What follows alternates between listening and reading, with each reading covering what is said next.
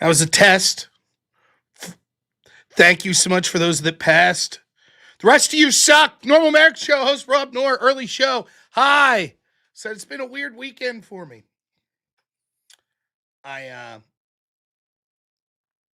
Maybe it'd be better. I should have just did the whole show muted. Just acted like I didn't see the chat. Just the whole show. Bringing up,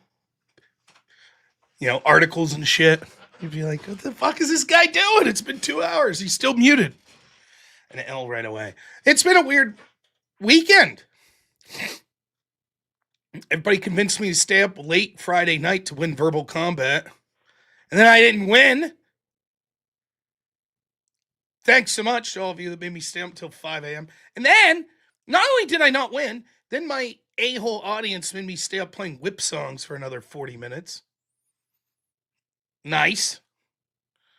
So, now I wouldn't say I lost Verbal Combat, but I didn't win. Someone donated. Fooled again by William. William Kramer, the bastard, donated money to kick me in the finals. Next time, we get them, chat. We all will, together. We definitely will. Hoj, oh my gosh, you guys really gonna. William's been good to the channel. I think he just thought it was funny. It was kind of funny. It's kind of funny. Yes, I don't mind. So, anyways, there was that. Then, if you notice, Friday night, my power went off when I started streaming at Verbal Combat. We've had a bad, it's not been like a tornado or anything, but just a lot of wind. So, the power's been on and off in my house all weekend, and I almost couldn't stream here tonight. I was sitting on the couch an hour and a half ago, and all of a sudden, all the power goes out. So, we didn't know what to do. We were like, well, let's just go. We were going to make dinner, so we decided... Just went and got crappy McDonald's, and we called Courtney's mom, and she's like, "Hey, you guys can come stay here. I have power." So to get from McDonald's to her house, we have to pass right by my house, and we noticed the power was on, so we came in. So I don't know, dude. If I blank out all of a sudden, it's probably the power went out again. I waited like an hour to make sure that it seemed like it wasn't going to keep blinking. So, but just to let you know. That's what's going on.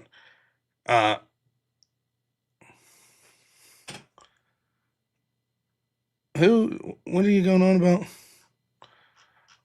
about? Expect to have tornadoes all day tomorrow. Thanks so much for the $2, Bandit. Sorry to hear that, man. Where are you at? Hopefully not where I'm at. Am I supposed to have tornadoes tomorrow?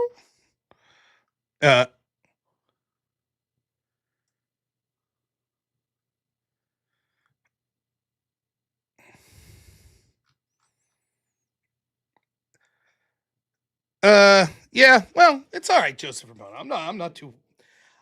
The audience was more upset than me. I was kind of like, oh, okay, no big deal. I don't give a shit. I enjoy the debates. I want to win the debates I'm in. But as far as the idea of officially winning a vote or something, I kind of don't care. But I will win Verbal Combat at some point. I always go with the McDonald's 90% of the time. If I have to go to McDonald's, I get the 2 cheeseburger meal. So it's just regular cheeseburger. And then normally I give one of them to my dog. So I just end up with the cheeseburger fries. And I got my trusty Diet Coke. That's not really what you get, is it? Yeah. That's the same shit I get, except I add a McChicken too, but I'm a fat ass. So if there's a mood to go to the dollar section and they had now 10-piece chicken nuggets, 2 for $6. I almost did that, and me and my wife almost split. So I almost did that today. You said McDonald's. I was like, I just told my wife to do that 30 minutes ago, and she said we're just gonna make cheeseburgers. I was like, oh damn it, double cheeseburgers. Yeah, we didn't have power, so we were like, well, the plan was we had hamburgers setting out, but I'm a little jelly back here. Yeah, well, there you go. Oh, look at this, man, Harry. Big interview coming up Tuesday. Good luck to you, man. We'll be praying for you. I'm sure you'll crush it. Remember, confidence is more important than confidence. Now, you're gonna do great, man.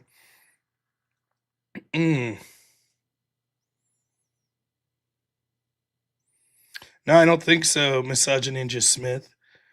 But I'm glad I missed the word up there. And that has a far different, a horrible, more horrible meaning without the word up. I was like, whoa! Oh, okay. Um, so this is going to be a weird show. I don't know how late I'm going to go. The power might go out. I'd like to transition to the Sunday show just being funny shit, fun stuff, not necessarily politics, but I can't help myself. I'll still talk about politics. Uh, yeah, I agree, Premonition.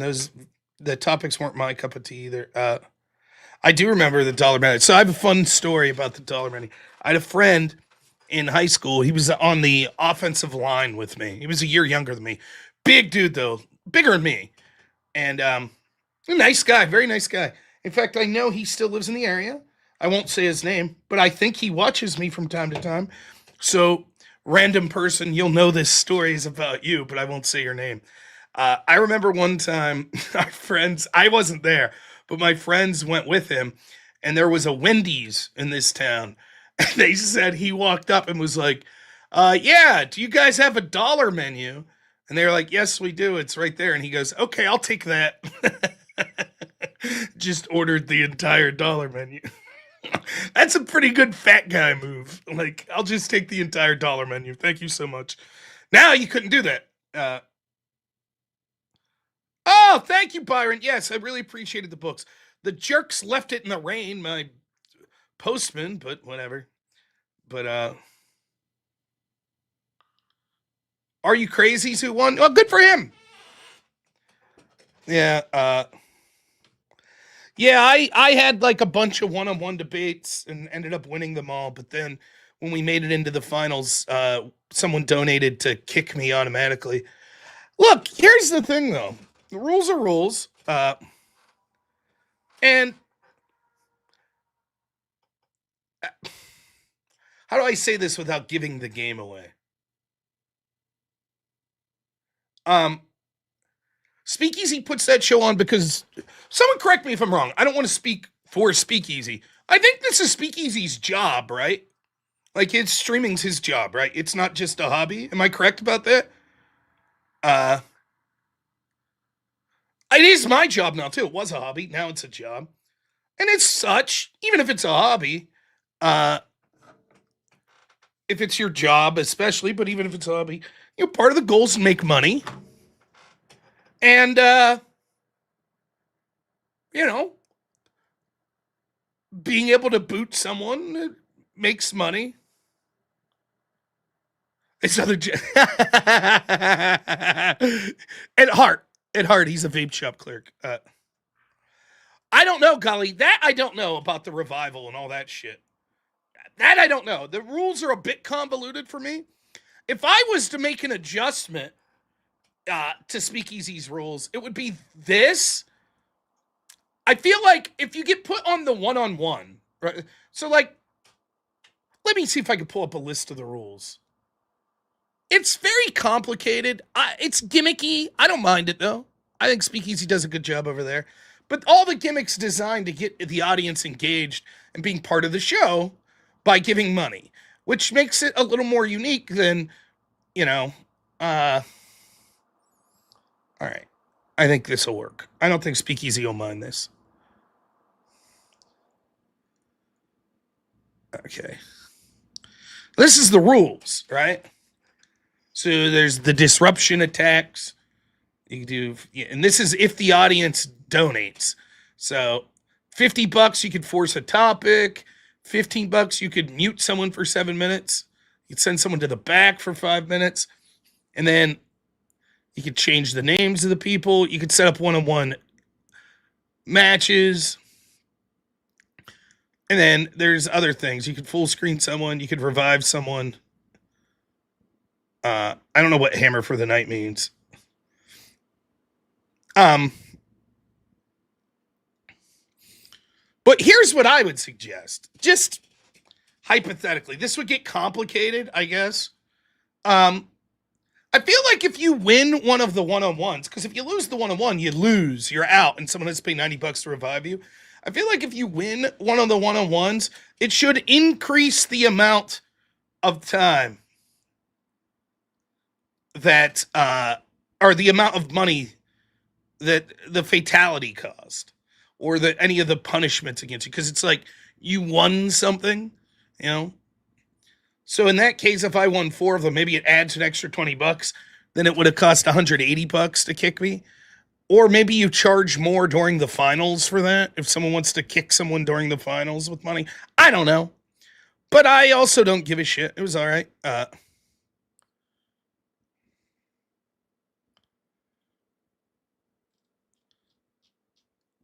But I have to say, from the bottom of my heart, I mean this. I'm not upset at all. Like, I thought it was funny.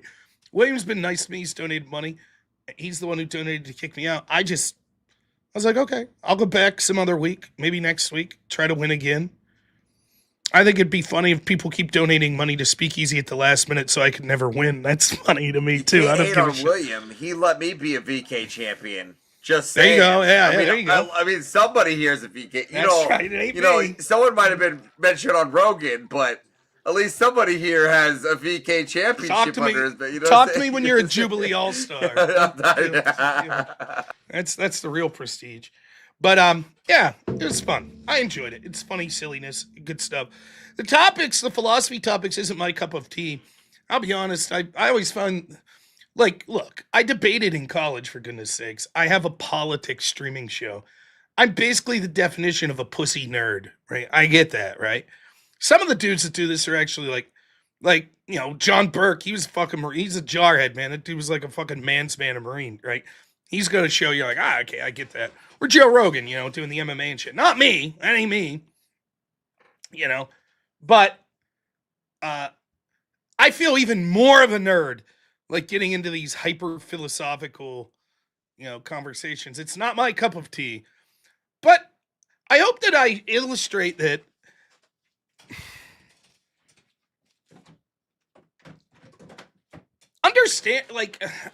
Understanding like argument structure and debate strategy could take you a long way, even on topics that maybe you're not the most comfortable with. That's right. That is true, wife. None of them were mentioned on Joe Rogan. So even if it's topics that I'm not comfortable with, I could usually sound okay, you know, and I hope that it like shows people like just how to think of an argument and how to think of a topic, because, you know, I'm not a little bit of a humble brag, but a lot of the one of the problems that Speakeasy is going to find, and you'll find this with any sort of host that's trying to host like debates or a panel, your audience is going to skew one way, right? Like Joe Rogan's audience is going to skew more right wing, right? When Dylan Burns did his debate panel show, it was left-wing. Wick's audience is going to be left-wing. Prime K's, when he used to host debate panels, it's going to be left-wing.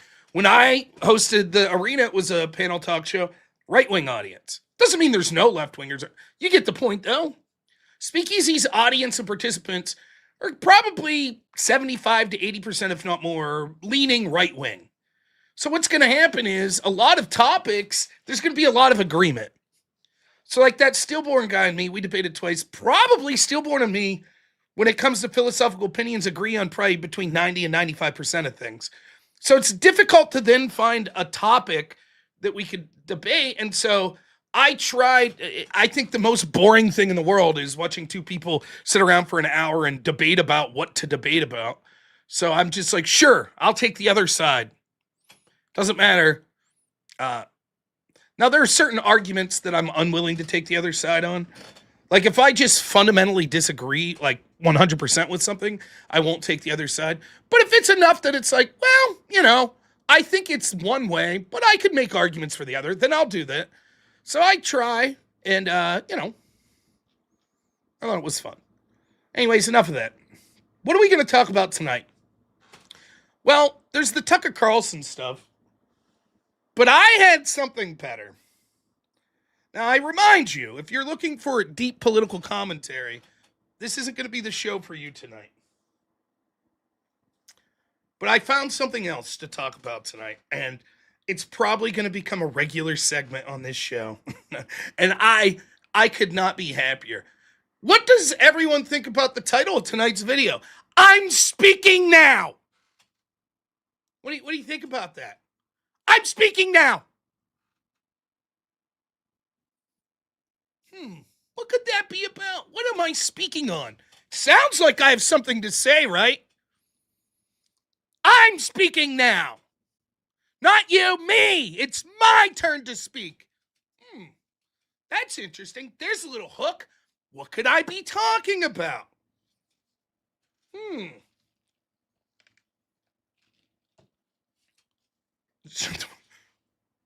Feminism. You know the reference? It's ma'am. Ooh. Ah. Well, we went out. Me, my son, my wife, and her mom went out today. We went to this little brewery restaurant, and my son got a 12-inch pizza, and he ate the whole damn thing himself. He was so proud of it. Normally, he'll pick it like one piece of pizza. He'll eat like the cheese off of it, take a bite or two, and then leave the crust. And then maybe 20 minutes later, we'll eat another slice, and that's it. He ate the whole thing. He was very proud. He had to call his grandpa and tell him. We did that, and then we went to one of my favorite stores, Ollie's. It's like a cheap, cheapo Walmart or something. I like it. They have a huge book section, and they always have the best books. And I saw this book, and I was like, oh, man, that's good. That's good. And then I was like, I'm not going to spend how much was it? $2.99. $3 was too rich for me. Too rich for my blood. I was like, $2.99? I don't know. So then we walked. And then in the next aisle, they had it set up again. There had to be 100 copies of this book there. So it was like calling to me. There it is in the next aisle again. So I thought, you know what? I'll just pick it up and I'll read a random page. And if it speaks to me, I'm buying this book. And oh, baby, did it speak to me. It did not disappoint. So, ladies and gentlemen, I thought tonight, why not? It's Sunday, take a little off day in politics, do a little culture, and maybe I'll do a little reading to you, and then we'll interpret the reading. Don't worry, it's short stories. Now, has anyone ever heard of the series Chicken Soup for the Soul? Anyone heard of this? It's like, there'll be like chicken soup for the pet owner's soul. It'll just be a bunch of little stories people send in, or, aphorisms about owning a pet. Or chicken soup for the high schooler's soul. They got it for like everyone. It became like a brand, right? This was a chicken soup book, okay? Speaking to the mic. I'm trying. Fuck you.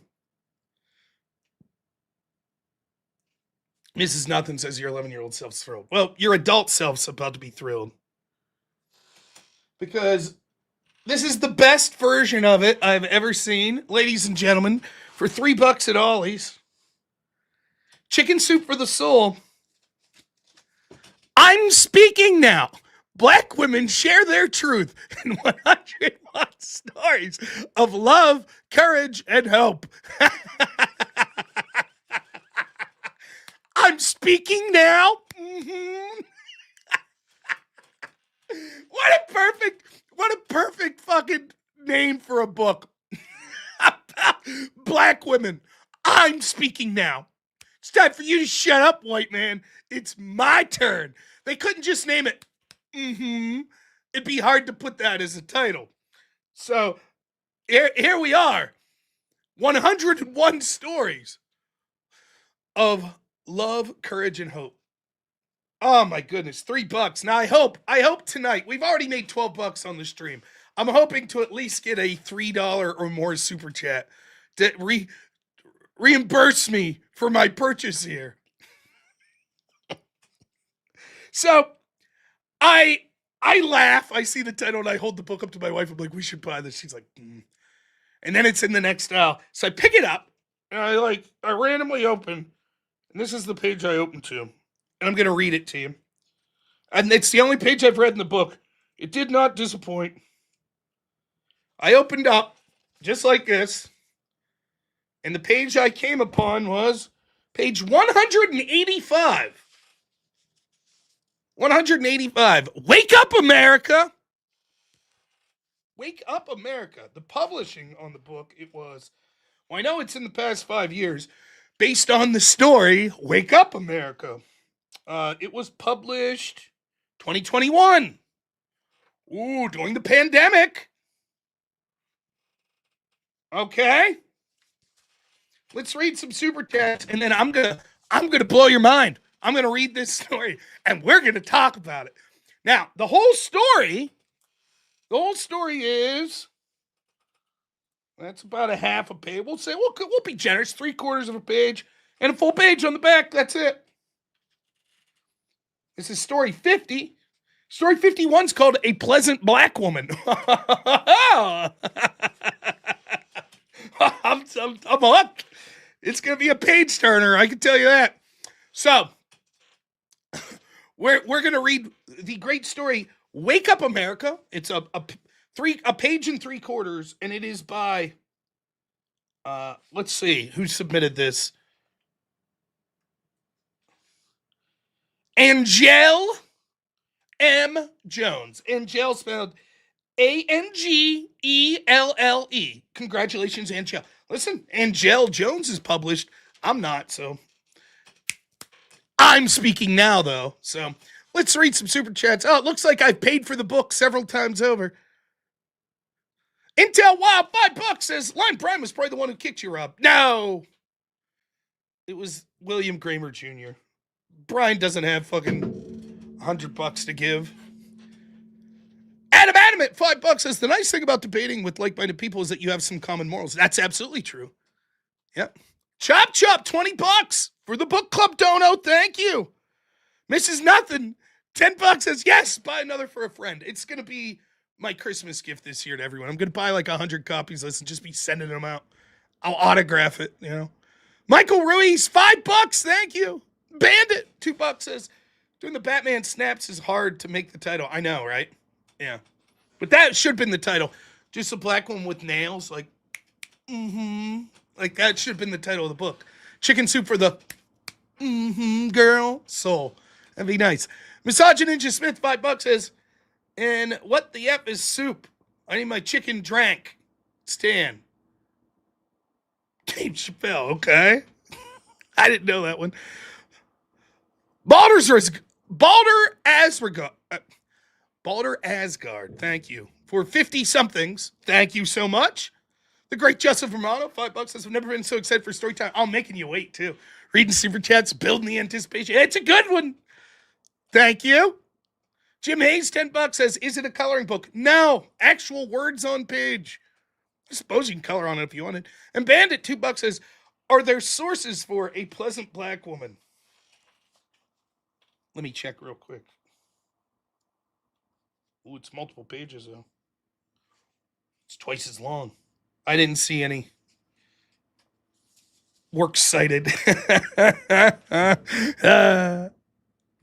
Are you guys ready? The Rumble audience is ready. I feel it. I feel you, Rumblers. You got the great Leon Kennedy over there. Done taking out zombies. Now it's here to hear about this story. So, ladies and gentlemen, chicken soup for the soul. I'm speaking now. Black women share their truth. Not the truth. Their truth. I love it. In 101 stories of love, courage, and hope. Now ask yourself, we're going to read story 50, Wake Up America. Is this story, which at the end there'll be a quiz, was this one of their truth in stories of, is it love, courage, or hope? Which one? What do you think? Now take yourself back in time. Imagine. Just close your eyes for a second. Your chains rattling. The cotton swaying on the farms. Laughter from the farmhouse as a big meal's being prepared. But out in the fields, you're the slow, methodical plodding of farm tools hitting the ground as chains rattle. Low hymn starts to come. It's the poor workers there. have to get through their day singing "Swing Low, Sweet Chariot." Truly a heart-wrenching scene. If you could close your eyes and take yourself back to the year 2021, as we all know that's what was going on in the South. Take yourself all the way back there, the era of 2021. All right, here we go. If you like this story, please send donuts. We'll talk about it afterwards. Remember, you're trying to figure out, is this a story of love, courage, or hope? Now, this is the story that I opened to randomly, and the only one so far I've read in this book. Wake up, America.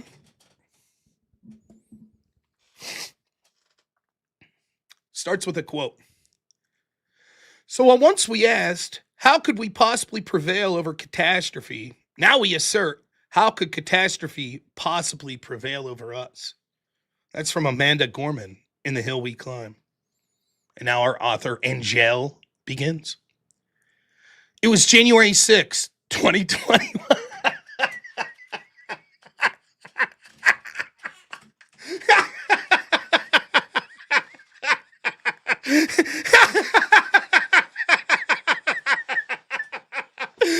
I was hooked right out of the gate. I was like, whoa. All righty. Woo. We're in it, baby. Whoa, all right. Woo. Okay. Brace yourself. It gets better. I found shit. What are the chances this is the page I opened to? Whew, I was like, yes, finally. Because you know what? I need a black woman's truth on January 6th. That's what I need. Okay. Whew, okay, here we go. Let's get through this. We'll be here all day. All right. It was January 6th, 2021. And this had to be a nightmare. After a peaceful quarantine holiday with the family in Atlanta, I was driving to Ohio alone. For those who know me, this was nothing new. Driving is my therapy. I spend so much time in my car, it has become my safe space. I even call it my sanctuary. In this nightmare, however, even in my sanctuary, I didn't feel safe. I was an African-American woman driving alone from the South to the North.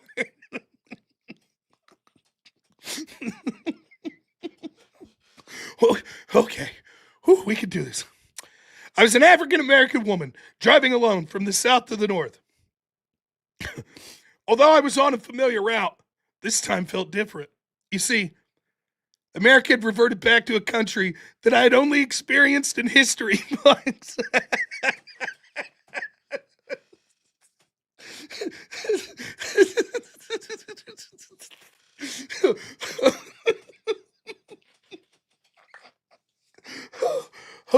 Okay. All right, here we go. The narrative in my dream was one of a country where not only were we plagued by a pandemic, but the racial division was such that African Americans were being hunted and killed.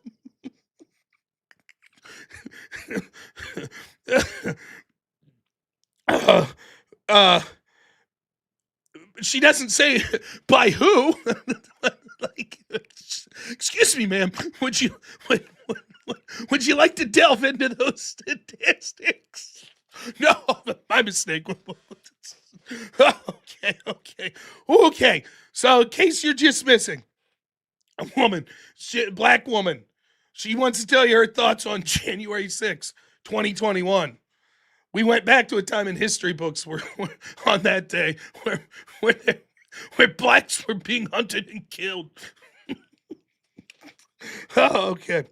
In this nightmare, at a rate that mimicked Southern bounty hunters of the past.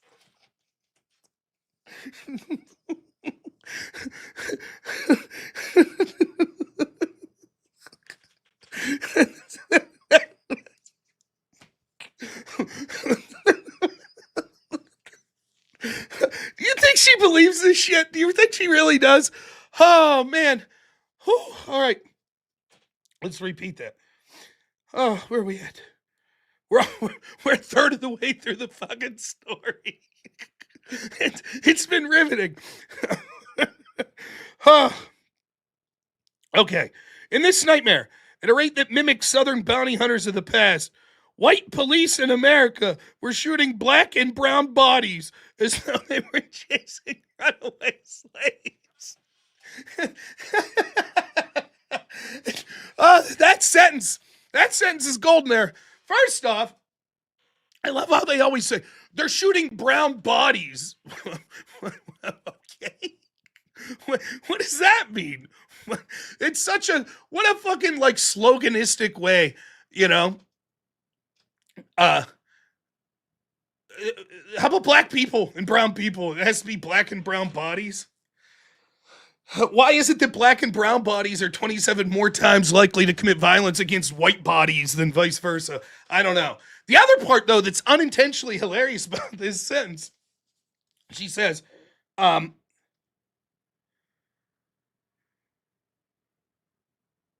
this nightmare, at a rate that mimicked Southern bounty hunters of the past, white police in America were shooting black and brown bodies as though they were chasing runaway slaves. Now, let's do a little research here, shall we?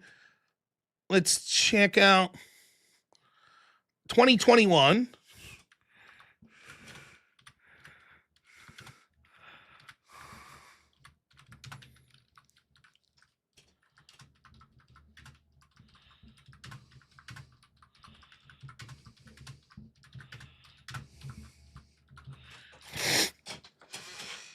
I'm going to do a quick search. How many unarmed blacks were shot by police fatally in 2021? I know what the answer is? 11! 11! Now, just because you're unarmed and you're shot by police doesn't mean it was an unjustified shooting. For example, I remember looking into this. One of them was an unarmed man that was choking a female police officer, and she shot him. He was literally choking her to death. Unarmed! One of them was one that was ramming their car. The police said that they thought he was using the vehicle in an attempt to harm them. They called that. So there's an irony, because we hear about, oh my God, the trauma of these black bounty hunters that were mercilessly hunting brown and black bodies back in the day. Right, it rates similar to the police today, which is 11? If we adjust for population, percentage-wise, what would that mean? 3 blacks killed by bounty hunters in any given year back in the day? So she kind of makes the point. You're more likely to get fucking stabbed to death and your throat sliced on a fucking subway by someone chanting, I got a white one, than you are to be a fucking black person that gets killed by police unarmed. But I digress. A little humor, unintentional humor there in her comparison. Okay, she continues. To make it worse, there'd been a special election in Georgia that day before my trip that had completely divided my country. Might have been called a political split. But I knew it was racial.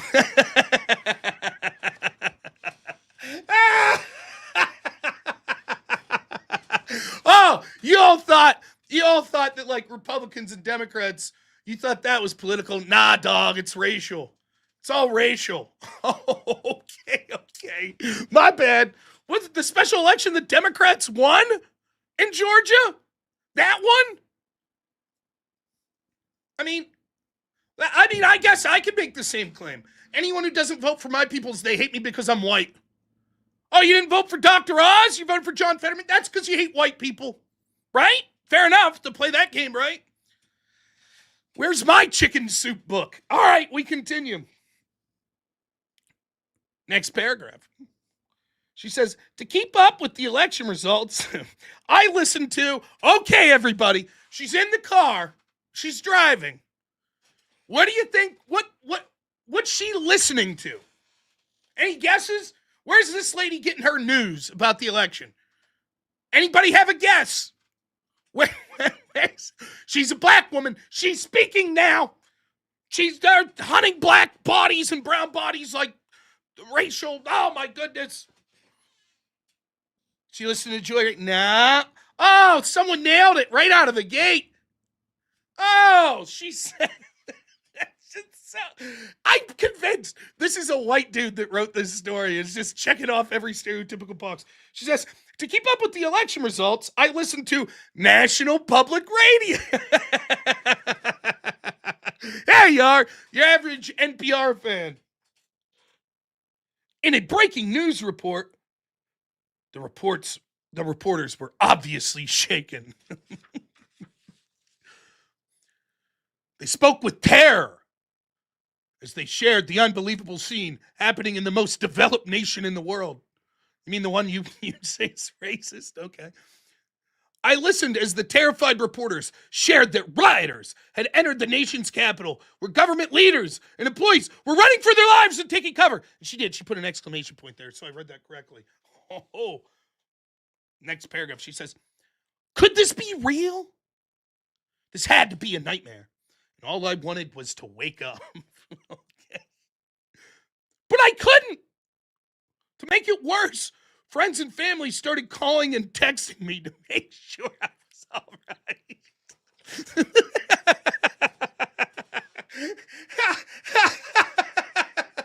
Yes, I remember that vividly. I remember. I was going to buy some milk on January 6, 2021, and all of a sudden my phone started lighting up. Oh my God, Rob, are you okay getting milk? I heard there was a small riot at the Capitol. I just wanted to check in. My phone was lighting up. It was, we all remember, right? Oh my God, there's a riot? Oh, is everybody all right? Weirdly, her phone wasn't blowing up when, groups that she cheered for, like Black Lives Matter, that she probably was marching with, were rioting. I'm sure her phone wasn't blowing up then. Oh, man.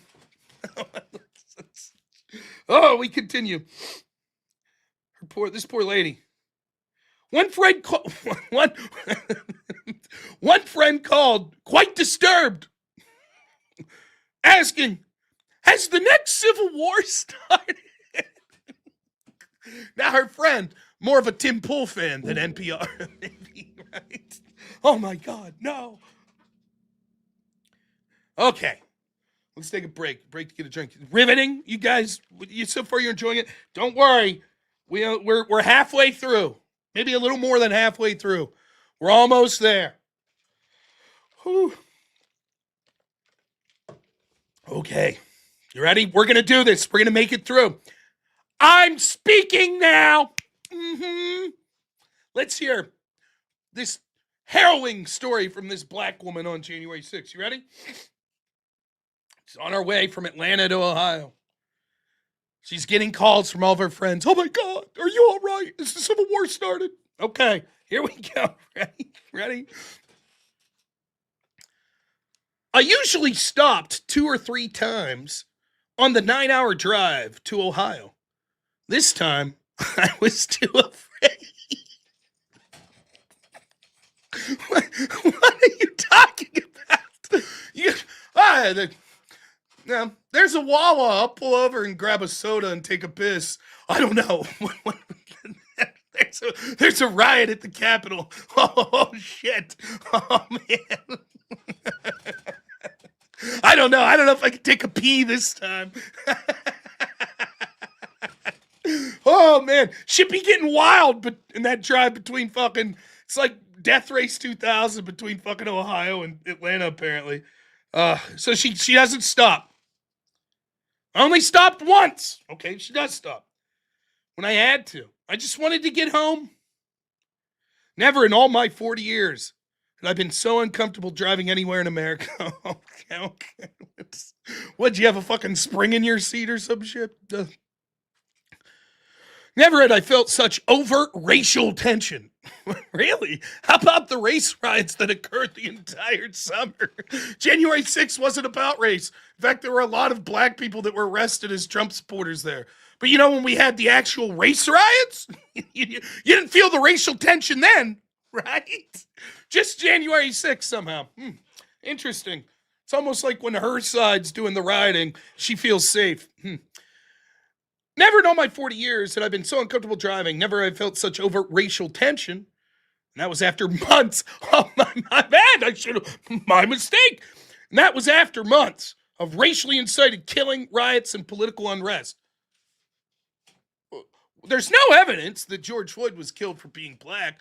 There is evidence that the riots were racial and the political unrest was racial. But it's funny, she's like, that didn't bother me. That part of it didn't bother me. But January 6th, I was like, uh-oh. Some folks are rioting at the Capitol. I don't feel safe being black anymore. Does anyone want to tell her? She probably does live in a community where she's at risk for violence. I doubt it's the average fucking January 6th attendee that's going to get her, though. Anyways,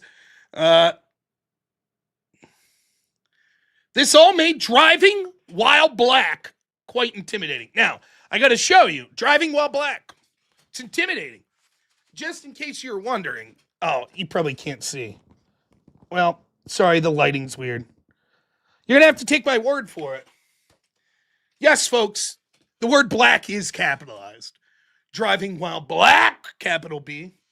It's very intimidating because of January 6th. Okay. She goes on. I don't know how this didn't win a Pulitzer or whatever, whatever the fuck they win. With all the progress, how could I be living in the same fear of driving in America that my parents and grandparents had experienced way back then? You're right. It was all fake and made up bullshit, right? How could anyone in America be afraid to get gas and use the restroom in 2021? So just in case you thought I was bullshitting earlier when I said this stupid lady's afraid to stop and take a piss because she's black and January 6th happened, that is literally what she's telling you. Oh my God, how could it be that in my delusional head, I think that I'm not allowed to take a piss in 2021 because I'm driving while black? It must be so exhausting to go through life like this. Okay. This had to be a nightmare, right? And this is italicized, this portion. Lord, please wake me up. This can't really be happening. As I got closer to my destination, the adrenaline from listening to the media and the phone calls from people checking on me made it feel like some kind of war movie. Ain't that the truth? These people legitimately feel that they're like main characters in some fucking movie. Yeah.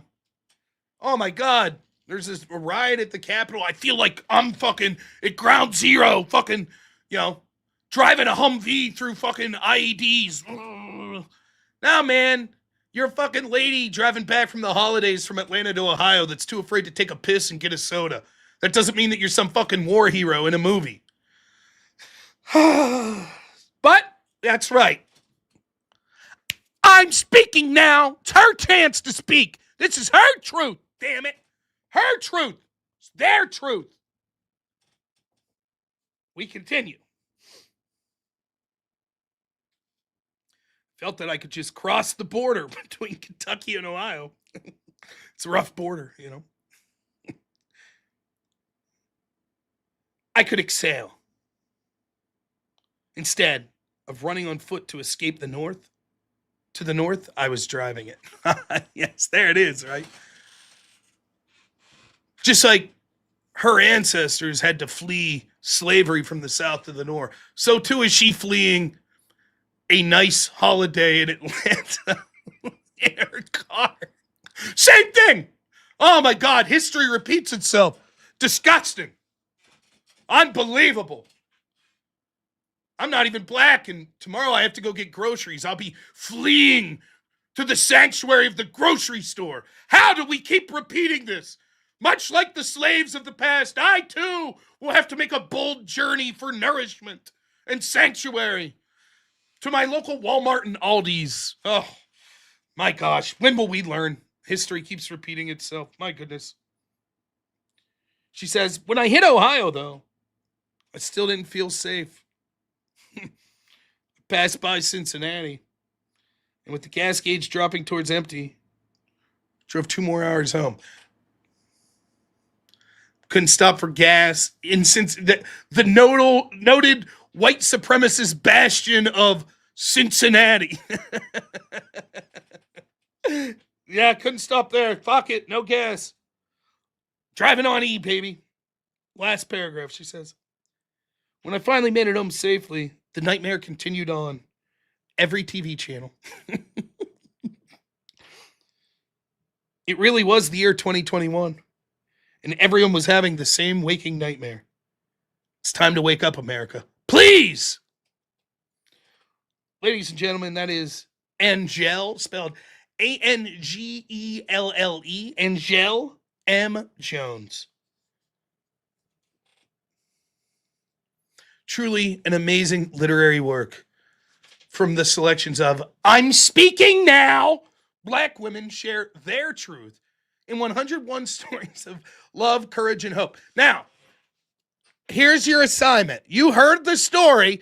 Does that fit into the category of love, courage, or hope? Go ahead and put it in the chat. Would you call that a story of love, of courage, or of hope? I don't know. It's tough. On one hand, it's the delusional writings of a race-baiting grifter trying to make it seem like she's the main character in a story that's completely disconnected from reality, going back to the same racial fucking bullshit that we've heard for years on end that we're all tired of hearing. But on the other hand, I'm speaking now. So, I don't know. It's hard to fucking evaluate. Courage? Was it a story of courage? She courageously didn't stop for a soda and a piss? What a hero. What an act of courage. Oh, man. I'm telling you right now, this is going to be a segment in my show every Sunday. I got 101 Sundays to get through of reading a story. I don't even know where to go. We'll just randomly open to a chapter. I think they're all good. Some of them might just be like stupid stuff about family. Look at this. Here's chapter 14. These women mattered. I bet it's a good one.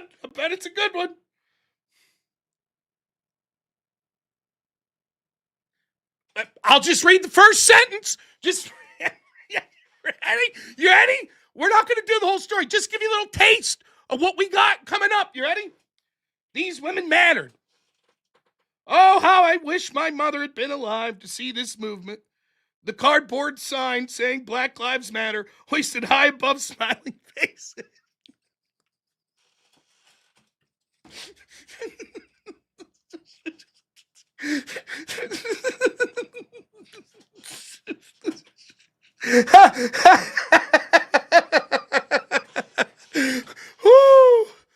Oh, man. I'll bet you fucking every single one of these black ladies that wrote a story for this is a fucking HR head or CEO of a company now. And they put this proudly on their resume. Published author, motherfucker. I did it. And people are mighty impressed every fucking Christmas or whatever where they have to reread the fucking section from the black lady that runs HR from her I'm Speaking Now book, and they all have to act like, oh my God, that's amazing. You're so courageous. You drove through, you only stopped one time. I remember January 6th. Yes, I too remember when the racial division of this country made it so that black women driving couldn't even stop for a piss. Of course, it was horrific. Absolutely horrific. Oh, my gosh. I gotta tell you, man, you have to check out Ollie's book section. It is truly amazing. You wouldn't believe the stuff you find there. My guess is this isn't a good seller. At least not in my area of the world.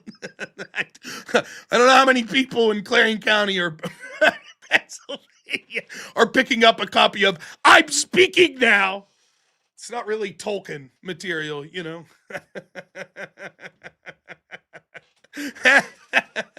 In fairness, I got the Mueller report there. That's where I got it. The Epstein list. It may be there.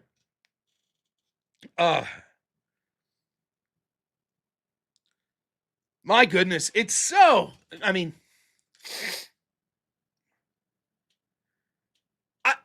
the title, it's just, yeah. What an amazing title. I'm speaking now. Translated for the rest of us, I'm a loudmouth asshole that doesn't have anything relevant to say.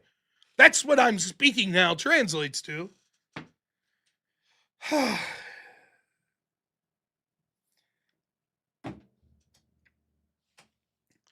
Not a good week for the I'm speaking now crowd. Gypsy Crusader won his fight. Get him, Gypsy! You get him, buddy! Rob, you can't say that. He's a fucking horrible racist. He has an SS tattoo. Yeah, it sucks. But he made that crowd mad. That's good. This is a weird thing, man. I saw Cernovich say this. He's like, I kind of feel bad watching that fight. It's like, yeah. Watch Aiden Ross and all them fucking...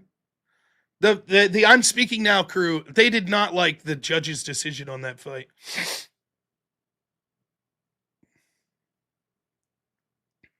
Oh, Gypsy's story's horrible. I did a video on him years ago when I barely knew who he was. In fact, we'll play that video later. Why not? I got nothing to fucking do. It's Sunday. What, do you want me to do, actual research into political topics?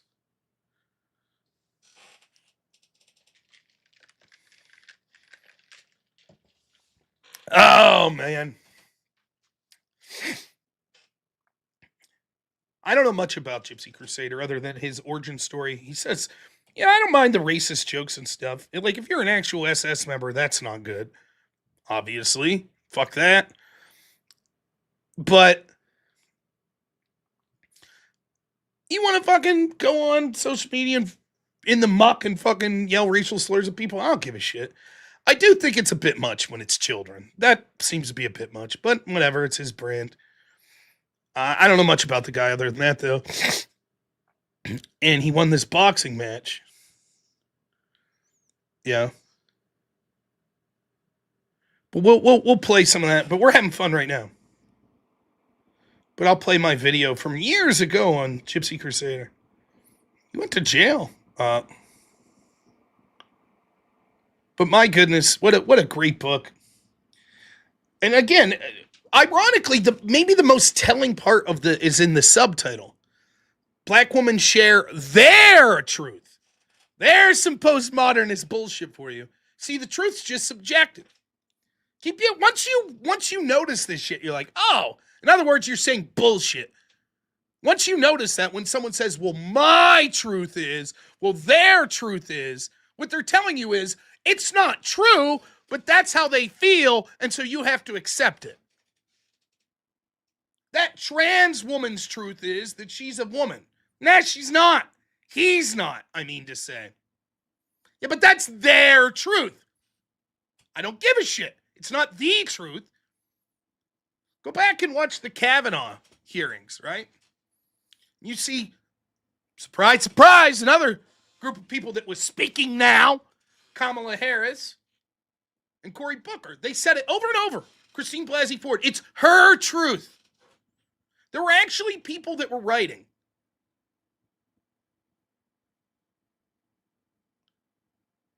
There were actually people writing that even if Kavanaugh didn't do it, he was treating Christine Blasey Ford poorly in his testimony. Yeah, I mean, if someone made up an allegation designed to ruin your life and drag your name in the most heinous ways in front of your fucking wife and children, and you're still supposed to be like, oh, I'm sorry, ma'am. Please, go on, please. I vehemently disagree with you, but I'm so happy that you're here. Fuck you. Fuck you. Once you see that, right, the language like that, it's their truth. Uh-huh. It's just substitute that for not the. When you hear it's my truth, it's not the truth. It's their truth. It's not the truth. That's what it means. Now, if you missed it, Gypsy Crusader, he fights. It was like some, I don't know who puts on these fights. It was like when Sam Hyde fought and, these like influencers or comedians or whatever fight. if I'm not mistaken, I know the littlest about this. Gypsy Crusader, he's like an old man now. He's like 37, which is old in the fighting game. I think he was a legit kickboxer, though. And then he was fighting a guy. I'd never heard of the guy, but he's a black guy. And obviously, they played up the racial angle of this. But I did see just a little, because I was somewhere where we were watching, it was on the screen, and I saw a little of this. My feeling is, and little as I know Gypsy, I think that he's probably more racially hyper-focused than me. I think that's clear. But I don't know that he's as extreme as the character that he portrays. Now, it doesn't matter, because at the end of the day, we're going to judge you on what we see of you. But my gut feeling is that, I saw him, he was talking about, he's like, look, everybody needs a villain. I'm happy to be the villain. Fine, great. And I think what's happening in a serious way to look at this is, Louis Theroux just put out this movie on the Manosphere. Apparently, Andrew claims they asked him to be in it, right? There you go. Gremlin says, it's a league made and funded by Aiden Ross. He just allows Hot Topic people to squash their beef in the ring. There you go. Okay. Yeah, I feel that way as well. I get a lot of wrestling vibe. I feel that way about a lot of these online commentators and streamers. There's a lot of wrestling-esque aspect to it. And truth be told, like, I can speak from my experience. What you see here for me is me. But sometimes I know that I'm being a little like Alex Jones-esque. Not necessarily in the topics that I choose, but in the like, I'm tired of this shit. We're not going to put up with these motherfuckers anymore. Fuck them. Like, I get it. I know. Now, that is who I am. But I don't know if I'm in a debate in college that I'm talking like that. Or if I'm having a discussion with my in-laws, I might not be talking like that. There is part of wanting to be entertaining, to be here doing stuff. People have to fucking want to watch you. And, to be honest, if you just come on and you're like, well, I just vehemently disagree with that perspective, so it's something to watch out for. You might not be as interesting to watch. Doesn't mean you're not informative. Doesn't mean you're not even better. You might be, but it's, it is what it is. Then, you come up with other clever things, bells and whistles, if you will, to get people to donate money.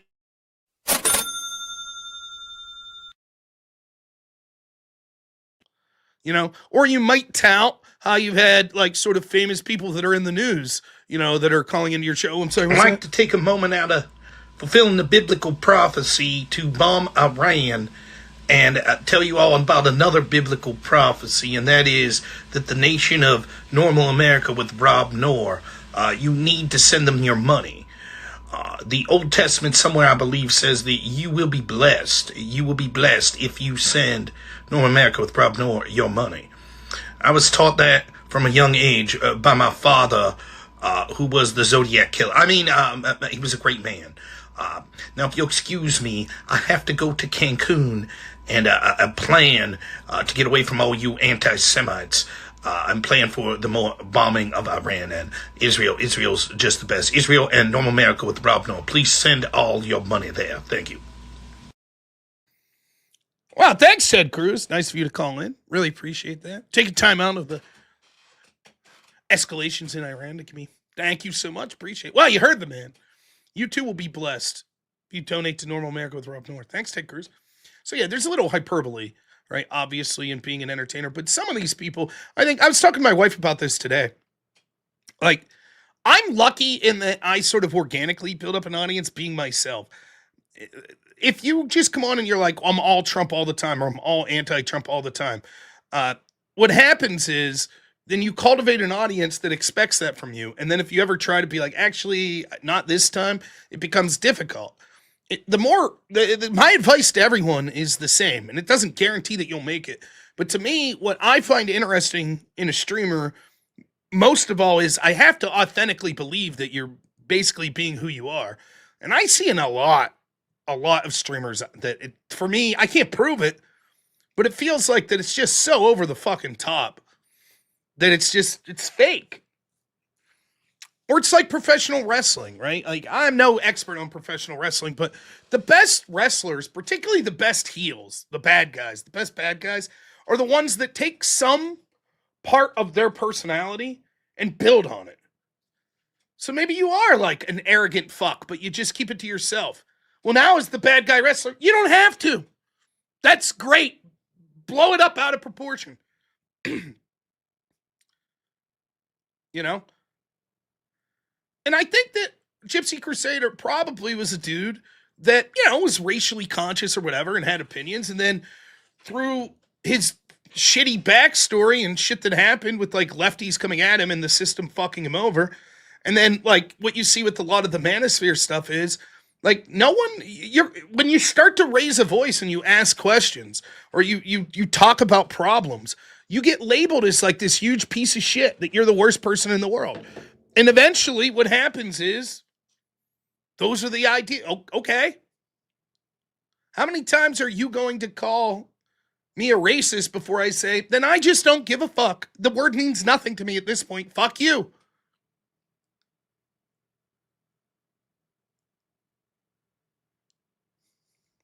So, while we're on to end the story, Gypsy beats this guy and Aiden Ross flips shit and a bunch of people get mad because he's basically like fucking, his persona is like, I hate black people, they're all the, and he is over the top. It is too much.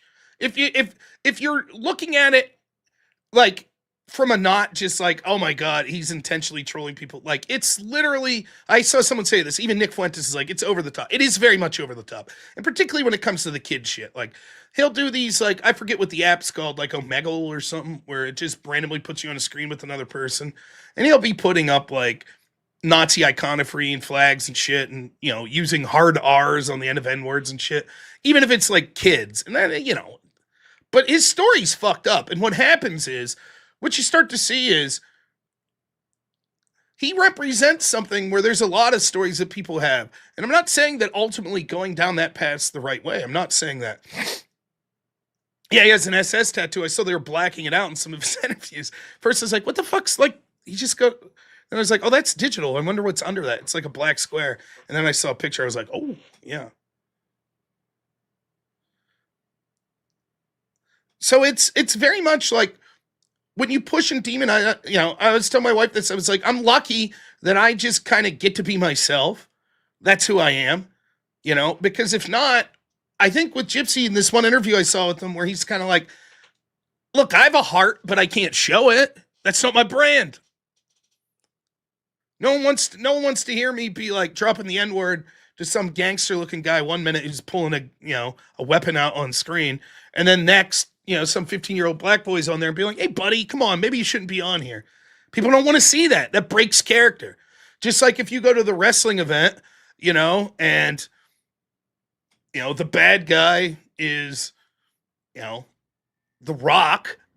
You don't want to see him like hugging a kid and like taking a picture with him. You want him to be like, get out of my way, kid. Right? So it might be boring to you all. I don't even remember everything in this video, but I do remember covering this guy. And since I had nothing else to talk about tonight, we're going to read super chats, then I'm going to play some of this video. And maybe you'll get a little more of an idea. But it was just fun from the perspective of this fight. I didn't watch the entire fight.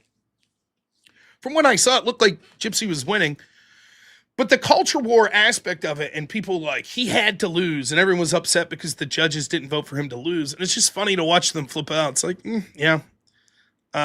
Joseph Romano, $5 has never been so excited for story time. I hope it didn't let you down. Jim Hayes, $10 says, is it a coloring book? I wish.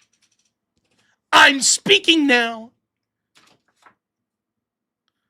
Bandit, $2 says, are there sources for a pleasant black woman? Misogyn Ninja Smith, $2 says, you never heard Dave Chappelle on Apple Drink? No, I heard purple stuff. I want some of that purple stuff. I don't remember the Apple Drink thing, though. Intel Wild, $5 says, is chapter 18 titled Andrew Wilson's Black Ex-Wife? I think it's in there later in the book, though. And then his son actually his black son trans, so she has a chapter as well. Bandit, $2 says, my southern flag was waving proudly. Intel Wild, $5 says, in chapter 19 said, we was Kangs and she. Ston Gus, $20. Thank you, my friend. Achilles, where? $3 says, for the book. Thank you so much. We'll take it. Intel Wild, $5 says, better fire detector was beeping the whole time she wrote the book. Now, in fairness, she just wrote one chapter. There's 101 stories. So I believe that there's over 100 authors. Yes, amazing. ZHX, $20 says, hey, Rob, how are you going to keep your prize fight weight with just a $357 grift goal? I don't know. Let's get to that goal and then we'll worry about it. But thanks so much. AJC, $5 says, I heard there was a huge crowd outside my local superstore on Black Friday. Had to call my mom and ask if it was the end of the world. We've all been there, man. We've all been there. I remember when Tickle Me Elmo released.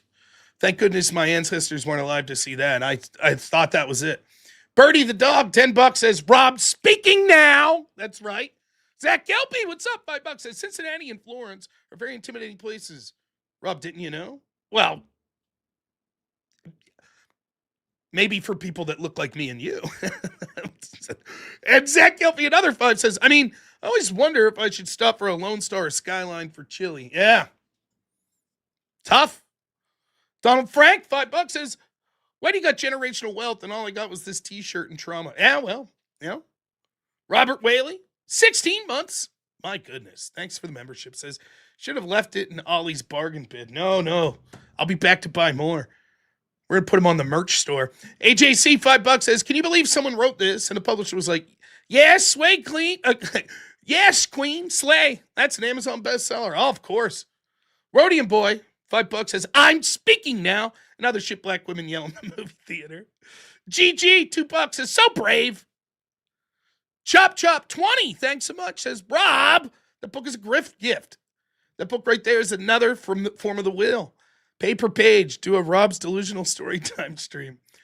I know there's more books similar to this one with all kinds of stuff. Yeah, maybe we'll do $100 a story. $100 to donate for another great story from I'm Speaking Now. And Jet for $5. Now it's up to you all. I had to let you know, my wife gave in. Nice. You showed her. Tickle Me Elmo was the rest of the story. It was Tickle Me Elmo's the first. I'm 41, so that's the first time I recall that there was like a Black Friday, like crazed shopping rush. Back in the day when the toy Tickle Me Elmo came out, it was crazy. It was like the PS5 or something where people were waiting in line and like shoving each other. It was a very dark day in my life. I thought it was the next Civil War. Does anyone else older remember this? There have been other toys like that. That's just the first one that comes to my mind. The Princess Diana Beanie Baby. Was that one? I didn't know about that one. Yeah. I remember that one. The moms had to have it. Yeah. Jingle All the Way may have been after that. Cabbage Patch Kid craze. That would have been before my time, I think, but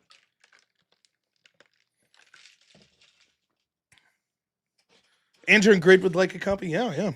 Now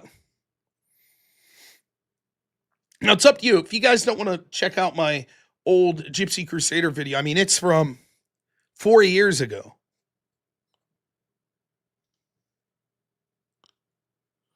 We don't have to go through it. It just sort of talks about his backstory. He got the shit beat out of him. His life was destroyed by like these Antifa type people, and the police didn't do any shit against the people attacking him and instead arrested him.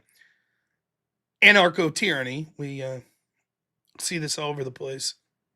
But if you guys, it's not funny or anything. So if you don't want to watch it, we don't have to. Pet rock craze. So we'll put it to a vote. Excuse me. I'll put a poll up. Can I figure out how to make a poll? Oh.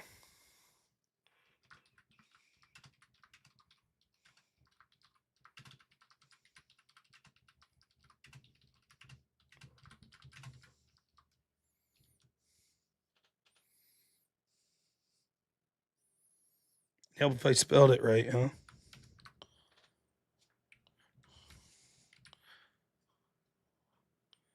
All right. We'll give it 5 minutes. Furby had the same chip that was in Did my wife say in the chat, Imaginarium? We went to the store. It was my niece. She turned 10. It was her birthday. And my son wanted to pick her out a gift. So we got her something. And then my son, and he picked her out a rainbow colored Furby. He didn't know what it was. But I remember the Furby craze. I was telling my son about it. I was like, oh yeah, like supposedly it's like a parrot. It'll learn like the words you say. My dad was very excited to get one and try to have it swear, but I don't think that they did. Now he also has a parrot that he's very excited that it curses. My dad's a simple man. He's a great man. He just wants things that use the word fuck around him. That's it. That pleases him. I'd hate to take him to Build-A-Bear because he just be able to like say like I got this. Yeah. He's a that's a simple man. Simple pleasures in life. I just want parrots that curse at people when they walk by. Nice. You know? Yeah, the Furbies were weird. You'd want to activate with batteries out? That sounds hellish.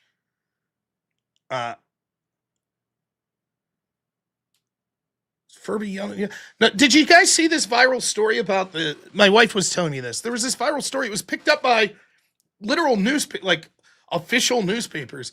And it was about this guy that like the police found washed up on a beach in Florida. And he claimed that like he was with these dolphins underwater and they asked him to build a city. And they couldn't debunk his story because apparently like there was enough water and shit in his lungs that it looked like he'd been in the water for days on end. Yeah, he said the dolphin's name was Gerald.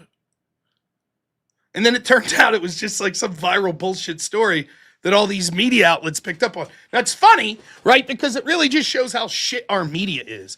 Like, who's hearing this story at like, you know, the local like Fort Lauderdale Times and they're like, yeah, run with that. Put that on page 3. It's like, really? The guy claiming that dolphins asked him to build an underwater city. Yeah, sounds good. It was Jess Gerald? That's who it was? I mean, I saw some. Jess Gerald's a badass when it comes to building homes and shit. But I don't know that dolphins have asked him to build an underwater city. You know, that might be a bit much. Adam Adamant, $2 says, teaching a parrot cuss words devalues the bird. In whose eyes? In other people's eyes? So I guess it depends on your sellers or your market that you're selling to. If you were selling at a pet store and you were trying to sell my dad a parrot and you're like $100 and he's like, nah, I don't think so. And it was like, fuck you. He'd be like, all right, I'll pay that. Yeah. What's up, Cool Vic? How you doing? The Dolphins did do a whip song. That's right. Yeah, I'm going to end up, the birds live like 70 years. I'm going to end up with that damn bird someday. All right. How did our poll go? 61% of you lunatics say yes. All right. It's a long video. I don't know if we'll watch the whole thing, but fair enough. The audience has spoken. CHX, 10 memberships. Thank you so much, man. Let me check Rumble real quick. How all the Rumblers doing? Great to see you all. It was a terrible fight, says Dirty Sippy Cup. Watching black people lose their minds was funny afterwards, yeah. So I'm not endorsing the rhetoric of Gypsy Crusader. I'm also not piling on him. I think getting an SS tattoo is a really fucking stupid thing to do. And if you're a legitimate Nazi, you're really fucking stupid. For real. Trolling people and shit like that, if it's funny, it's funny. By the way, I feel the same if it's a black person funnily. For me, comedy makes everything all right. Pretty much everything. Okay, not everything, but like, you think I give a fuck when Dave Chappelle's ripping on white people or Drewski's ripping on white people? If it's funny, it's funny. I don't care. So, well, I don't care if my wife said no. What bra size am I? I don't know. I've been looking for some more support. You know, I read somewhere that like 80% of people get measured for a bra when they're like a teenager and then never make adjustments and leads to bad posture and shit. So I'm probably ready to go back in for a different adjustment. Big bad booty daddy. I appreciate the comment though. I often find people that have to, use other celebrities as their avatar, particularly ones that are talking about booty, asking men about their bra size, tend to be a little gay. That's what I think, Booty Daddy. So I hope you got your rocks off me talking about proper support for my man boobs there. But I digress. So, story of Gypsy Crusader. Now, this was back in the day when I was streaming at other places. So let's get this. This is from, so you can see,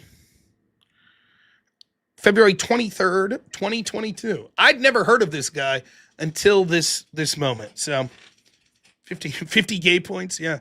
Well, I am drinking out of a straw. So, yeah, Law and Order should be tomorrow. Yeah.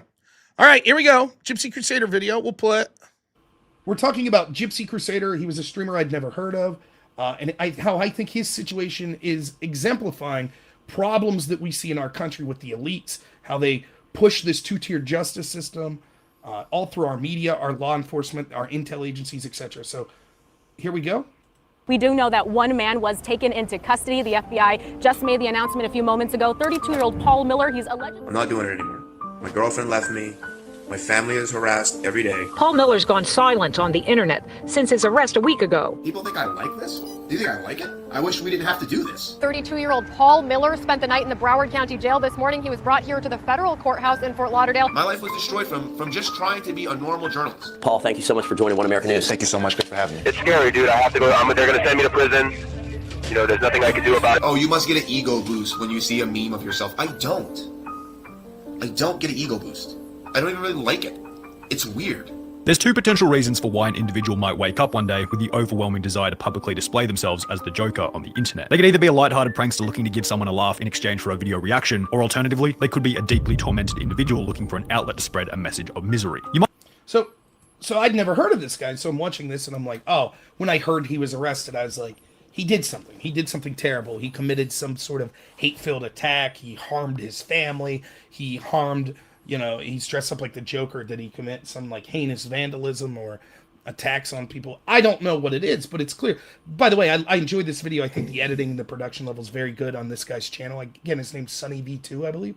But so I have no clue. This just comes on today in the background as I'm doing work, and I'm like, what's this about?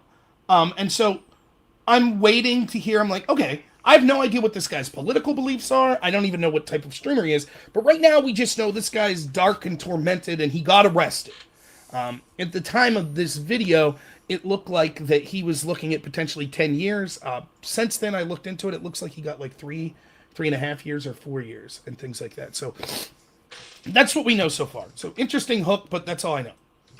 I've seen his painted face pop up in your recommended before. After subsequently thinking, who the hell is this dude? You searched his name but found nothing more than a few low quality videos recorded from an unknown period in the past. There's a reason for this. On the 2nd of March 2021, former YouTuber Gypsy Crusader was arrested at his Fort Lauderdale home and is now facing over 30 years in prison. The reason we say former YouTuber was because leading up to his arrest he had been banned from almost every social media platform you can imagine. Twitter, Twitch, Instagram, Facebook, DLive, none of them wanted Paul Miller on their platform, and it's certainly for an understandable reason.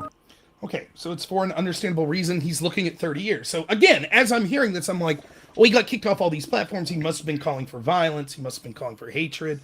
He's looking at 30 years. He must have carried out some of that effects. That's what I'm thinking, looking at this. To get kicked off all those platforms, he had to do something really heinous. So I was kind of shocked to see that the direction that this goes in. Particularly, one thing in particular, but he's depersoned from all these social media. Okay.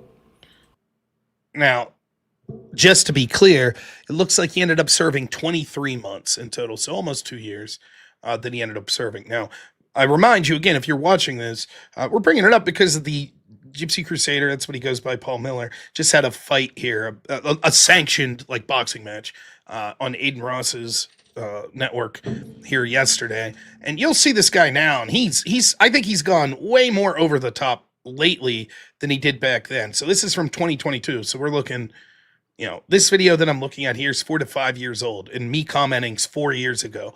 So I don't think that this has made him meeker. I don't think that it shut him up. If anything, he's sort of going. It hasn't said why he got arrested yet. So I just want to let you know. Now, at this point, again, we're watching an old video of mine, so I had no idea. What would happen a lot would be, I was at work and I would have paperwork I had to do, and I would have like a YouTube video up, and I have my YouTube set to just like play another video, and this video came up. Again, I think the guy's name Sunny V was the channel that this video, so it just popped up, and I'm sitting there typing, doing some report late at night. This video pops up, and I'm like, it's kind of an interesting story. I'd never seen the guy. Like, I think maybe one time, if I remember, I saw like 10 seconds of, oh, there's a guy dressed up like the Joker, but I didn't really know what he was about. So this is me covering the story of what went on there. So we'll keep going. Gypsy Crusader used social media to spread a message of hatred towards those who shared differing opinions to him. However, the most interesting part is that Gypsy Crusader wasn't always like this. Initially, he was a fairly moderate political commentator, but if you follow his life over a period of approximately 3 years, you can remarkably observe his life steadily descending into madness one step at a time. So it says that he spread a message of hatred to people that disagreed with him politically. That sounds like 70% of left-wing streamers I know. Now, I don't know the level of it, right? So at this point, I'm like, okay, that's what he did? He spread hatred to people that politically disagree with him? I mean, over 50% of Democrats polled think that people that aren't vaccinated should be placed in basically camps. 30% said that children should be taken out of that. That's hatred, and there are certainly online personalities preaching those sorts of things. And not just social media. We have actual mainstream media people that are preaching those sorts of things about Trump supporters and about, people that, all sorts of things like that. So I'm interested to see at this point, and again, I've watched this now, but I'm thinking, okay, well, what was this level of hatred? What does that mean? Because there's hatred like that sort of stuff, and then there's hatred calling for violence and things like that. So we'll see where it goes. What was it that drove Gypsy Crusader to become the person he eventually ended up becoming? I was a journalist, and I used to go to all kinds of rallies and protests and things like that, and I recovered. I was independent. I was trying to make my way as a journalist. That's what I wanted to do. Before he would come to be known as Gypsy Crusader, people simply knew him as Paul Miller, an unassuming individual from the state of New York. Between 2008 and 2018, he had been a professional Muay Thai fighter, trainer, and coach. Before all this, before journalism, I was just a martial artist. That's it. I was just... Brief aside here. When you see him in the Joker outfit, that's a little different than when you see him as the Muay Thai fighter with the belt. Like, the dude's ripped. And I mean, that's some serious stuff, right? That's not just some backyard wrestling stuff. Like, Muay Thai fighter and things like that. So, yeah, I didn't immediately notice based on his get-up here, he's a very physically fit person. And it does kind of make sense, or it matters in what we'll get to in just a second. A regular little martial artist. I wanted to fight. I wanted to train people. Paul had been extremely successful in this domain, peaking at the US National Kickboxing Champion in 2013 and 2014. However, beginning in around 2018 at the age of 30, Paul Miller decided he wanted to venture into the world of politics and journalism. Initially, Paul's approach to politics was conservative, but fairly moderate and nothing even remotely close to extreme. In old clips, Paul is seen walking into the offices of Instagram, demanding to know why certain Republican politicians had been unfairly banned from the platform. Do you guys want to talk about the banning of Republicans across the internet? You guys don't want to talk about any of that? Nothing out of the ordinary for any conservative journalist. Other clips display Paul walking into the offices of CNN, calling them out for posting fake news stories. CNN is fake news. Sounds good to me. Certainly provocative, but not exactly dangerous or extreme. But as time progressed and the social media sphere became more and more polarized, the issues that Paul reported on steadily became more and more extreme, which would lead up to one pivotal night in late 2018 from... Okay, so this is going to be the part that I think is the most salient to what we're looking at today. But, I find it funny, this is probably what got him in trouble. The reason he probably got kicked off social media as fast as he did and as seriously as he did, and that he got in the radar in the first place, was because he was calling out the corruption from the social media platforms and from the mainstream media. Right? So I find that interesting. But here's where it gets good, right? Here's where they say that he started to become extreme.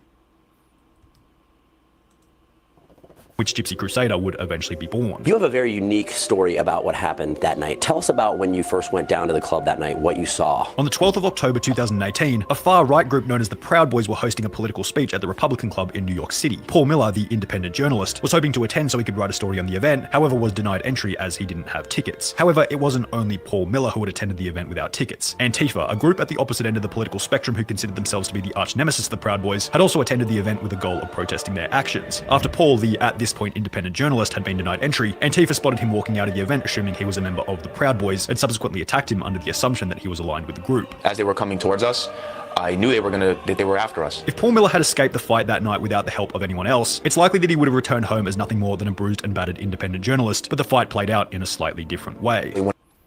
So, left-wing Antifa showed up and decided they were going to beat the shit out of this guy. Now, the reason I say that it mattered that he was fit and was a kickboxer, like, it doesn't matter how fit and how trained you are if a group of people decides they're, like, we're used to seeing, like, Jet Li and Jackie Chan movies where, you know, someone who's trained, like, beats the shit out of 30 people that are coming at him. It's not like that, right? So even if you're a, you know, credible person in defending yourself in martial arts, you could still get jumped, you know? And this was around the time we saw this happening all over the place, you know? And spoiler alert, there's not going to be any consequences for the people that beat the shit out of them, right? It just doesn't happen. They don't get in trouble, right? So what would that do to you? What happens when people can beat you with impunity, and yet when you fight back in a similar way, or even in a less violent way, you're punished?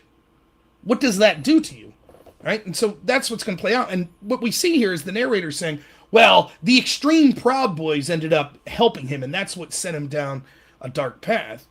But again, this is the same thing with the Rittenhouse thing. You even heard Destiny talk about this when I was on the panel with him, where it's like, when you have almost the entirety of our mainstream media and the Democratic Party saying you're racist, you're horrible, or you're getting beat up by groups of left-wingers, and the only people willing to defend you are people like the Proud Boys, of course you're going to start to sympathize with them, even if you don't join them, which I'm not sure that Gypsy Crusader ever officially became a Proud Boy member.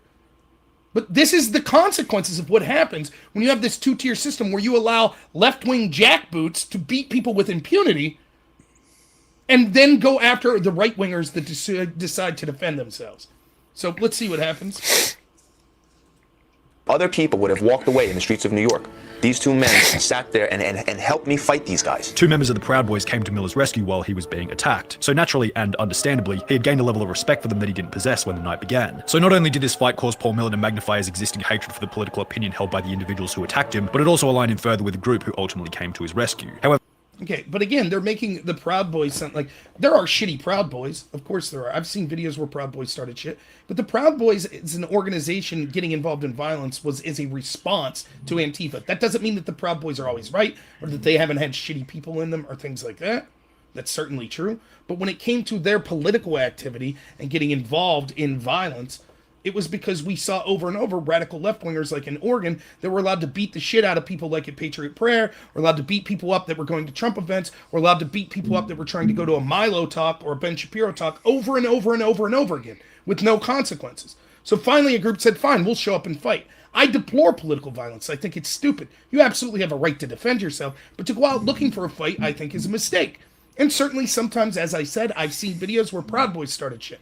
But in general, they were a response to the fact that our system allowed authoritarian leftists that wanted to use violence to, with impunity, attack people over and over again. Even we saw in Seattle where they had the Summer of Love, where they took 2 city blocks for weeks and killed a young African-American boy. When you allow that stuff to go, there will inevitably be a consequence. It's how I was able to predict that when I was talking to left-wingers over and over and over, when we saw all the BLM riots and the Antifa riots that were occurring after George Floyd, I said, the lesson you're sending is, when you tell one political group you could burn shit down, attack people, do all this stuff with basic impunity, inevitably the other side will say, we want to play that game too. But of course, the crackdown on right-wingers that do that will be immense. They're actually starting a new department in our federal government just to target domestic terrorism if right-wingers want to act like that. It's not right when right-wingers do it. It's not right when left-wingers do it. But we can see... Now, we of course know that the largest FBI task force in history was going after the January 6 people. We heard over and over again about how right-wing violence was the worst. And what I'm saying back there, again, I was like a broken record. I was talking about this 2018, 2019, 2020, all the way through. That we saw over and over again. You can go back and watch old videos of Patriot Prayer in Portland. Like, I remember covering it. There were Antifa dudes that would show up with, like, 2x4s with nails in them and would be fucking jabbing these people who had, like, literally permitted rights to go protest and to go pray. And the left-wingers just kept coming, beating the shit out of them. That's basically the Proud Boys. Gavin McInnes has talked about this, right? The Proud Boys were basically just fucking like an adult fraternity, like something like out of Old School. To get jumped into the Proud Boys, they'd all punch you like in the leg, give you Charlie horse, while you had to name like 10 brands of cereal. It's like a fucking joke. But they got tired of seeing sort of right-wingers going out there and getting the shit beat out of them by militant lefties as the police stood back and did nothing. So they were like, all right, then we're going to attend these protests. And when the militant left-wingers come to fight, fine, we'll fight back. And of course, the predictable results of that is law enforcement says, we're going to crack down on the right-wingers. And this is very similar. You see this same pattern go over and over. Not only does it still happen here, right, where you still have this, we just had the first trial where Antifa members were found guilty for shooting a cop in the neck. What was it, 9 of them found guilty? But we saw the left engage in violence over and over and over and over again. And finally, when someone pushes back, they're the problem. You see this in the United Kingdom. Muslims can come up, grab your flag, a British flag, push you, shove you, whatever. As soon as you push back, you're under arrest. Hell, you can go to social media and complain about it. You're under arrest. Anarcho-tyranny is what it is. Solzhenitsyn said this about the Bolsheviks.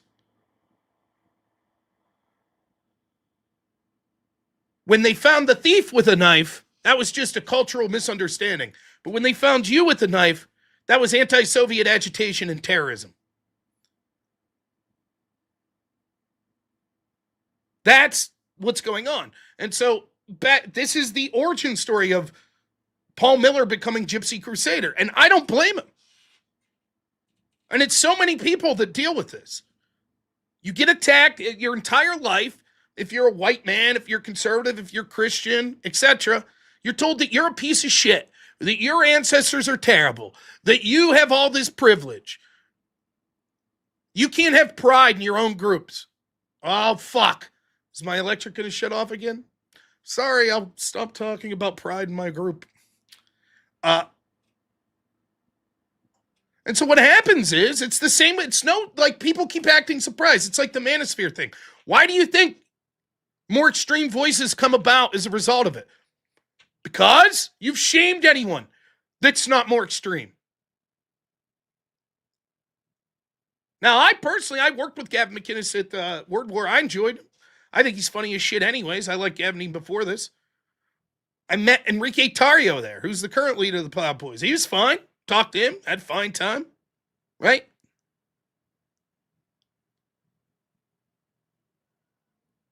Can I summarize the Bolshevik Revolution? Was it Jewish? There is evidence that a lot of people happen to be Jewish. I don't think that it was something that was ran intentionally just by Jewish people for Jewish people. But it's basically the communist revolution that we saw in what would become the Soviet Union.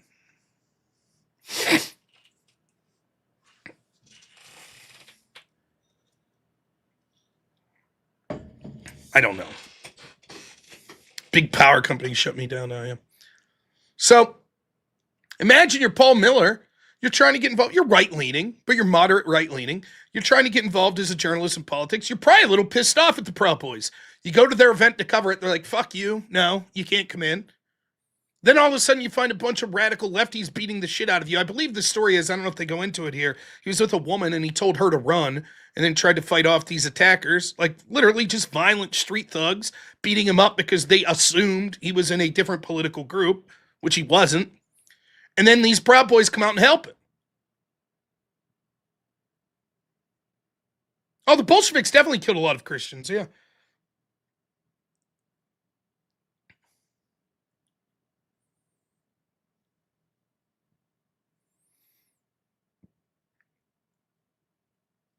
So, of course, he's going to have an affinity for the group that came to his aid. And then you would get even more radicalized once you realize, oh, the cops aren't interested in, arresting the people that just beat the shit out of me. They're not interested. They don't care about that. That's not on their radar. Oh, well. Now, had it been the opposite, what do you think would happen if the Proud Boys left and were a little drunk? And there were some left-wingers like, boo, and they ran in and started beating the shit out of them. Well, we know what happens. The Proud Boys get arrested all the time for defending themselves. Anyways, let's go back to the video. See what the double standard is. And so they're painting, like, these Proud Boys, they saw someone getting the shit beat out of them by Antifa, and they stepped in. Just because you might not like the organization, you can certainly see how that was a noble thing to do in these two individuals, and you can see how that would make them sympathetic in the eyes of someone like Gypsy Crusader here. After the events had concluded, Paul Miller stated that he still didn't align himself with either of the groups involved in the incident. And you're not a member of the Proud Boys or a member of the Republican Club. You just went as a spectator to see it. No, I'm not a member of the Proud Boys. The members of Antifa who attacked Paul that night were arrested. However, the case was thrown out. But this wasn't the end of it. Of course. Now, every one of you could have predicted that here. In New York, right? A bunch of violent lefties want to try to beat the shit out of anyone who's trying to go into a political group that they identify on the right. They get arrested, but they're let go.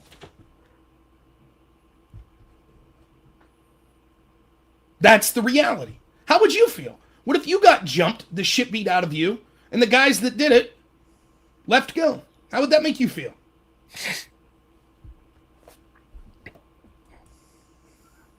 The group still blamed Miller for what had happened that night and subsequently made it their job to ruin his life by any means necessary. They then doxed me. They got me fired. They harassed me. They harassed me more. I had the FBI sent. Now, real quick, if we get, oh, there's my power blinking again. If you look here, right? Me over top of me. How about that? Let's do this instead. This looks better. No. Which one do I want? That one. Notice the Proud Boys got arrested, though. They arrested them. So in case you're keeping score, New York, guy and a woman get jumped by violent left-wingers. Guy tries to fight back. Proud Boys come to help. Proud Boys get arrested. Antifa members that started the fight by jumping, they're all left off the hook. So, see, police in New York arrested 3 more suspected members of the far-right group, the Proud Boys, following a violent fight earlier this month where Antifa supporters. Is that nice? I wonder why people started to get radicalized. You have to sit there. By the way, it's what we see with Muslim terrorism now. The Muslims blow you up. When you protest, it's, whoa, that's hatred on your part. You must sit there and allow the attacks to occur. Rittenhouse, same fucking thing. Luckily, the justice system did him well, I guess. The lesson is always this. Vosh said it in the Rittenhouse thing. What should Rittenhouse have done? Sit there and hope they didn't beat the shit out of him. That's it. That's your rights as someone who's right-leaning. The left may beat you with impunity. The police will sit there and watch it occur. If they do happen to arrest you, like once in a while. Remember the video we showed you of the woman that got smacked in the fucking face and she was bleeding with a flag in Seattle? And she chases down the woman and it's like, right here, right here. And the cop just lets the woman go. That's the reality. But if you fight back like Nick Sorter did, they arrest you. So at some point you start to get what they call radical, where it's like, so your argument is this. If someone doesn't like me because I'm right-wing, they get to beat the shit out of me and you'll do nothing. And if I fight back, you'll arrest me. Yeah? By the way, it's the same story in the United Kingdom with the grooming gangs. Story after story of parents saying, these people have my daughter, they're assaulting her. Police do nothing. Now we know some police were involved with it. So then angry parents show up to take matters in their own hand. They get arrested. There's a famous story I was reading about this woman who, the official story is her daughter was not only groomed, assaulted in the most heinous ways possible, murdered, and then ground up into kebab meat. No one charged with that crime, but her mother was charged for hateful rhetoric. That's the world we live in. And then when you're like, I've had enough, they're like, oh, you're radical. You've become a radical. That's what you've done. So when you see Gypsy Crusader, and now he makes a living basically shouting the N-word and yelling about Jewish people on Omega or whatever, this is the origin. This is what happened. A basically square, conservative dude, physically fit dude, pushed further and further right by a system that encourages violence against even the most moderates. This is why I'm not the first to say it, but certainly I've said it for years, Trump is the moderate. He is moderate. A right-winger that pushed back proportionally against the left would be far more extreme. Far more. Paul Miller was a moderate. They didn't give a fuck. Okay? Then you make him into something else.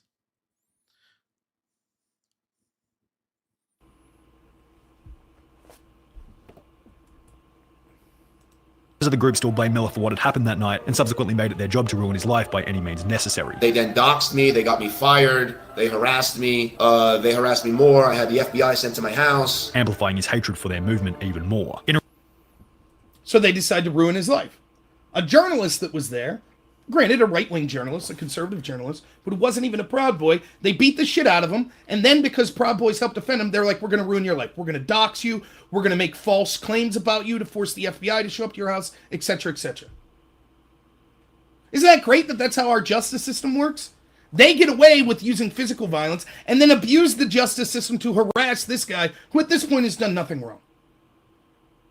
What do you think the outcome? How far do you think you could push people? Revenge attempt to discredit the political opinion held by those who were trying to ruin his life. Paul Miller would then register a YouTube channel by the name of Gypsy Crusader, uploading first-hand accounts of the mid-2020 New York riots, attempting to display the violent nature of the protesters. Those who aligned themselves with such a movement were unsurprisingly not happy with Gypsy Crusader's attempt to discredit them, and would once again snap back at him, this time going even further by harassing Gypsy Crusader's family. So they found right? Because the last thing they want... Isn't that funny? Right? They said this about the trucker convoy. The trucker convoy wasn't beating the shit out of reporters. They weren't doxing their family. They weren't getting the FBI sent on them. They just said, you're fake news. Go away. We don't want you here. And yet reporters are like, I've never seen anything like this. Most protest movements we're covering welcome the press. Really? Is that what Antifa does? Is that what all the black umbrellas are about? Is that what it is? They're constantly trying to cover themselves up and to make sure that people aren't filming them. Constantly. The situation we just saw in Portland where there was a shooting and an Antifa member was killed, at least one. Just like every time there's a shooting, they try to isolate their situation, quarantine it off, take all the evidence, tell people not to cooperate with police, tell people they can't film them. What kind of movement is that?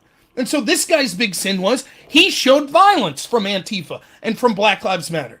Can't have that. So now they're going to target not just him, but his family as well. So let's see how that goes.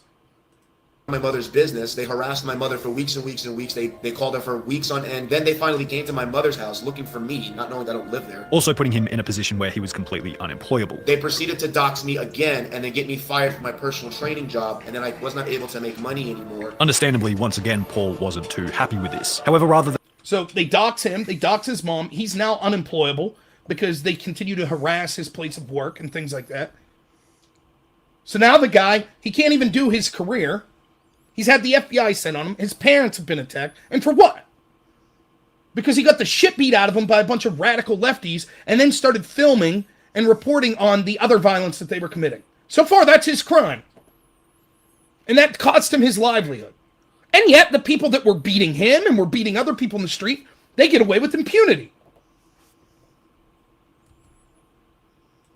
Fighting back with violence, Paul began to upload videos to his Gypsy Crusader YouTube channel, stating that it was the only way he could fight back legally. Right, instead of using violence, he's like, well, then I'll just upload videos. But you can see even people like here, like Key Lime, right? That's the crime. That's the crime. The guy's using the violence, lefties don't have a problem with. Oh, yeah, that was bad. But still, what Paul did was so bad. Well, we'll see what he did. He didn't use violence. He uploaded videos. That's what he did. Did this because it was the only thing that it was the only thing legal that we could do to fight back at the moment. But while Paul worded it in this way, there wasn't much genuine political discussion being had, and his YouTube channel more or less became an outlet for Paul to voice his hatred towards those who shared differing opinions. Gypsy Crusader began to dress up like the Joker as a representation for the individuals who felt as though they had been wronged by the system. He then began to go on the video chatting website Omegle, looking for minorities to which he could spread his hatred towards. Initially, many thought that these videos were intended to be comedy underpinned by shock value. It's like a joke, right? However, the reality was quite the opposite. Viewers who held similar views as Gypsy Crusader... Alright, so I deplore racism. If this guy went on and was specifically attacking minorities because he's a white supremacist or white nationalist, fuck him. Nothing he went through justifies that stupidity. However, that's not a crime. I can understand a platform saying we don't want this person on our platform, but it's not a crime. If they just showed it. What did they show? I missed what he said there.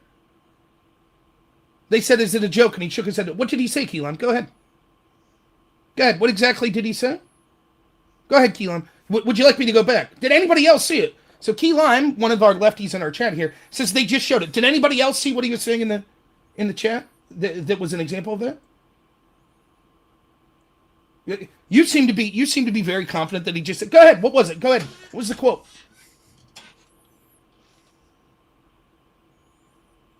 Interesting.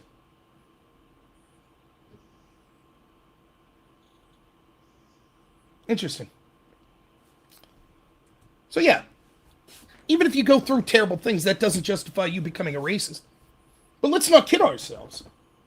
And there's still personal responsibility, no matter what. You go into prison. There's movies that depict this, but it's certainly true. I've seen documentaries on prisons where this happens. Some prisons, not all. You have to click up with your race. Because it's so bad in there. Black people, white people, Hispanic, that don't have a racist bone in their body, they go in there and they get the shit beat out of them, and so they click up with people that share their skin color. Now, I don't think that this isn't as bad as that, but he got the shit beat out of him. His life is ruined by this group of people, and he's lashing out. In a stupid way if he made it racially, but he certainly has the right to be pissed off about the people he perceived as coming after him.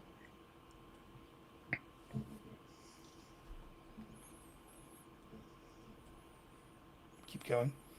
And felt as though they had been wronged by the system resonated with his message. And as a result, Gypsy Crusader began to build up an audience around his unique videos. He's the Joker in real life, and I kinda like it. Many who didn't even agree with his message also developed a liking for Gypsy Crusader, as they respected his ability to stand up for what he believed in, or they simply liked the fact that he put in the effort to fully dress up as the Joker while on Omegle, regardless of whatever he was talking about, an ultimate negative as it unfortunately added credibility to his, by this point, extreme views. However, while Gypsy Crusader did find a small audience who resonated with his message, unsurprisingly, the platforms on which Gypsy Crusader was spreading his message of hatred were not fond of the content.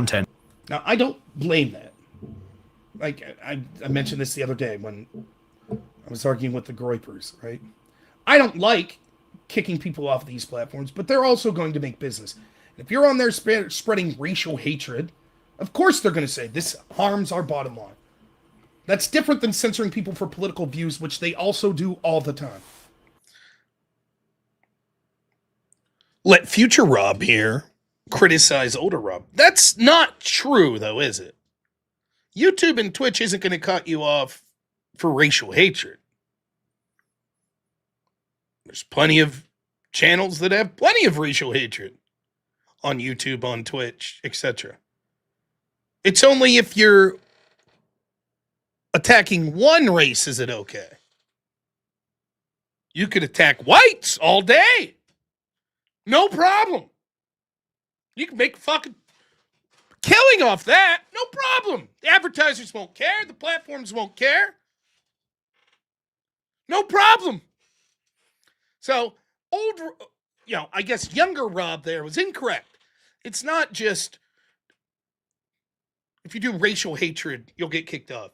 It's if you do racial hatred against the sacred groups, then you get kicked off.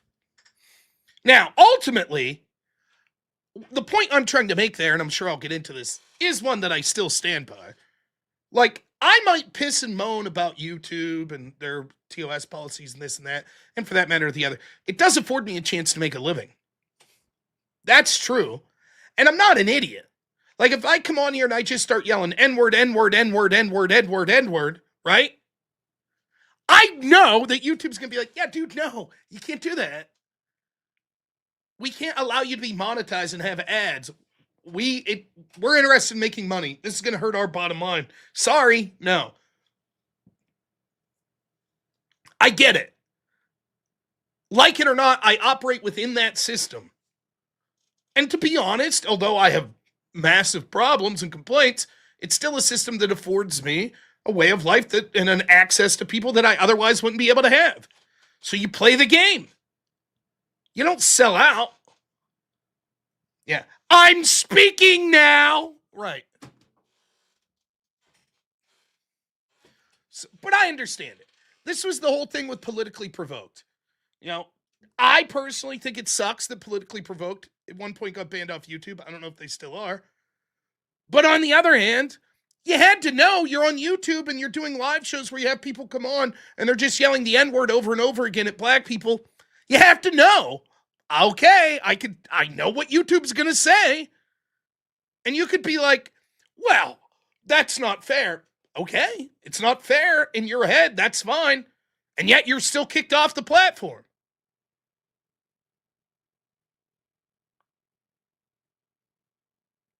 So, I mean, and especially if you saw Gypsy stuff now, I mean, yeah, there's no way that content could be on places like YouTube. But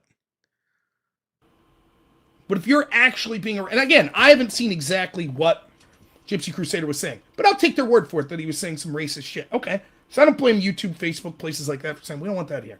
Now, it only goes that way. We saw, the woman that works at the New York Times, Sarah Jung, she can make fun of white people, you can make fun of men, you can make fun of Christians. Oh, there I go, I was on it. Them. Yeah. All that's cool. They won't kick you off for that. So there's a double standard even with that. But I understand what they're saying here.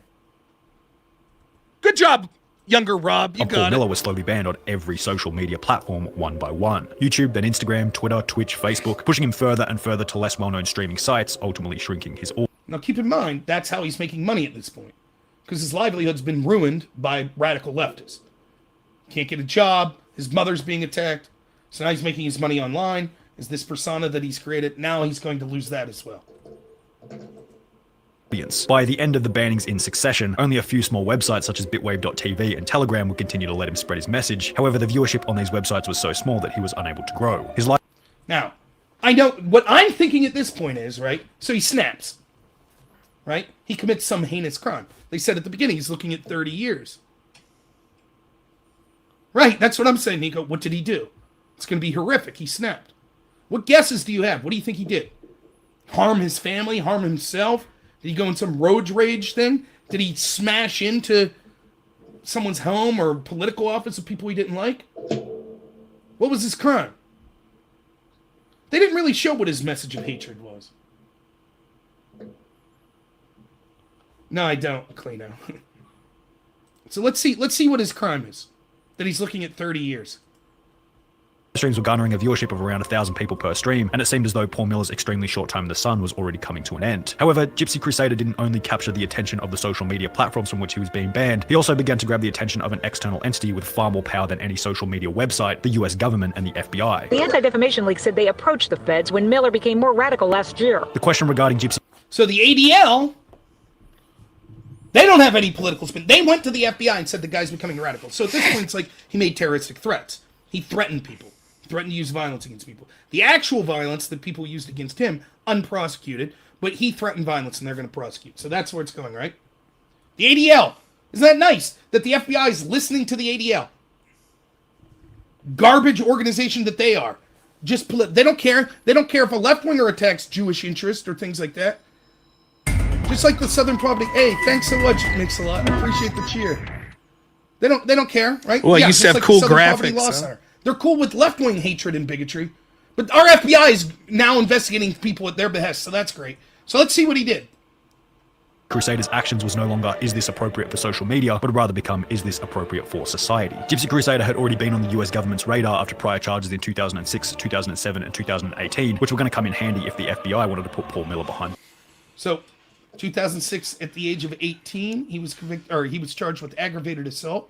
Notice what this is very telling, what the host here says, right? The narrator says. He says, these charges from back in his past would become very important if the FBI wanted to put him in jail. Right, that's exactly right.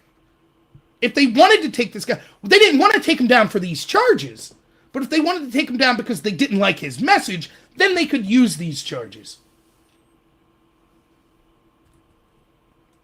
The charges from 2006 and 2007 meant Gypsy Crusader was unable to legally carry a firearm. However, in January 2018, Paul was found to be carrying one regardless. He was charged for the offense but hadn't been indicted for it until over 3 years later, when everything done in Gypsy Crusader's past would come back to haunt him. At around 5 a.m. on Tuesday, the 2nd of March 2021, Paul Miller's Fort Lauderdale rental property would be raided by the FBI after he'd been living there for only a month. Flashbangs going off about 6 a.m. I went outside to look. There was about 30 cars, people everywhere. The arrest was for the 2018 illegal firearm charge. However, it's hard to believe that this was the only reason the arresting to coincide with the simultaneous increase in online notoriety.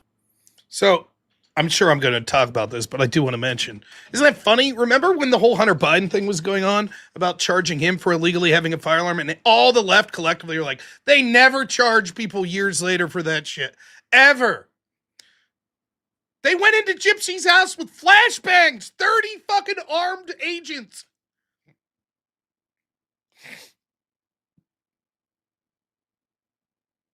Because he was arrested in 2006 and he had a handgun years later.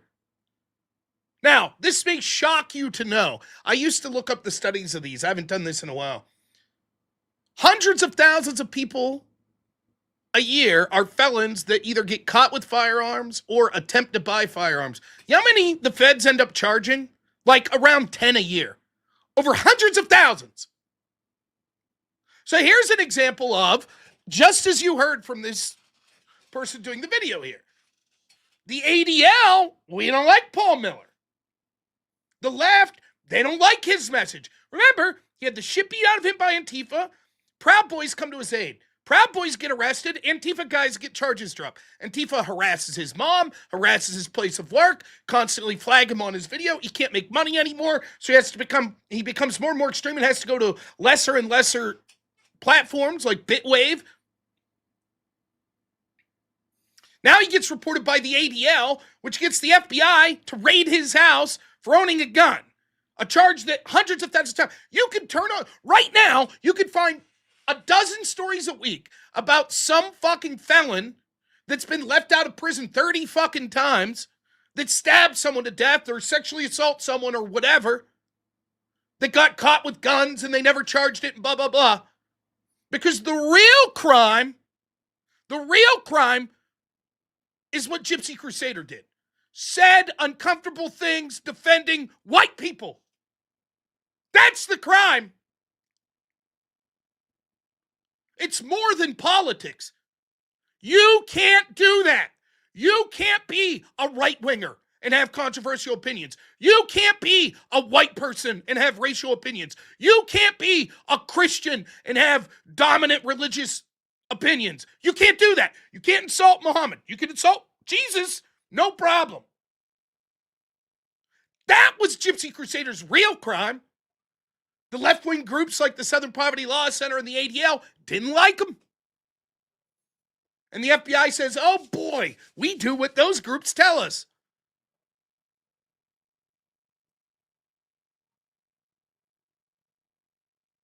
That's the real crime. You want to know? You remember the video? Like, let's see if I can find it.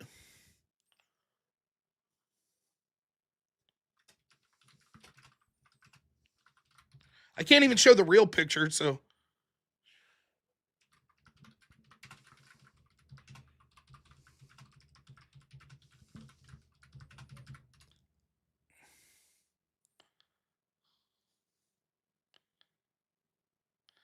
I'm not going to be able to find it.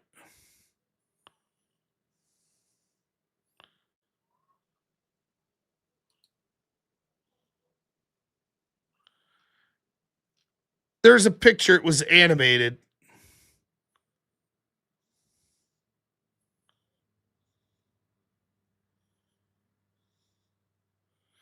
It was in Germany. I won't bring it up. I don't want to get in trouble, but you could look this up. I thought about this story today. Remember that was in Germany and you had this migrant wielding a knife and some evil white man went up and was wrestling this man with the knife to the ground? Does anyone remember this story? And so the German police showed up and guess what they did? You remember? German police show up and they see two people scuffling, a white man and a noble migrant, and so they arrest the white man. And then, you know what happened? The noble migrant stabs the cop in the neck. That's what happened. That's a metaphor for everything you need to know. That's it.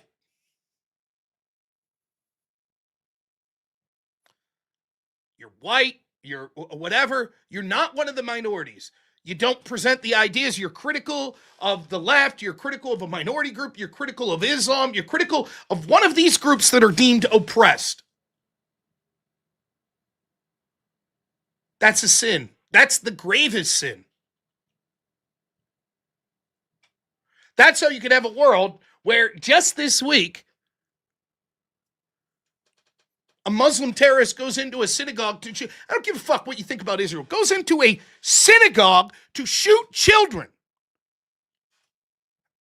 And the entire mainstream media was like, oh, he was a nice man. The Lebanese community is very affected by, oh, it's leading to Islamophobia. Oh my God. He liked to play with his kids.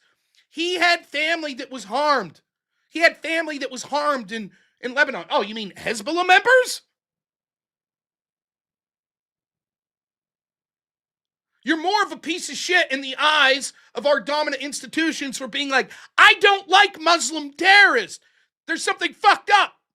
That makes you more of a piece of shit than being a Muslim terrorist.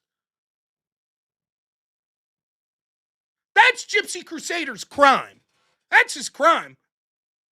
Yeah, he did this gun thing, but that's all bullshit. The only reason he was targeted and selectively picked out was because left-wingers attacked him and were pissed that they were going to get arrested for it. They got the charges dropped, so they proceeded to go after him more and more and more and ruin his life, which caused him to go on and speak up and say fucked up shit about the left and about minorities, which then these left-wingers got their more prestigious institutions, left-wing institutions like the ADL, to get an institution like the FBI to come and say, now there, our jackboots ruined this guy's life. That's not enough. Now we need the authority to come in and ruin the guy's life. That's what happened.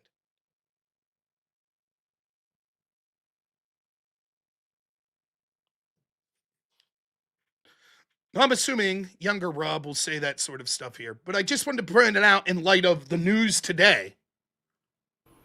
Hear that? That was his charge, because 3 years prior, he had a gun that he didn't have a license for. Get it? So they came at him with flashbangs. Not because he made terroristic threats, not because he committed violence, because he had a gun that he wasn't allowed to have. That's it. That's why the guy's looking at 30 years.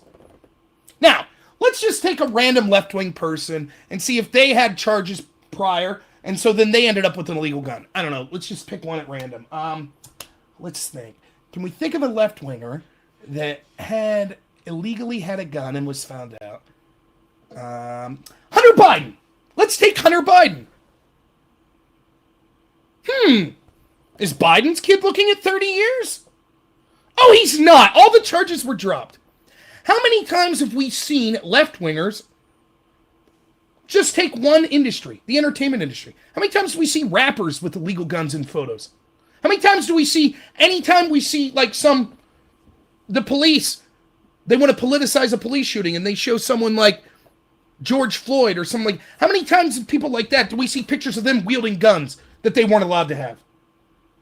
FBI breaking down their door at 5 a.m. with flashbangs? Isn't that odd? Even the narrator can't help but be like, clearly his postings and stuff had influence on this. Yet they don't say his postings were the reason he was arrested. He wasn't arrested for making threats or terrorism or anything like that. So if you're keeping score here, this guy did exactly what Joe Biden's son did. Joe Biden's son gets no charges. This guy's looking at 30 years. I think he ended up getting 3.5 years. And the people that actually used violence and beat the shit out of him and ruined his life, they don't get charged at all.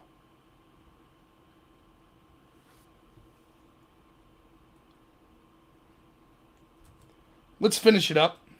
Anti-Defamation League's Center for Extremism stated that the concerning thing about him is that he seems to feel it's necessary to become more and more extreme to keep his followers, interested. Also stating that they were... Okay. I can say that of almost every left-wing content creator and right-wing content creators. What do you think MSNBC's doing? I think they're becoming more and more extreme to keep their followers, is what I think. I think that's what the CBC's doing. I think that's what Justin Trudeau's doing. So? Numerous elements making him a danger to society, such as He has a criminal past. There's a red flag that he has weapons. He posted images of himself with weapons. a day after being arrested. So there you go. That's why the ADL was so concerned. He has a criminal past, and he posted pictures of himself with weapons. Cool. Now keep that energy going anytime that there's a rapper or something. Or that you see a kid, from the inner city communities that's posting pictures on Facebook with them with weapons, but they have prior... I was being generous back then, but when I said inner city, I meant black. I'm speaking now! We'd have Trayvon Martin posing with pictures of guns and money and shit. But no, instead we show a picture of him when he was 8, I wonder how many times the ADL make calls. Hey, we've been monitoring social media. And we see some people on TikTok and shit in the black community waving around guns. And they had previous charges. They're not allowed to have guns. Send in the FBI. Wonder how many times the ADL's been on that game. No? Strange. Charges. Go ahead. Let's keep that energy going, right? And I would be right there defending those kids if because they posted a picture on Facebook, the FBI was looking to give them 30 years and raided their house with flashbangs. I'd say that's fucking nuts.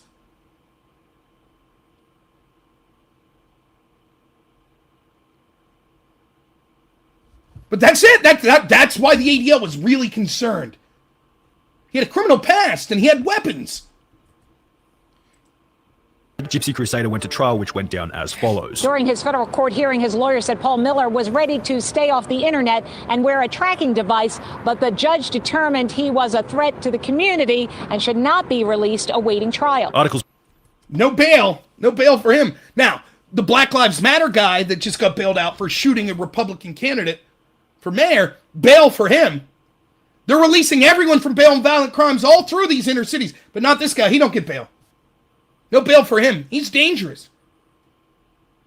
Notice also he said he was agreeing to stay off the internet. So the guy can't get a job because his life was ruined by radical leftists. And so the only way he had income was online. Now he can't do that. That's what he was willing to give up. Again, this story was shocking. I've never heard of this guy. And I'm listening to this and I'm waiting the whole time like, oh, he snapped. He did something heinous. He didn't. They got him on a charge that he was convicted for or charged with 3 years prior. It's clearly a political hit job. They ignored all the people that ruined his life and actually beat the shit out of him. They let them go scot-free. Written by websites such as the Washington Post stated that Miller was facing up to 30 years in prison. However, on the 27th of June 2021, Gypsy Crusader was interviewed over the phone by an individual who was seemingly trying to get an update on the situation, where Paul gave a rough outline of the amount of time he was actually facing. Tell him that I'm looking at from a year to 2 years, something in that range. Okay. It's not 10 years, it's not 50 years, it's not 30 years, it's not anything like that. Following this, Paul Miller... I believe, upon looking into this, he actually got like 3.5 years. Again, he ended up serving 23 months. Had another hearing over Zoom, which is bombed, interrupted, and recorded by those who consider themselves enemies of Gypsy Crusader. Yeah, there's a person that I know who's online. His name is Jay Danks, and I just seen him twice pop up on the screen, sir. And he's a streamer, so I assume that people are trying to make a spectacle of me. Yeah, there's an FBI person on the screen right now. FBI is dialed into this call, so we're aware of what's going on. Isn't that great? Even his supposed secure meeting, right, that he's having talking about his sentencing and things like that. Left-wing people were on there to mock him even there. Isn't that great? Imagine that. They attack your family. They ruin your life. They physically beat the shit out of you. They do so with impunity. You get arrested on charge. You get way more of a punishment than people that have similar crimes. You're not let out in bail. And then even at your lowest point, when you're sitting here doing your hearing and you're like, I just want to get this over with, they fucking come on and mock you. Imagine that. And they get away with it too. Oh yeah, the FBI is aware of it. We're here. Sure. I do see what's going on here. The most interesting part of this hearing is undoubtedly the genuine display of Gypsy Crusader's completely defeated morale. I just don't want to be made into a spectacle, sir. any more than I already have. And my family has suffered enough, everyone. I don't want to make anyone suffer anymore. Paul Miller, aka Gypsy Crusader, is due to be sentenced on the 30th of August 2021.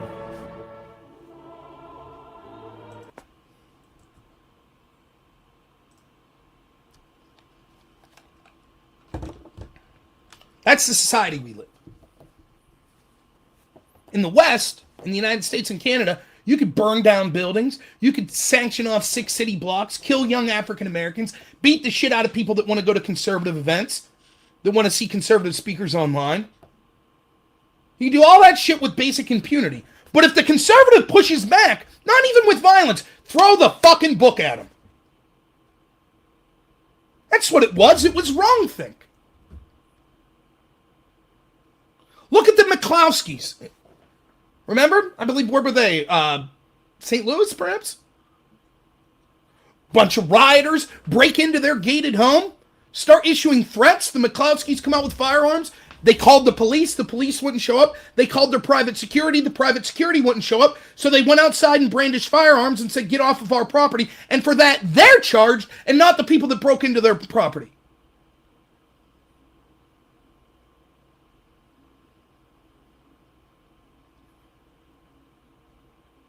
Now, the telling part was at the beginning there, right? What was this guy's real crime? He went into CNN's office and said, why are you guys fake news? He wore a MAGA hat. He criticized Instagram for censoring conservatives. That's where his troubles began. That's where he's on the radar.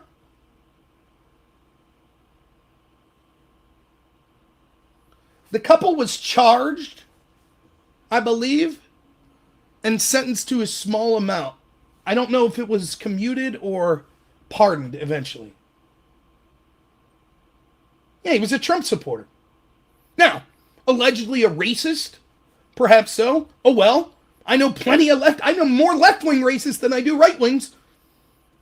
And they're allowed to spew their bullshit all over social media.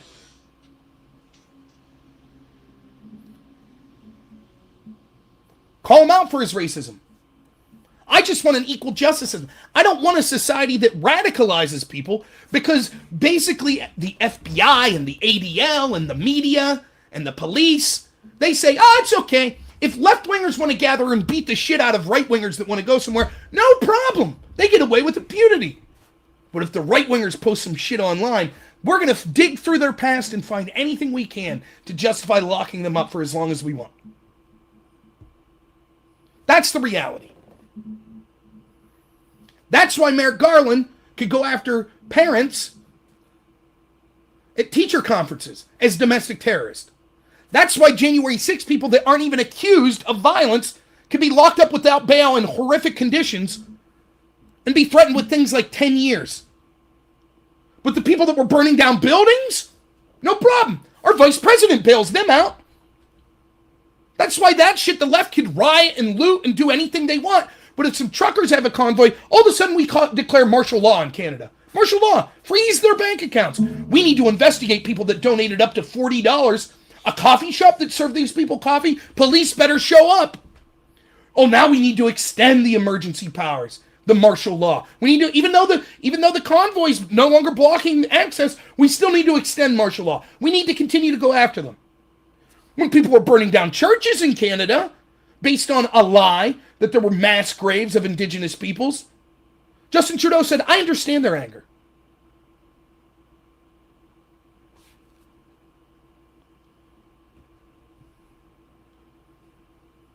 This shit happens on a daily basis. We know. And it's not just the violence. This shit happens everywhere.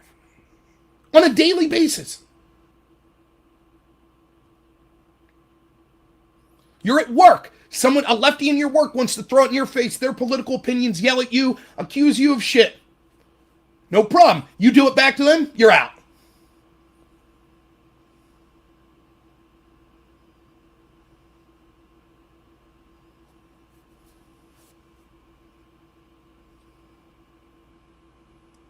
That's the reality. They got this guy. I never even heard of him. To my shame. They depersoned Alex Jones. Oh well. They took away Mike Lindell's banking. Oh well. They did it with that one guy in the Proud Boys. Oh, well.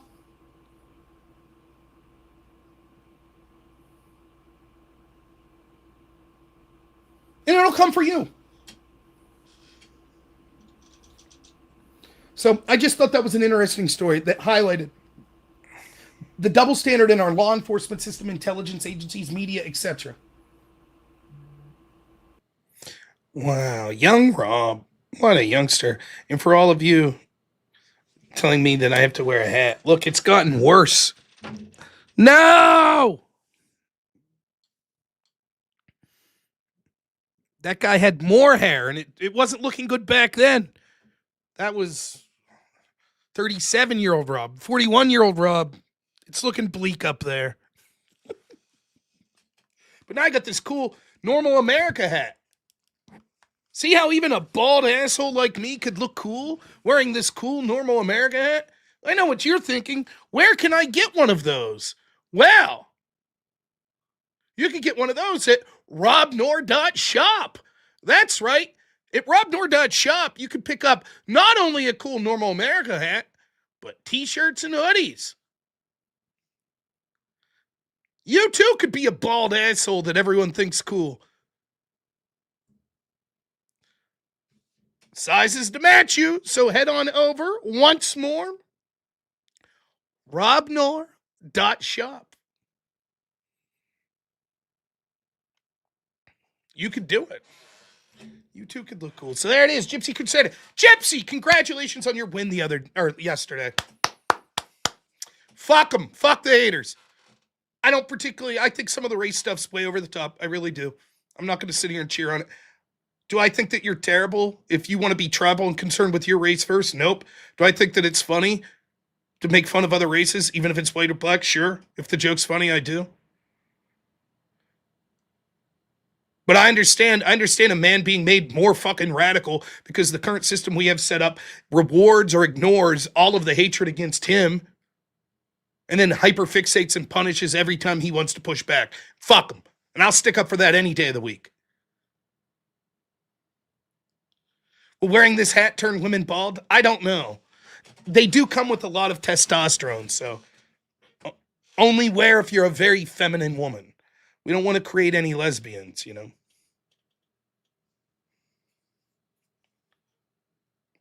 The bald thing, you want to know the truth?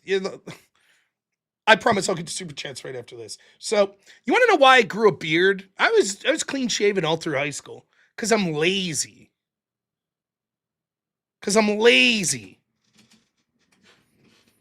So it's just like, just grow the beard, right? The problem with it looks. If I would start to shave bald my head, the problem would be inevitably I would not shave it, and then it would look like shit, like just little hairs poking out. So I would go with the hat, you know. Yeah, I'm not going to shave the beard. The beard stays. I did at one point want to shave the beard and just keep the mustache, but my wife vetoed that. She's like, no. I understand the mustache looks like a creeper. I don't think it looks creepy. I think it looks like a badass 80s baseball player. That's what I think. My bargain to my wife was, let me shave the beard and keep the mustache, but I'll start chewing. Like a big rip in. Now that looks good, right? Nice can of Kopi. Put a big old rip in with just the mustache. I think I'd look badass. That's just my opinion. Well,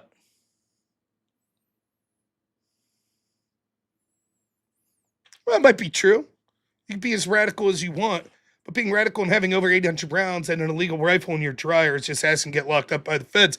Not something I recommend. What I dislike is the unequal application of the law. I bet if you're a radical left-winger and had the same sort of things, the feds wouldn't give a shit, nor would the ADL.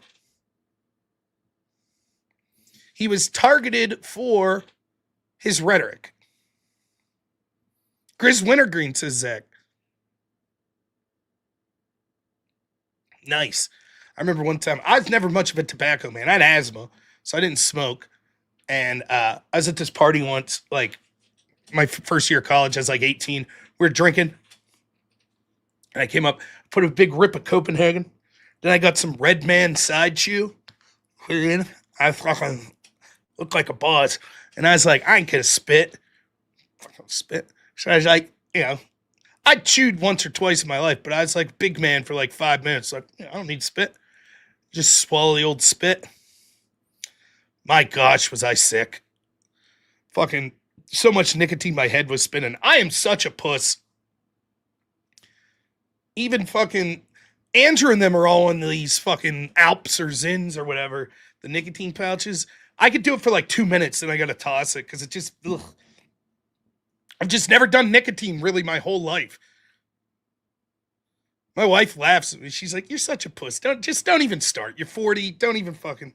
Because I went through, ironically, because of Tucker, I went through maybe I should start doing the nicotine pouch. Tucker does it. Tucker's cool. Tucker's going to get arrested for being an Iranian asset. Why don't I do what Tucker did? If Tucker jumped off the bridge with the nicotine pouch, wouldn't I do that? And my wife's like, no, just stop. Just fucking stop. You know? So, well, there you go. I'm speaking now. That's right. I'm just going to start doing debates identifying as an angry black woman. I'll be unbeatable. Shut the fuck up. I'm speaking now. Racist. Trader Catarlson. Oh boy. Law and Order tomorrow. Maybe I should have talked about that. I forgot. I was like, I'll talk about the Tucker stuff tomorrow. Let's play you a little video while I go take a short restroom break. Now, I've picked out just the video for you. It's an excellent one. I haven't picked it out yet. I'm looking. Oh, here. I think I got a caller. It's not long enough.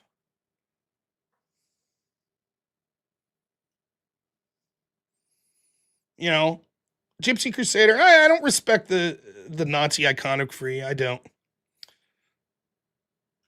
But if we're looking at one guy that does Roman salutes and we're going to criticize him, I figure we should look at another. So I'll leave you. If you have any kids in the room, please have them leave the room. I warn you, this video is disturbing, but let us not forget how one of the most progressive liberal senators in the country showed his true colors.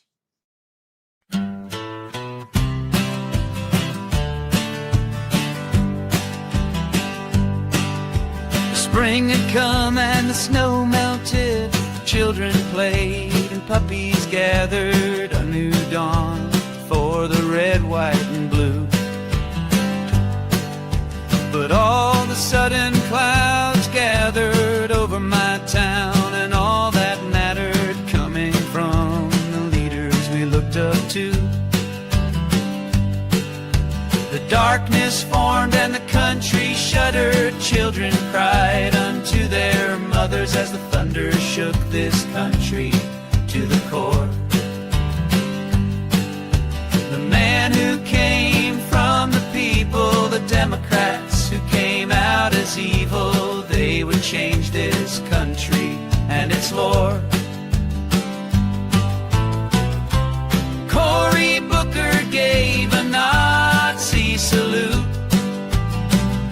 The Democrats, they were in cahoots with the Austrian painter. We all came to hate.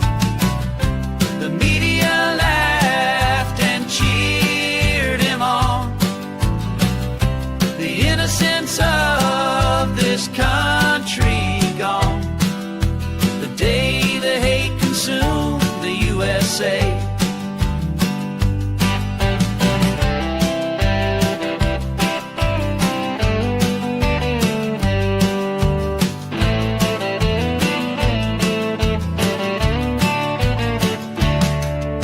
I looked at my wife with a tear in my eye. What had happened to that very cool guy? The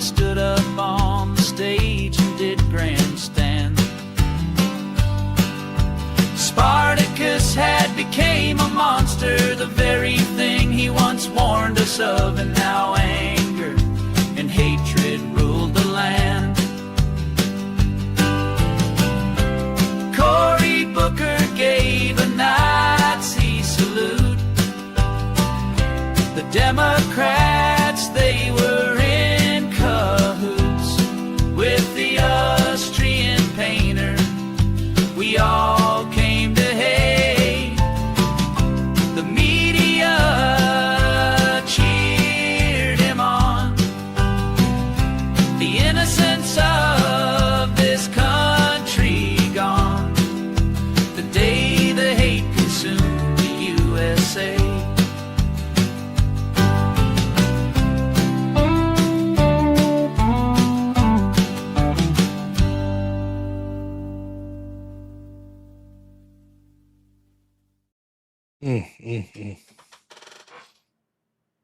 I think maybe Cory Booker should box Gypsy Crusader for like the straight up, best Roman salute. Who does it better, Gypsy Crusader or Cory Booker? It'd be a hell of a battle. I would tune into that. Aiden Ross, if you're listening, set it up, baby. Gypsy comes back out of retirement, one-on-one versus Cory Booker to see who the real leader of the Roman salute group is. I think it would be great. Oh, Nicodemus, Team USA 2-1. Moving on to finals, baby. Paul Skeens, yeah. I don't know. I got to watch some more baseball this year. I feel like this is a good year to try to get my son into it. He's playing T-ball again. We got a generational picture in Paul Skeens. He'll be a Pirate for another year or two before they decide to let him move on to get pinstripes. But,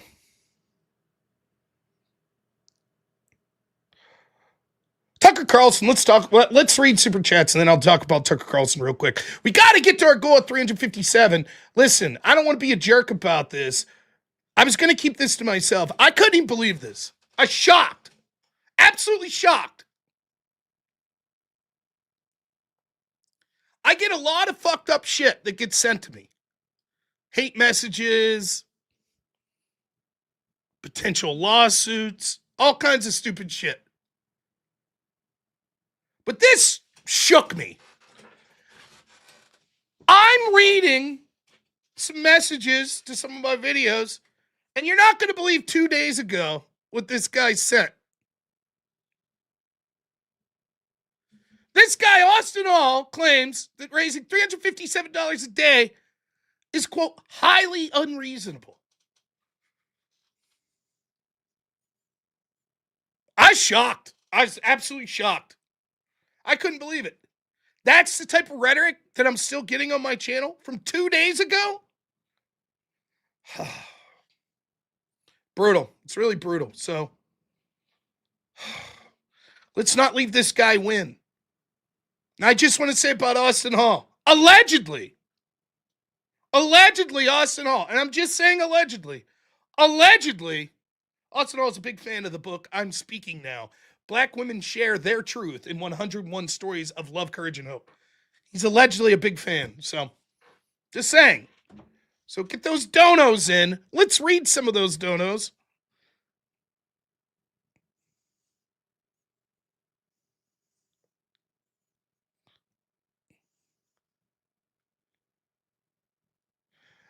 Johnny McVito, thanks so much for $5. Says, good evening, Rob. You're great in vertical combat with Speakeasy. Was hoping to get a chance to rebuttal. Suffering is necessary for meaning to exist. Thank you so much. And then gives 10. Says, before God created all things, could God have felt suffering being the only entity in existence, thus leading to our creation?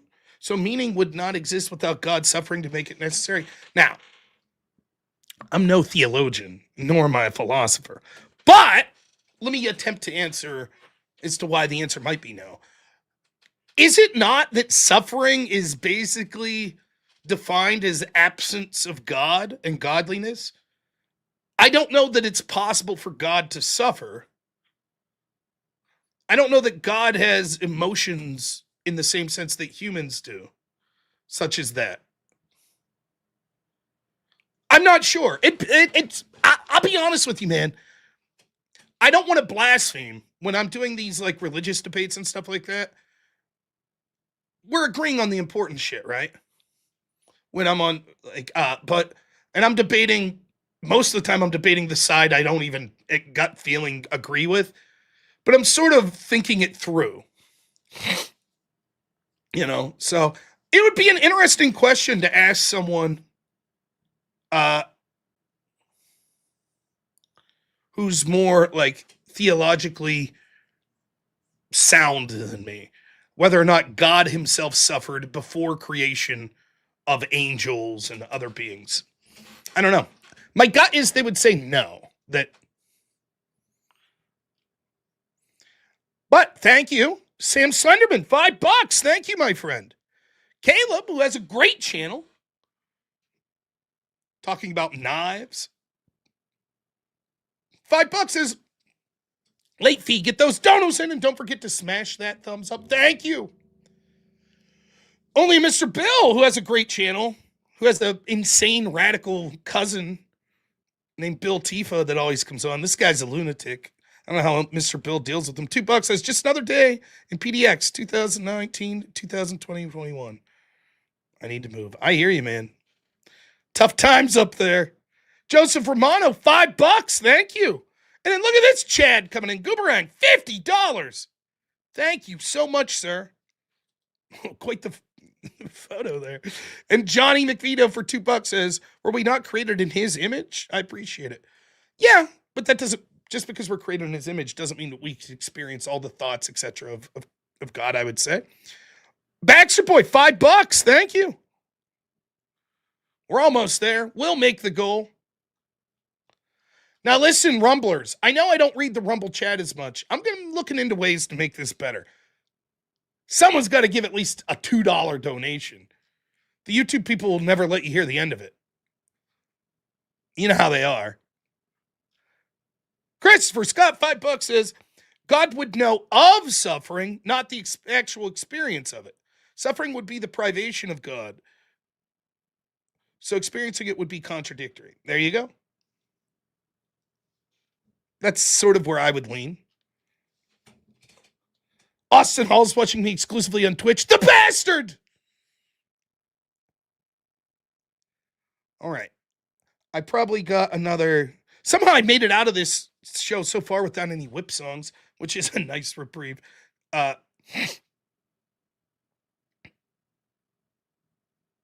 He suffered through us through Christ. Yeah.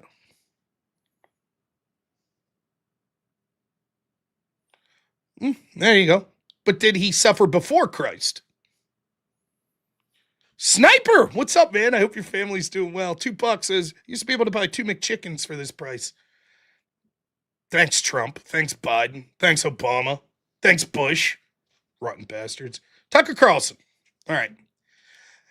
Let's do this quick. So Tucker comes out and announces that the CIA is spying on him, and now they're contemplating bringing charges. First off, I have no idea what's going on. Right?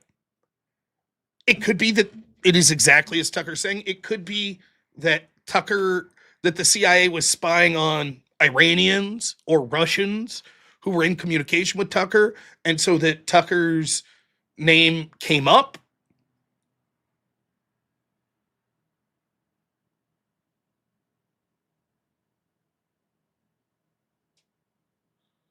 So in other words, let's say this. Fuck, it's hard to do. Look, let's say, for example, do I want my FBI spying on a journalist like Tucker Carlson? No, not at all. Do I think they have the propensity to do that for people that are right-leaning? Yes, they did it in the Russiagate shit. They did it with James Rosen. It's terrible. I think it's fucking horrible. So my initial feeling is, fuck that. Right? However, let's take a step back. Do I have a problem if my CIA is spying on Khomeini? Not just Khomeini. I expect my CIA to be spying on people that they think are foreigners that are connected with Mossad or with the Iranian regime or fucking MI6 or whatever.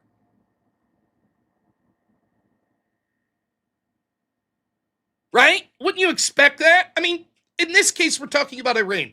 Iran. Does anyone have a problem if our CIA is spying on Iranian officials? I mean, anyone. I don't give it. I'm no big fan of the CIA. Don't get me wrong. But does any of us have a problem with that? I only hope they're doing it to other government entities, like Israel, like Britain, like Canada. Yes, I hope they are spying on those people. Fuck, I remember when we found out that Merkel and the Germans were spying on Trump? I assume that's what governments are doing. They're listening in to other government entities. They're doing it to us. We're doing it to them. I don't necessarily have a problem with that. It's a different question when it comes to American citizens. So let's just take Tucker out of it and say it's me, right? I would be outraged if I find out that the CIA were spying on me. My private phone calls, my DMs to people, that'd be outrageous.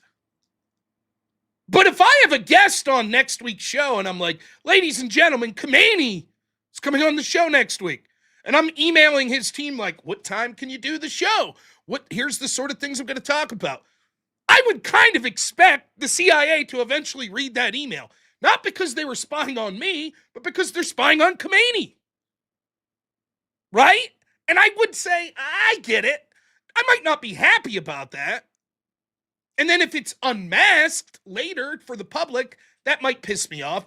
But the actual idea of the CIA reading that communication, I sort of get it. Right? So I think the most likely story here, and I have no clue, I'll say this. If Tucker's right and the CIA was like, we have just chosen to spy on Tucker Carlson.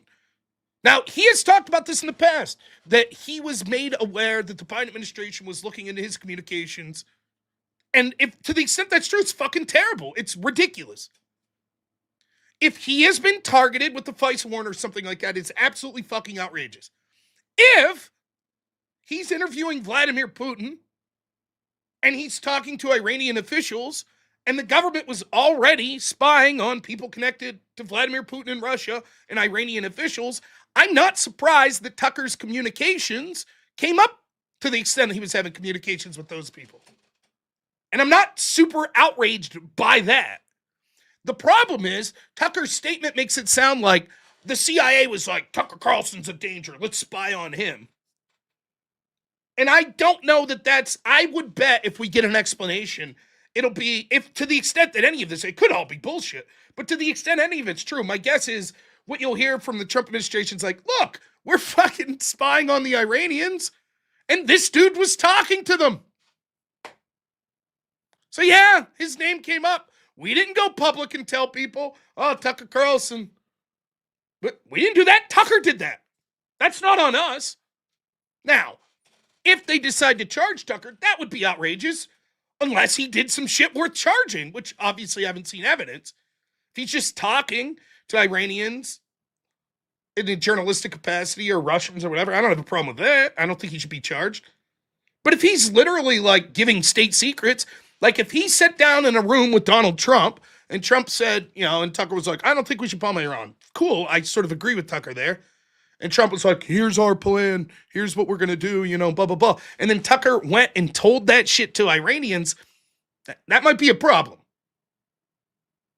That might be a problem. If he was told things in confidence by the president of the United States and then went to a potential adversary and said, hey, here's what the president told me. I don't know. I guess it would depend. Well, now I think the most likely story is this is being blown way out of proportion. That's the most likely scenario. That either this is just completely made up and Tucker heard from someone, trust me, bro, they're spying on you, and he just took it and ran from it, or ran with it. Or that it was, look, we were spying on Iranians and a couple of benign messages between them and Tucker came up. I think that's most likely. And so it's sort of a nothing story. But one of the theories is, and I'm not saying I believe this, but it's funny to think about, that Trump's team knew Tucker would talk to the Iranians, so they intentionally set Tucker up. And Trump was like, yeah, we're bluffing. We would never attack Iran. We're just bluffing. And so then Tucker goes back to Iran and it's like, oh, don't worry about it. Trump's not going to bomb you. Which is why they were caught off guard. Because they thought they had an insider that was buds with Trump that was giving them the inside scoop. But it was all master play by Trump's team. So that they would let their guard down and then the shock and awe of it would be. Now, I think that's bullshit. I think the best explanation is just Trump's like, sure, I'll talk to Tucker. Tucker was a supporter of mine or whatever, and he's all right. But it's not even that. I mean, Trump sits down and talks with fucking Maggie Haberman and all these people that fucking hate him. He just can't help himself. That's Trump. Right? It's a weird story because, Tucker, look, I'll always like Tucker. I will. Even if I think he's fucking wrong on a lot of things and, but I'll never forget, the only show worth a shit on Fox News for a long time was Tucker Carlson and his monologue. And I respect that, he tried to build his own thing and what have. And look, when you start doing your own show, the wheels are off, man. It's easy to start going down some fucking rabbit holes. That's what happens. The guide rails are sort of on when you're doing a network show.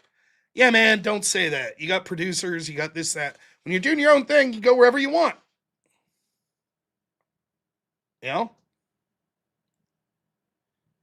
So Tucker said some shit, and I just am like when Tucker was like, did you hear that Mossad was bombing people in Qatar?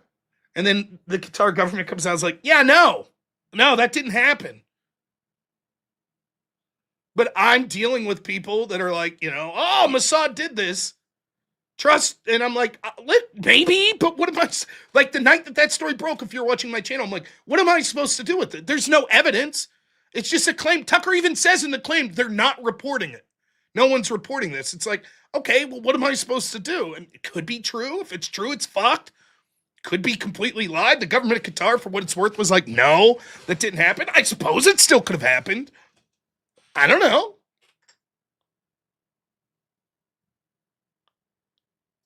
So, I think if I want to be to steelman what I think's going on with Tucker as much as possible, he's funded by an Iranian billionaire. Maybe. That's probably. Let's say I don't want to impugn him based on funding, though. This is what I would say my thing is about Tucker. It's the same thing I would say about Dave Smith, and it's the same thing I would say about a lot of the people that come on my channel and just want to shout about Israel about everything. I think they're tired of fucking neocons. I think they think Israel has too much influence. They're not wrong to a large extent.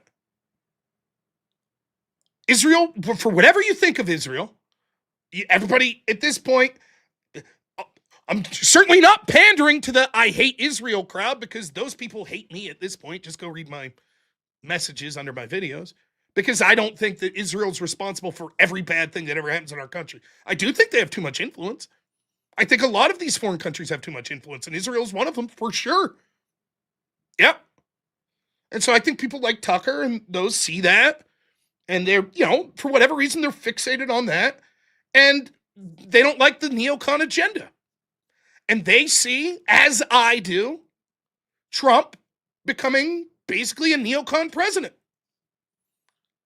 Or, let me rephrase that. Trump not giving a shit as much about the domestic agenda shit that we were all excited for him to enact. And instead, him doing things that people like me used to criticize from other Republicans, like going to war. Now, I know everyone's going to say, he didn't go to war, he just bombed Iran. You get the point.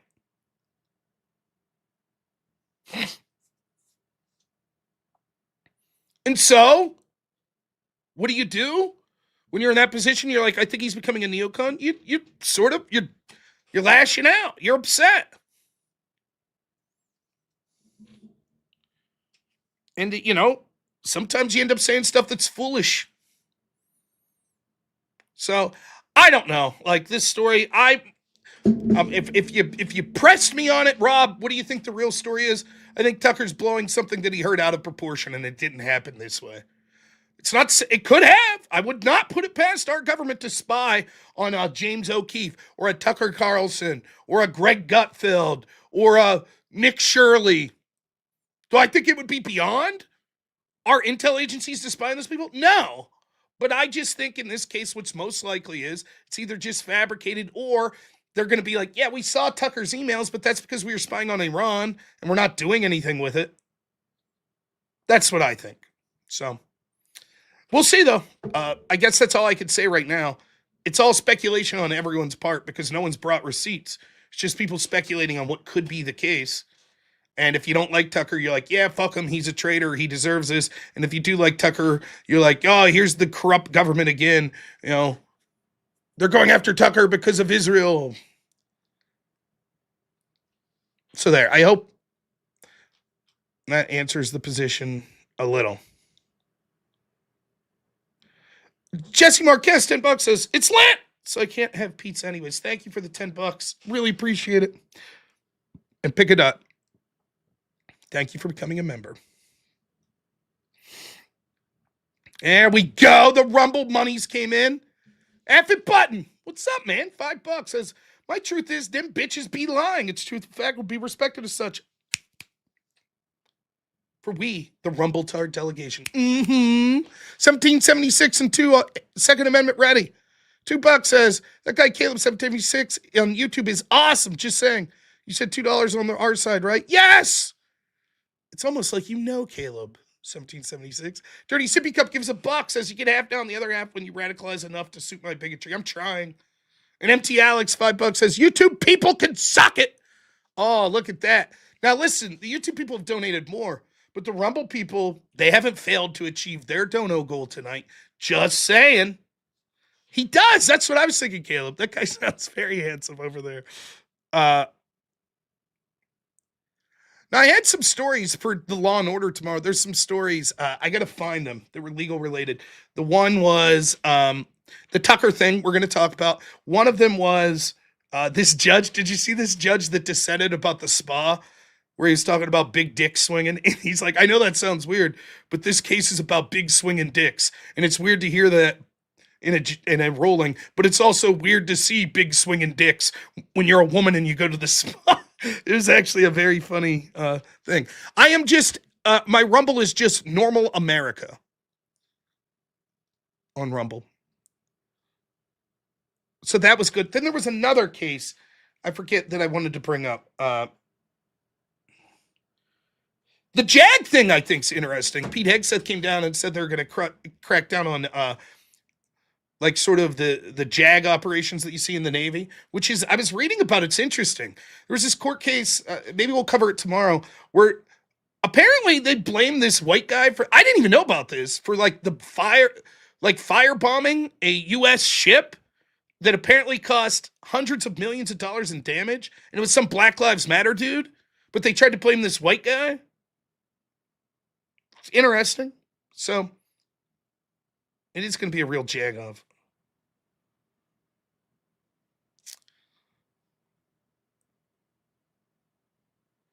Of course, you can tune in next Sunday for more great readings from I'm Speaking Now. $3. That's the best $3 I've ever spent. I already got more than $3 out of it. I just, it's amazing.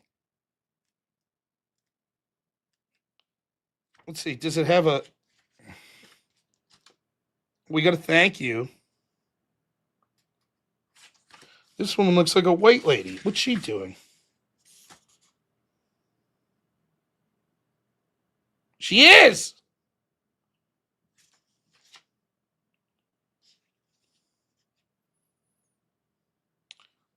Oh, here we got a little snippet about, do you want to hear a little about the author we read earlier there? What was her name? Angel.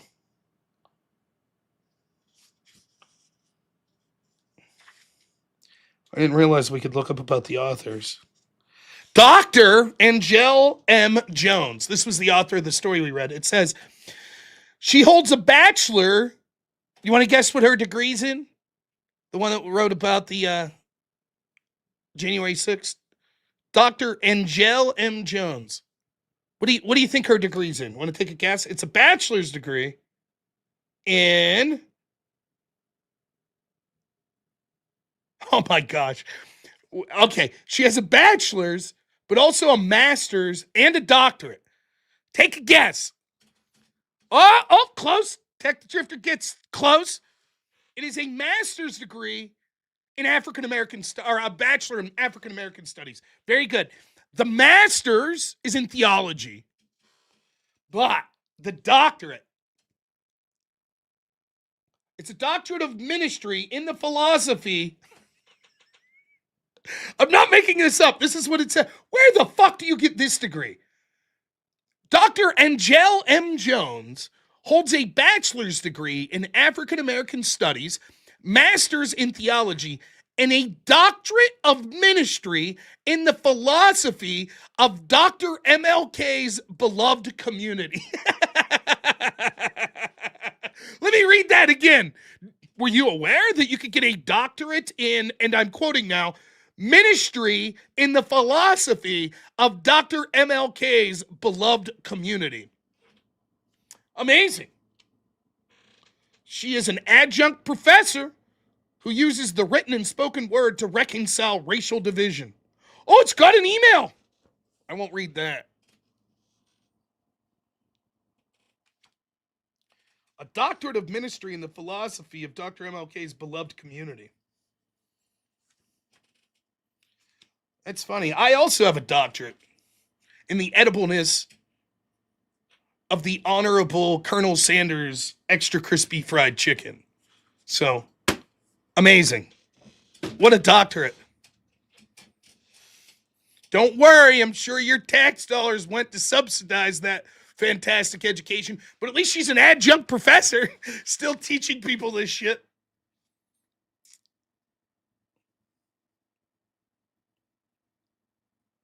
Oh, man. A doctorate in the philosophy of angry musings of Austrian painters.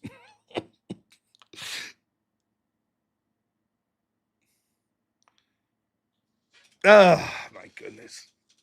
My goodness. This book's going to bring me endless enjoyment. It's got a prominent space right here. Right here on my next debate I have. I'll just be like, I mean, it's literally, you just open up a random page here, page 245, title of this story. It's a poem. It's called Strong Black Woman. It's so good. Ooh, I can't wait for story 27, Uncle Bubby. Oh, man. Whew. Oh, my goodness. Oh. It's so good. Oh. Thank you, Kyle Random Out, $2 for the grift. Thank you. And Intel Wild $5 says, is this from Rob's black ex-wife? Let's start the rumors. Shh. Shh. My current wife will be pissed.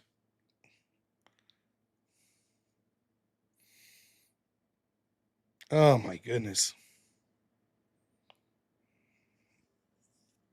What? Basket weaving were some guesses. No, gender studies, racial clothes. Oh yeah. The Rumblers were on it too. My goodness.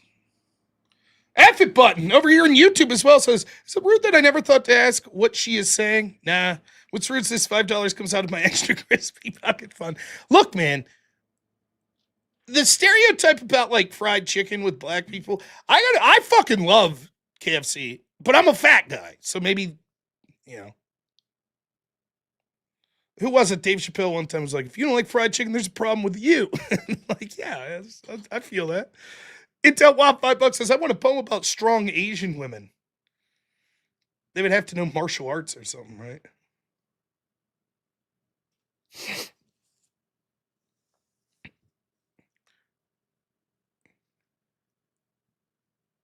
Dirty Sippy Cup.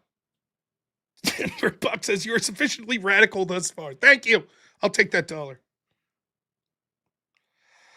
Oh, man. All right. We're $30 away from our goal. We could get there. I think that's doable. Then I'm going to turn in at midnight. So we got 25 minutes. That's right. Or I feel it. Rob.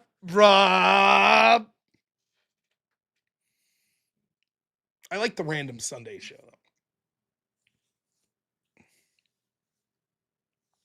Again, I fully planned on doing a video last night, but power outages and the like.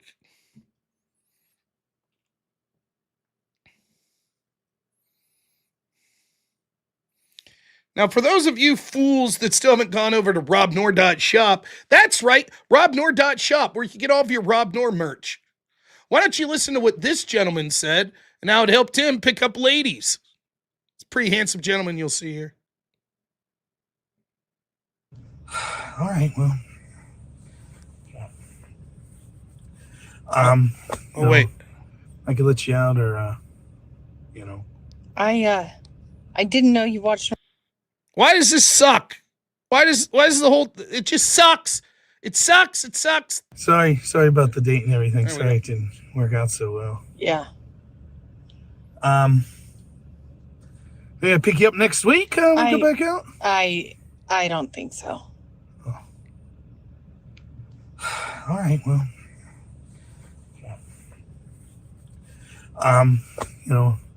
I could let you out or, I didn't know you watched Normal America with Rob Noerr. Oh, yeah. Picked up this hat at robnoerr.shop. Yeah, it's a great show. Are you busy tomorrow at 8? No, I could pick you up then. Sounds great. Wow. Sorry about. Wow, you too could get a date by just having a Normal America with Rob Noerr hat? Amazing! It worked for that guy and that lady that's not his wife that was holding the camera. You too! Oh, I have fun. Once the new computer gets here, I plan on doing some more. Wait. I wasn't planning on taking calls tonight, but it appears we have a caller. Go ahead, you had something to say? Hello, it is me, Bernie Sanders. I am once again asking you to donate money to Normal America with Robert Noerr. The oligarchy must be defeated. The only millionaires and billionaires that are acceptable are me and Normal America with Robert Noerr. Once more, we ask you to donate money so that Robert, much like me, never has to work a real job. Help me in defeating the oligarchy. Donate to Normal America with Rob Noerr. And I will go buy a new pair of mittens in my third lake house, which is modest, and fly on my private plane, which I have to do. Donate Normal America. Oh, thanks, Bernie. And look at that. Right on cue, a big Bernie supporter. Shoreline skirt. $100 says, happy birthday, Are We Not Men? It's Are We Not Men's birthday? My goodness. Happy birthday. Spin the wheel, Rob. Wow, thank you so much. Look at that. I knew it. I knew if Bernie called in and did me a solid, people would donate. You know? People love Bernie Sanders. He's a great guy. Well, just poor timing. That's what he wanted. Thank you so much, Shoreline. I apologize for blaspheming and calling you a Bernie supporter. That wasn't nice. I get it. All right. Now that we're starting the whip portion of the show. Bernie burned Hassan in an interview? No, I missed it. Bernie's your comrade? There you go. Hey, man, bread lines are cool, you know? All right. We're starting the whip portion of the show. The rules are simple. $100 donation gets you a whip song. We'll spin the wheel. $150, you could pick your own version. $200, we'll create a new version in the style that you like, within reason. At this point, anytime we get over a nice even 100 number, so 500, that's also a whip song. So if you donate $5, that's not a whip song. But if you donate $5 and it ends up getting us over $500, that would be one. So a $100 donation right now will be one for the $100 and one for getting us over 500. Simple-ish. Goodbye to the 1/3 of the audience that leaves as soon as I start doing this. I hope you understand. It helps pay the bills and annoys the piss out of me. Hey!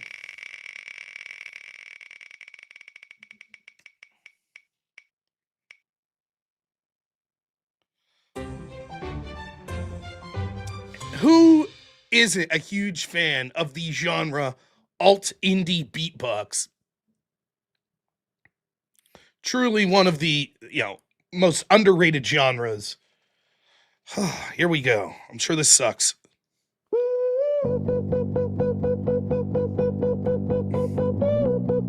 Fuck.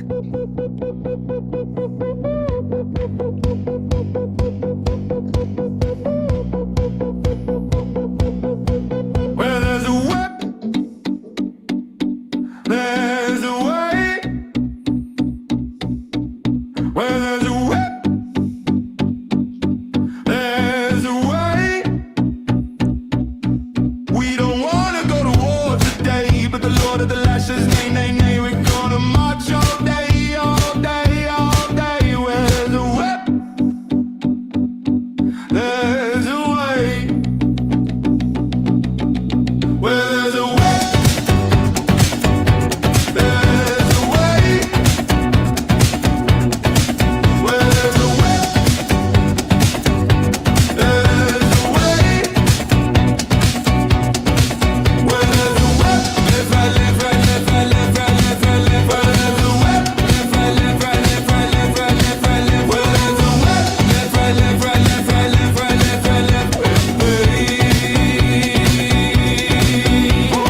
Crack on the back says we're gonna fight. We're gonna march all day and night and more. We are the slaves of the dark Lord's war. Where there's a whip, there's a way. Where there's a whip,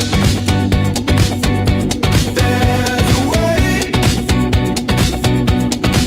Where there's a whip, left, right, left, right, left, right, left, right, left, right, left, right.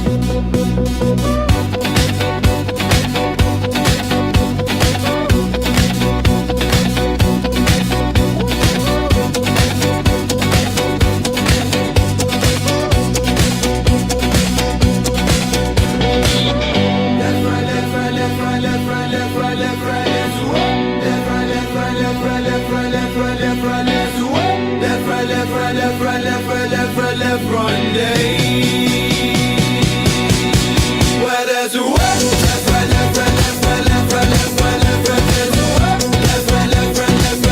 left. Where there's a whip, left, right, left, right, left, right, left, right, left, right, left, right, way.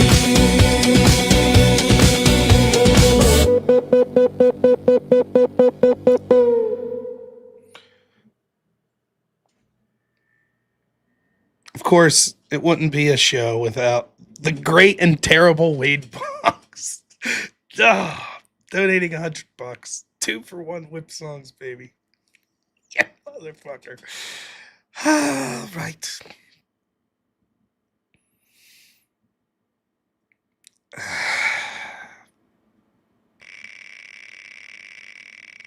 I'm fucking hell. Now I gotta start keeping track. Okay, give me a second. Thank you, Wade.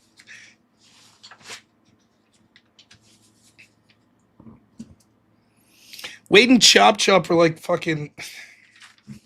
It's like Lex Luthor and the Joker teaming up. All right, we have 4 more. Chop chop. $100 says left, right, left, right, left, right. Thank you so much. You guys are great. All right, so I have 4. The rap version. There's a whip. There's a whip. Where there's a whip? There's a whip. We don't want to go to war today, but the Lord of the land says, nay, nay, nay, nay, nay, nay, nay. We're gonna march all day, all day, all day. Where there's a whip, there's a way. Where there's a whip, there's a whip, there's a way. Where there's a whip, there's a whip, there's a way. Where there's a whip, left, left, left, left, left, left. There's a whip, left, left, left, left, left, left. A crack on the back, say, gonna fight. We're gonna march all day and night and more. For we are the slaves of the Dark Lord's war. Where there's a whip, there's a whip, there's a way. Where there's a whip, whip, whip, there's a way, there's a way. Where there's a whip, whip, whip, whip, whip, whip, whip, whip. Where there's a whip, there's a way. Crack on the back says, wanna fight. We're gonna march all day and night and more. For we are the slaves of the Dark Lord's war. Walk it, walk it, walk, walk.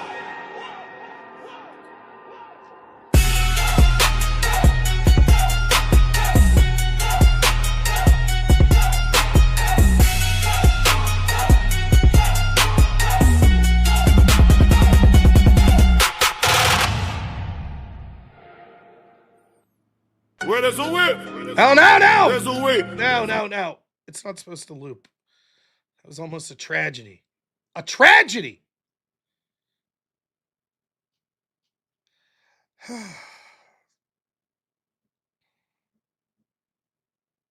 Three more.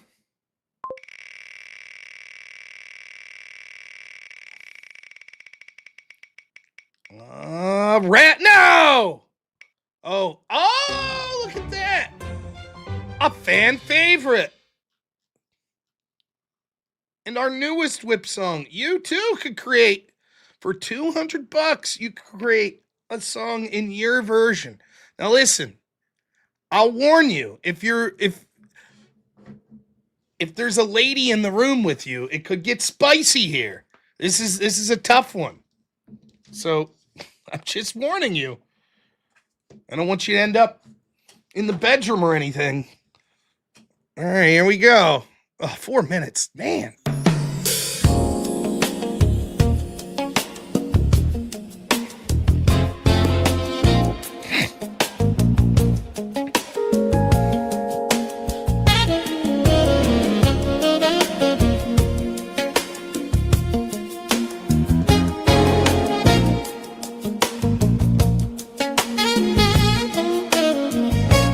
Where there's a whip,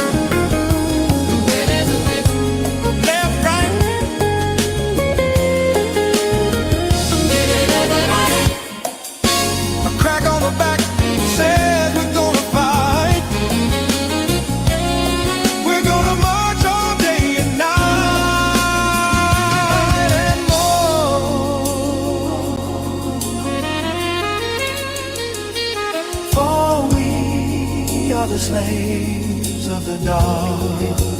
Lord, Lord, Lord.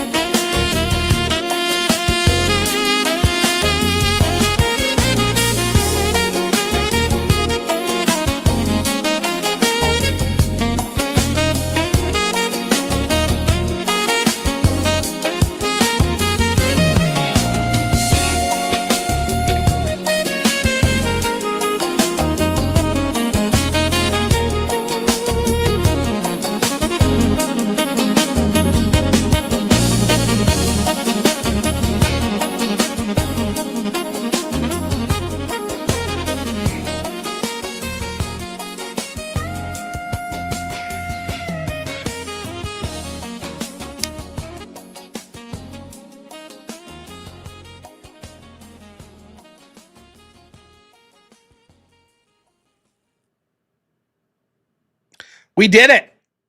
Amazing. 2 left. Intel, wow, $5 says, can we make a whip song version of F the Police? We only do whip lyrics. Thank you so much, Intel. 2 more. Apologies to all the sensible people that hate this. At least that version was romantic. Yeah, I know. If one of you guys win the fucking Mega Millions. Funk. I don't know what that is, but apparently it's a version of music that someone once created. Do I have that one? Here we go.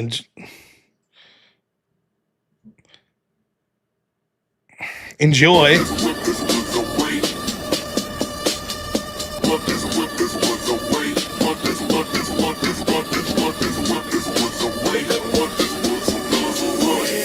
Wanna go to war today, but the Lord of the land says nay, nay, nay. We're gonna march all day, all this away, all this away, all this away, all this away, all this away.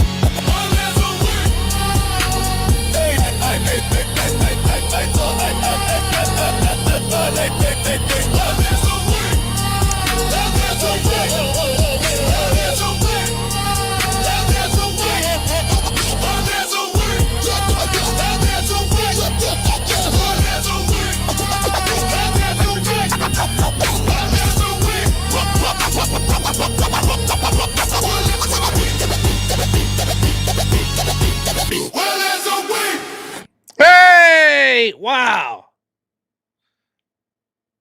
Someday I'm going to have to tell my son how I make money online, and it's going to be the most embarrassing moment of my life.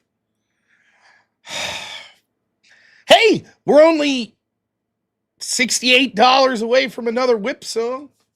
That's cheap. Here's the last one, otherwise. Oh, baby, here we go. No Disney, no Disney.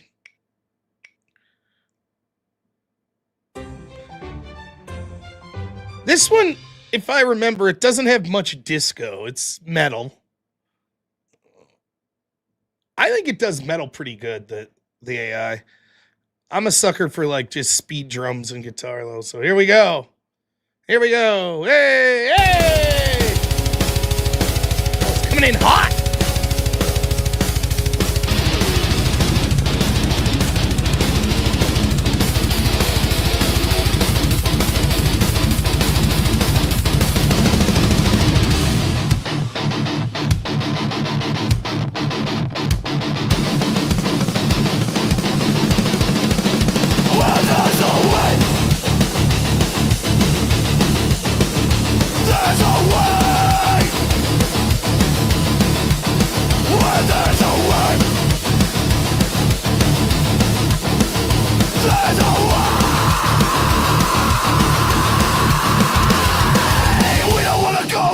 Today, but the Lord of the Last says nay, nay, nay.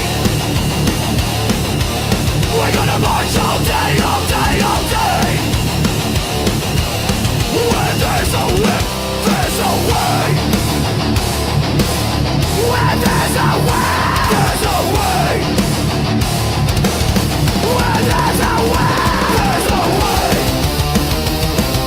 Left, right, left, right, left. There's a way.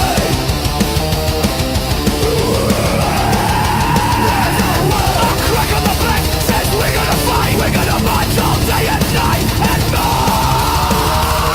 For we are the slaves of the dark Lord's war.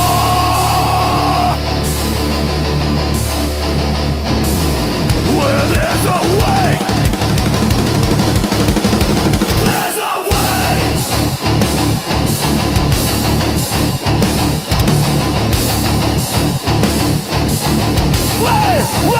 Where there's a way, there's a way. There's a way, there's a will, there's a way, there's a whip, there's a way. Huh! Whoa. Whoa. Oh, son of a bitch. Chop, chop. $50, you lunatic. Says someone could get a super cheap whip, $18. And then Intel Wild, $68. Thank you both so much. Holy smokes.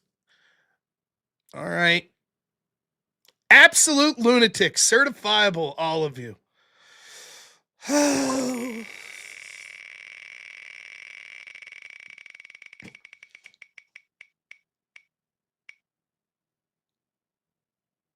Oh! This sounds horrible. I don't remember this one. Lunatics! All right, here you go.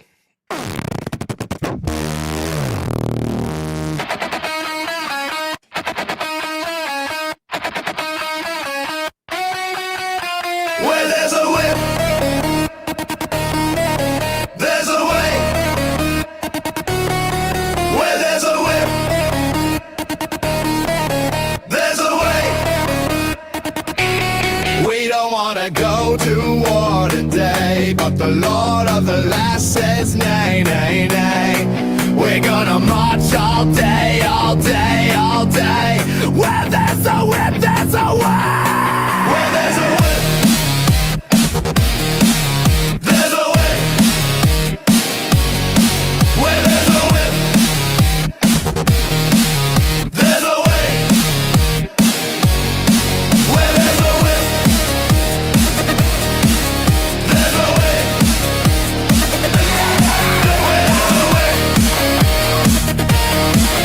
there's a way, there's a way.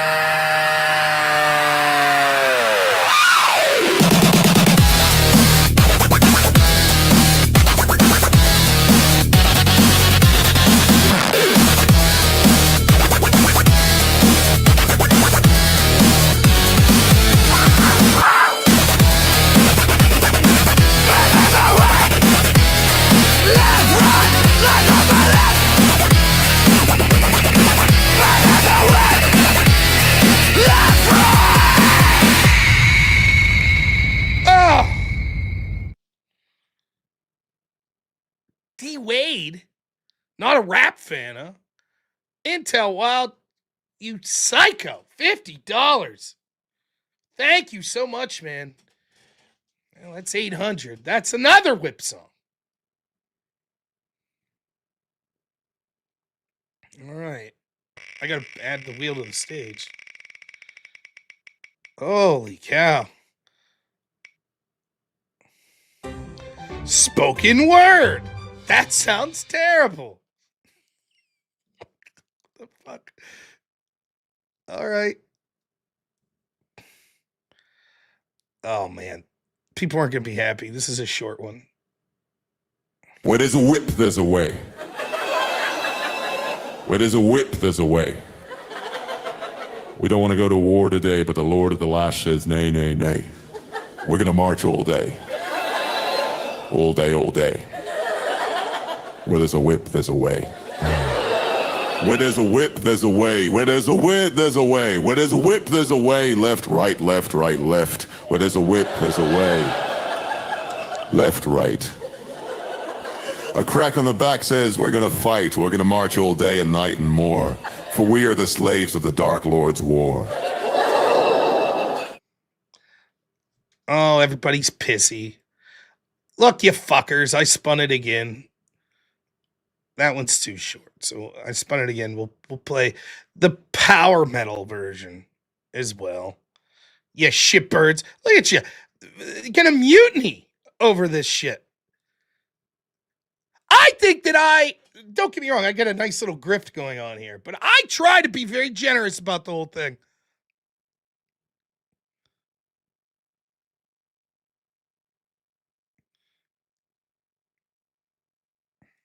This is an OG one, too.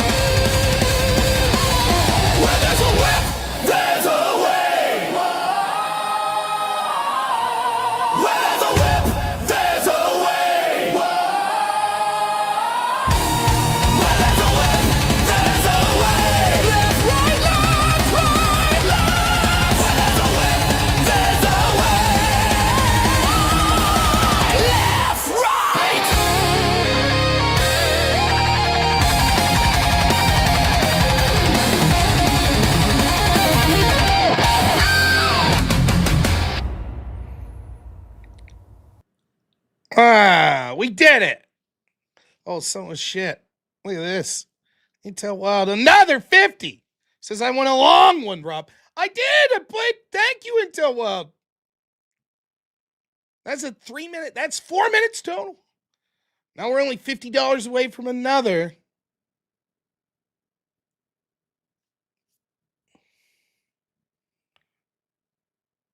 I did contemplate getting rid of this. Andrew would put his AI tunes on vinyl.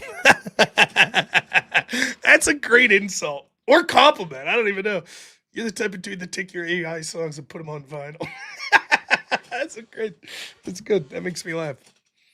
All right. $50? Of course. The other rule is if we do make it to 1,000, we'll play the extra song we play will be the shittiest Disney one that everybody loves. Because it's the worst. It's absolute bullshit. Oh, half price, $50. Let's go. Wade. Chop, Wade, and Intel keeping it rolling tonight. Unreal. Oh, I got to bring it on screen. Thank you, Wade.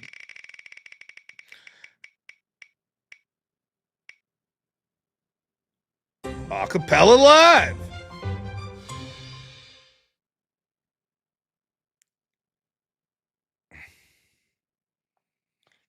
Right. Enjoy. Weather. Whoa, whoa, whoa. Well, weather. Whoa, whoa, whoa. Well, weather. Whoa, whoa, whoa.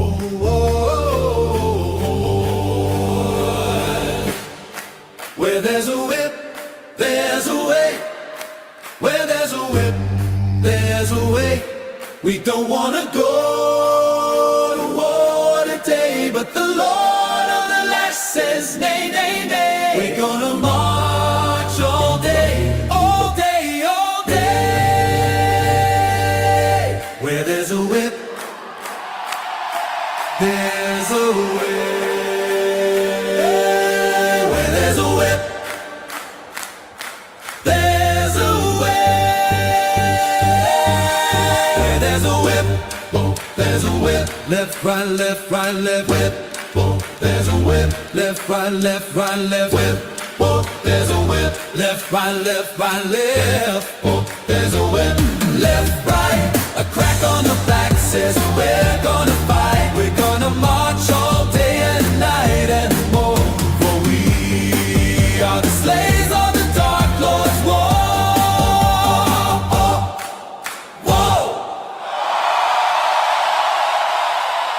Let's stay now. Hey, that's what's back.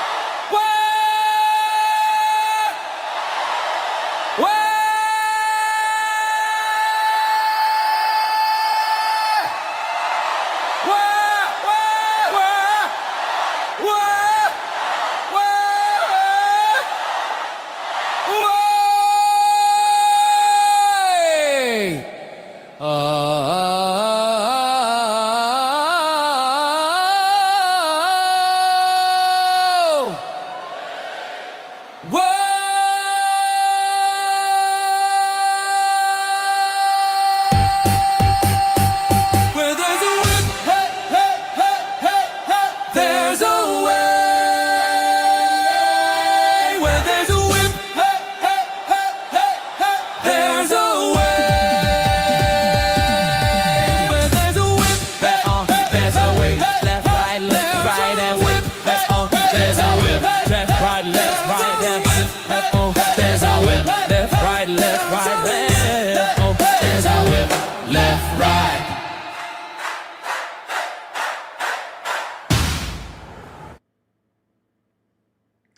Oh, no. Another 50. Intel Wild. What a Chad. Thank you so much. I like that one. Okay, I don't like any of them. If it was up to me, I'd never hear any again. But since I have to hear them, that's one of the better ones. In my opinion. All right, $50 away, and $1,000 we play the dumbass Disney song. We don't have to make it there. That's fine too. But them's the rules. By the way, I've been talking to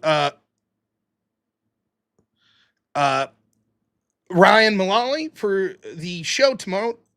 It'll be at 8 p.m. Eastern, Law and Order. Here are some topics we have. The Tucker Carlson stuff. A couple other random cases he wants to talk about. The dissent from the judge in the spa case, mentioning swinging dicks. Hegseth going after Jag. The deposition of the Doge kid. Yeah, Calypso's up there. I hate the 8-bit one, but it does amuse me. My favorite one that I've put together is the K-pop one, just because I actually went through the painstaking process of translating it, which took 2 or 3 minutes. It was a pain in the ass. So we got some good shit tomorrow. I think it'll be a good show. Ryan and me. Everyone could call us Zionists or whatever, you know.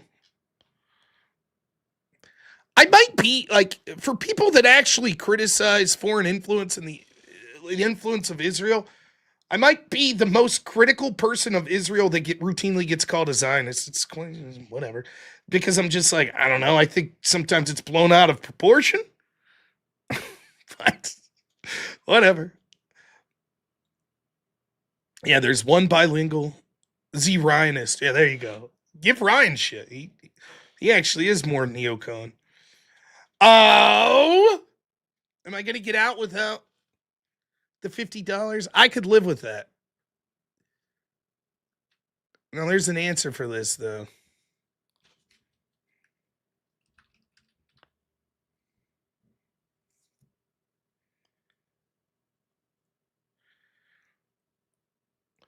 We will give you 2.5 minutes. And then we're going to end the show. Bringing the old timer in, aren't you, Rob? Because people get mad. Yeah, there you go. Chop Chop gets it. Yeah, it's a whip wheel song. And Chop Chop if you donate 100, you'd get one whip wheel for the 100, one for passing 1,000, and the Disney song. That's 3 for $100. But if I get out tonight without hearing the Disney whip song, I would be just fine. Did 3 for $100? That's a Wade Bogg special.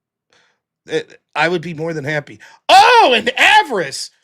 I have to talk to you at some point, sometime this week, about the controversy in F1. I was reading about it all day today. Yeah, dude. With their shitty cars. I saw Vanderstappen came out and was pissed. It's so bad. I don't want. I was up last night at midnight to watch the race. It's like, yeah, everyone's mad. Everyone's angry.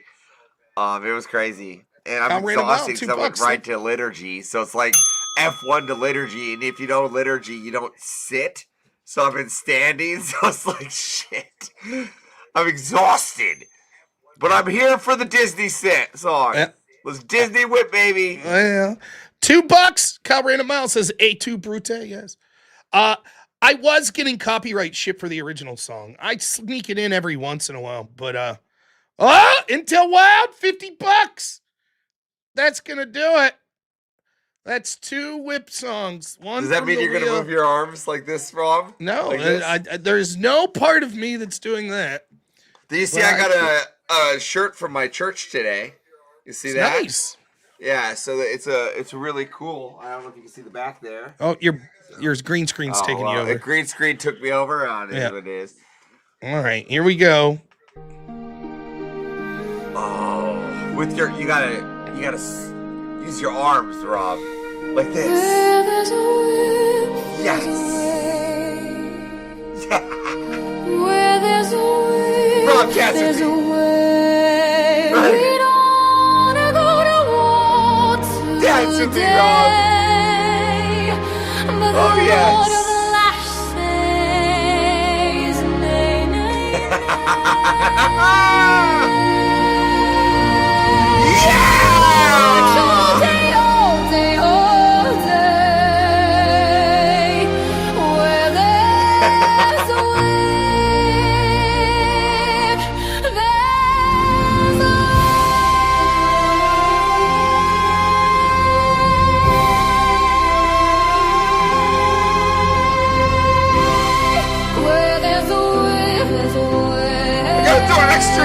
Intel!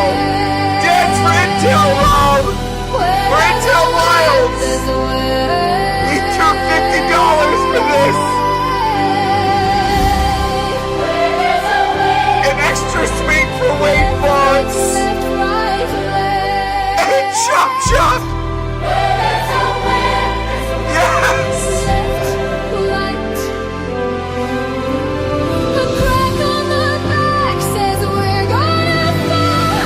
Extra whip for Wade!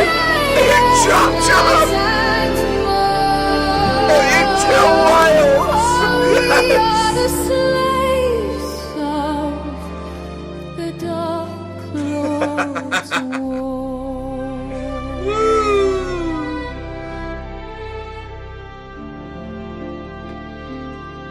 Oh, isn't it fantastic, Rob? Your That's lack so of enthusiasm for the Disney song makes us all sad.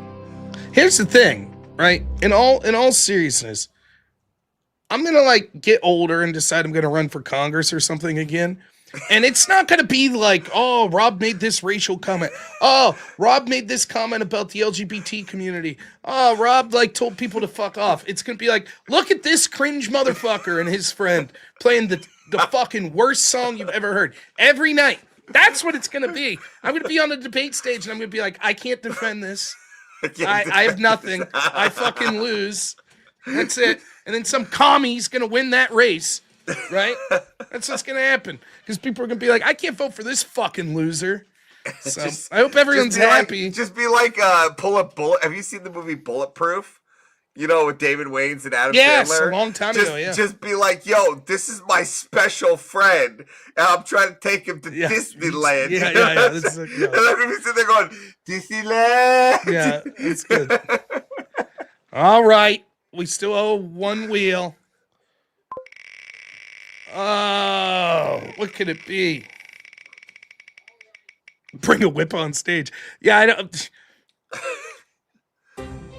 Oh, no! Hey, I already have that one up. I feel like we just heard this. Yeah, we did.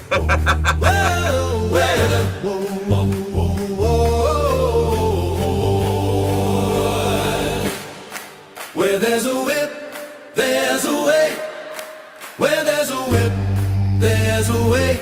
We don't want to go to war today, but the Lord of the Land says nay, nay, nay. We're gonna march all day, all day, all day.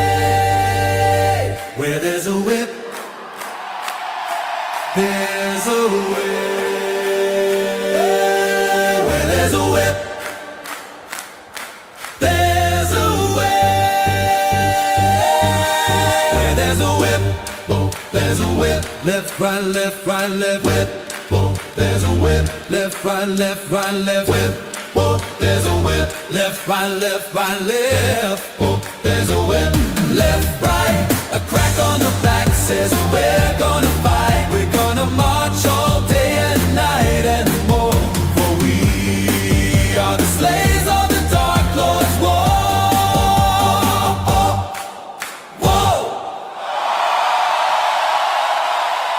Oh, it's over. Oh, no. It's not over.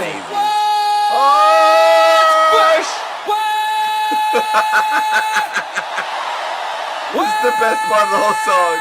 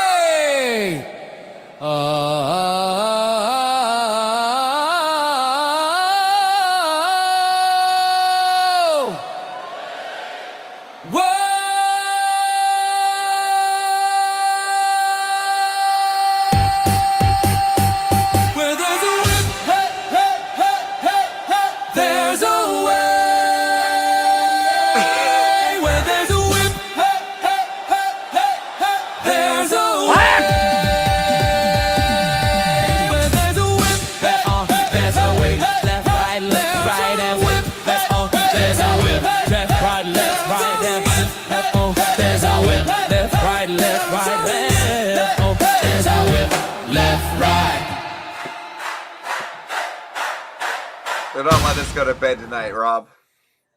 Not yet. Look at this absolute legend. Intel Wild. Intel Wild gets 50 and then another 50. Unbelievable.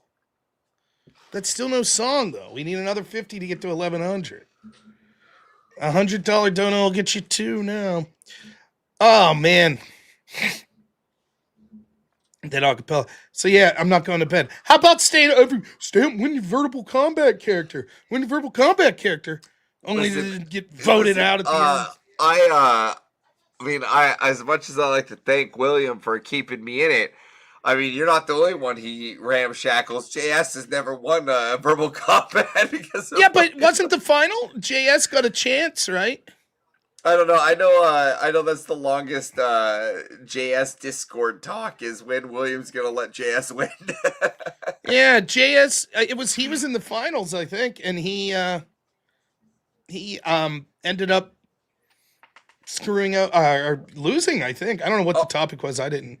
Listen, I had so many whip songs to play. I was like, I'm not even sticking. I was sort of interested, but I'm like, by the time they finish, that whole rigmarole will be an extra 40 minutes. So, all I'm saying here, Rob, is that somebody in this studio right now is a verbal combat champion. Yes, yeah. Look at you. I don't know who that is. I'm a champion of sorts. It's not verbal combat though. I was called a debate champion on Joe Rogan's program. Well, hold on. Is that a verbal combat champion? I did not get voted off with a prompt. I won every fucking debate I had with like 80% of the vote. Problem was, just call back when you're Jubilee All-Star. They paid money to boot me. It had nothing to do with losing. Oh, look at this! Intel Wild, another 50. It says for Are We Not Men's birthday. Happy birthday, Are We Not? Happy birthday, Are We Not Men? Yes, he isn't Averice a fantastic mod. VK champion. Official. It's written down somewhere. Oh, what do we got this time? Oh! What? Okay. There's so many that we never hear. And then there's like the same 12 that come up all the time. This is another short one. Everyone's going to be pissy. I think over a minute. Where there's a whip, there's a way. Where there's a whip, there's a way. We don't want to go to war today, but the Lord at last says nay, nay, nay. We're gonna march all day, all day, all day. Where there's a whip, there's a way.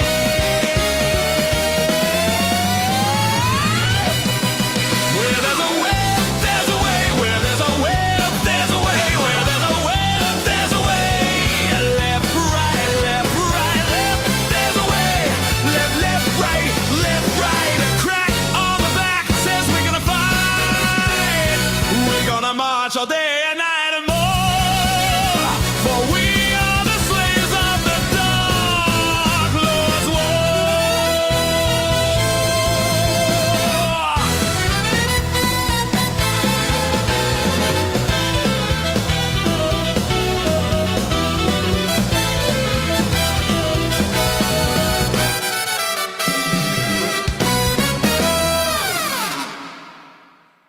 Hey, look at that. Look at that. Yeah, I'm surprised you heard about the Mario Kart fiasco. I mean, F1 fiasco. Yeah. Let's go. They just start throwing eggshells and shit. Yeah. Yeah. Now listen. Yeah. It's well said. Apparently not. Now I will say this, just for our friend Are We Not Men, because that one was a little short and it was for his birthday. We'll spin it one more time. But I don't want to hear shit. If it's a 30-second piece of shit, that's that. This is it. It's dizzy. Oh. Oh, the metal version again? I think Are We Not Men likes this one, so we can play it. Oh, look at Jeff Gerald in the chat, too. What's up, Jeff Gerald?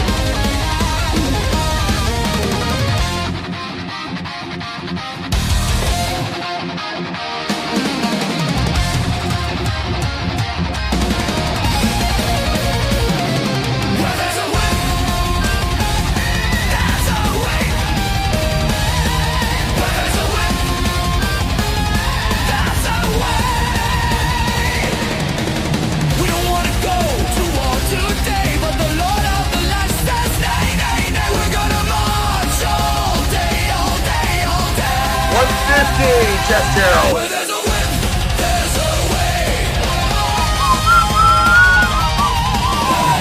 And for 200, Jeff Gerald, you can say Dragon Ball Peruvian Space Lobster.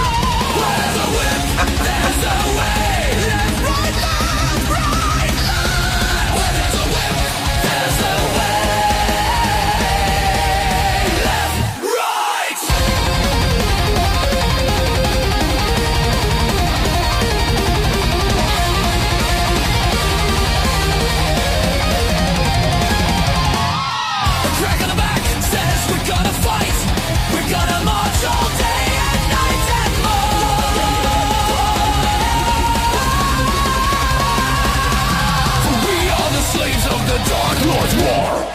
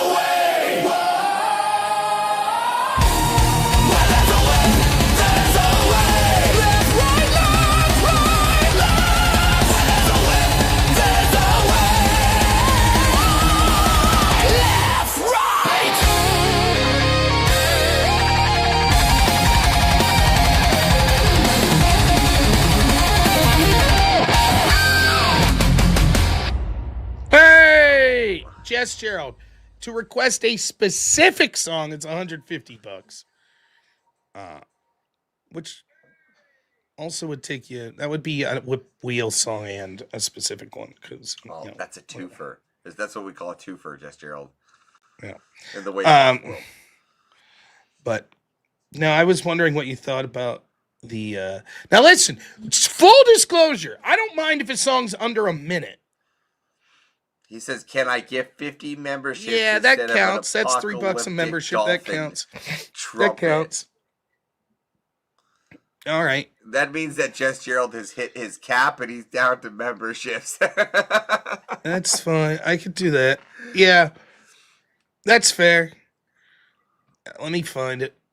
I know Gerald's good for him, so when the dono comes through, I'll set it up. It's the how is it titled? It's he wants the lobster one. No, the dolphins.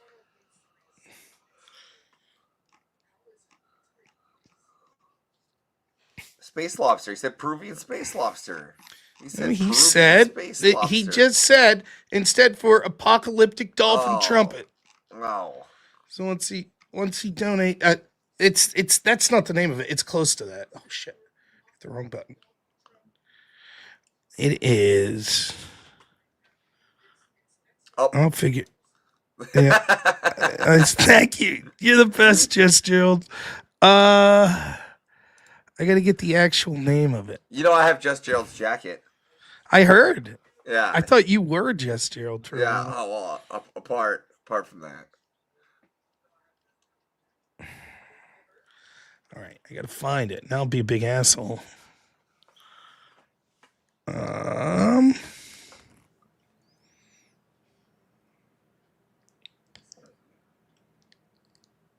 Like one day when you go and you make it, 1,000,000 subscribers plus, and we have the retirement auction. There's going to be the vintage Jess Gerald original 10K subscriber jacket. I got to look this up because I forget exactly how it's. He says dolphin trumpets. Trumpets. But I need to. They're saved alphabetically, so I got to get the. Oh, you know what it is? It's the experimental sound collage. It's how it's saved. But yeah, that's the one. It's opera. Buying your chair. Oh, it's opera experimental sound collage because I think this is the one he wants. Here we go. I got to actually put the screen up. That's a problem. Here we go. Where there's a whip, there's a way. Oh, this is Christmas. Where there's a whip, there's a way. We don't want to go to war today. All right, this isn't it. All right. I'm looking. That was what we did for Christmas. All right, where's it at? Spoken word. I thought it was the Peruvian lobster one. Space lobster. No, we just call it dolphin. Oh, it's the cinematic experimental electronic. That might be that's it. right. That's right. I knew it was like experimental or something like that. All right, let's see if this is it. Yeah, this is definitely it. This is the one. Here we go.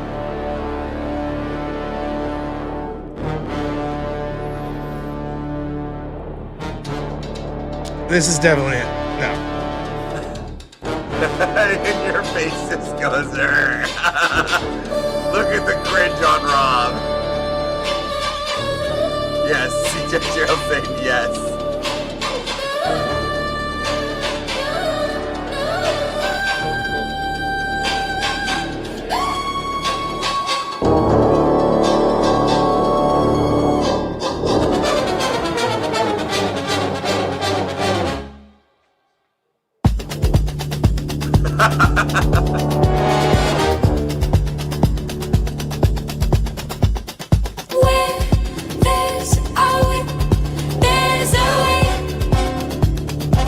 This is disastrous.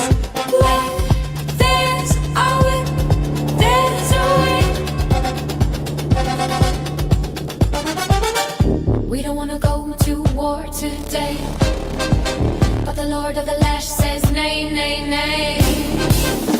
We're gonna march all day, all day, all day.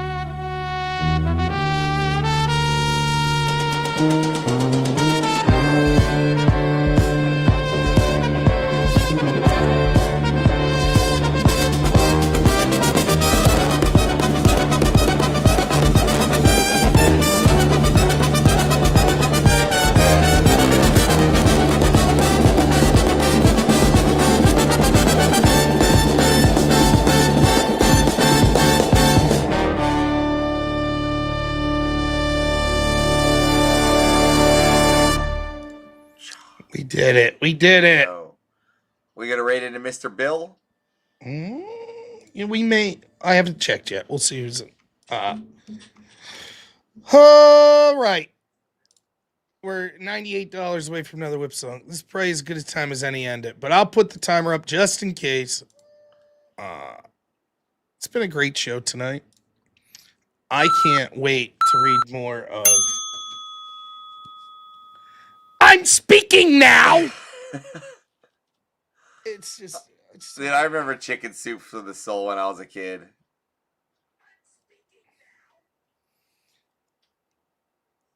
Pandemic pampering. Confronting my...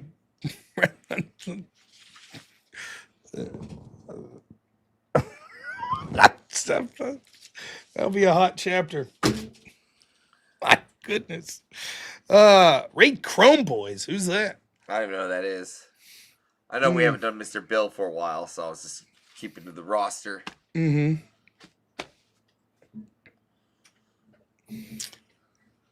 Oh, man. It's going to be great. I'm just exhausted.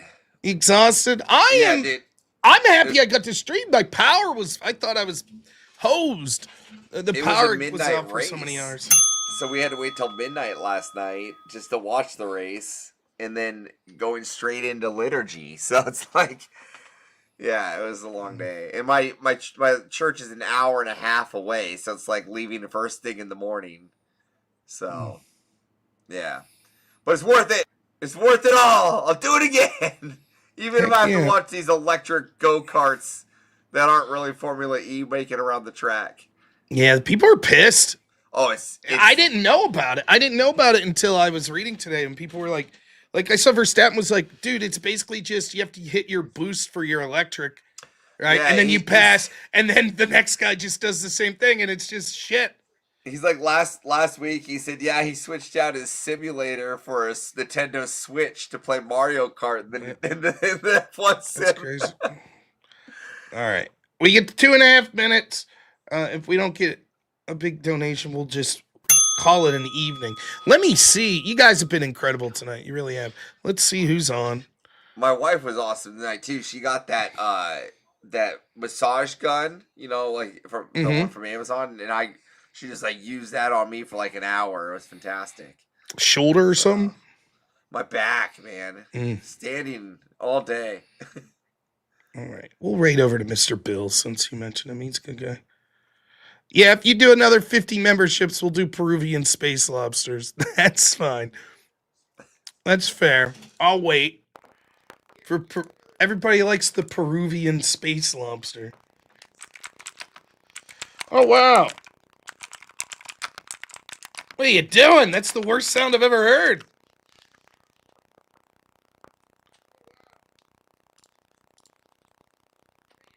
What is that?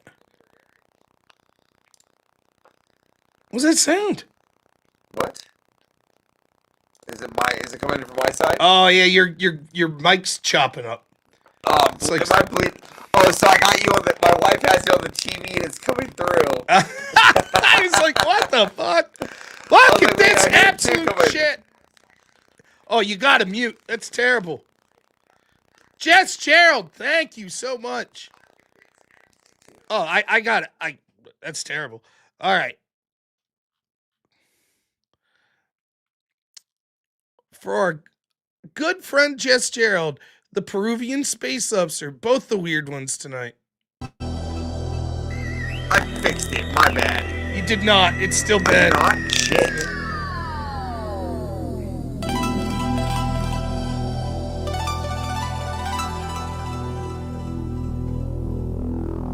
Where there's a will, there's a way.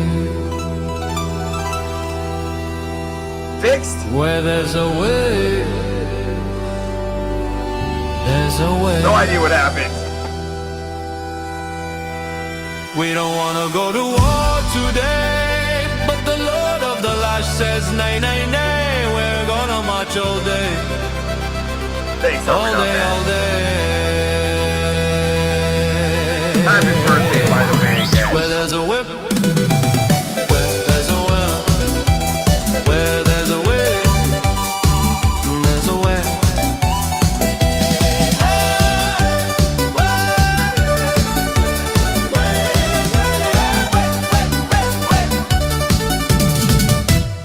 Where there's a whip, there's a well. Where there's a way,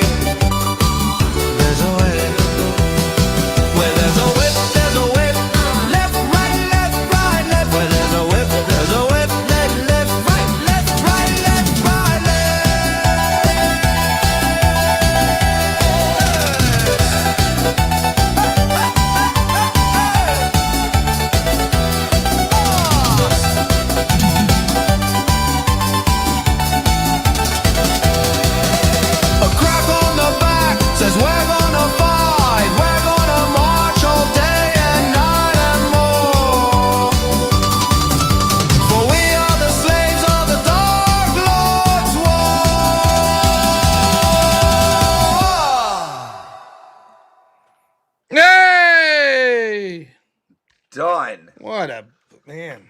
I can't believe my mic went weird. Yeah, it was. I don't know what was that. It sounds good now.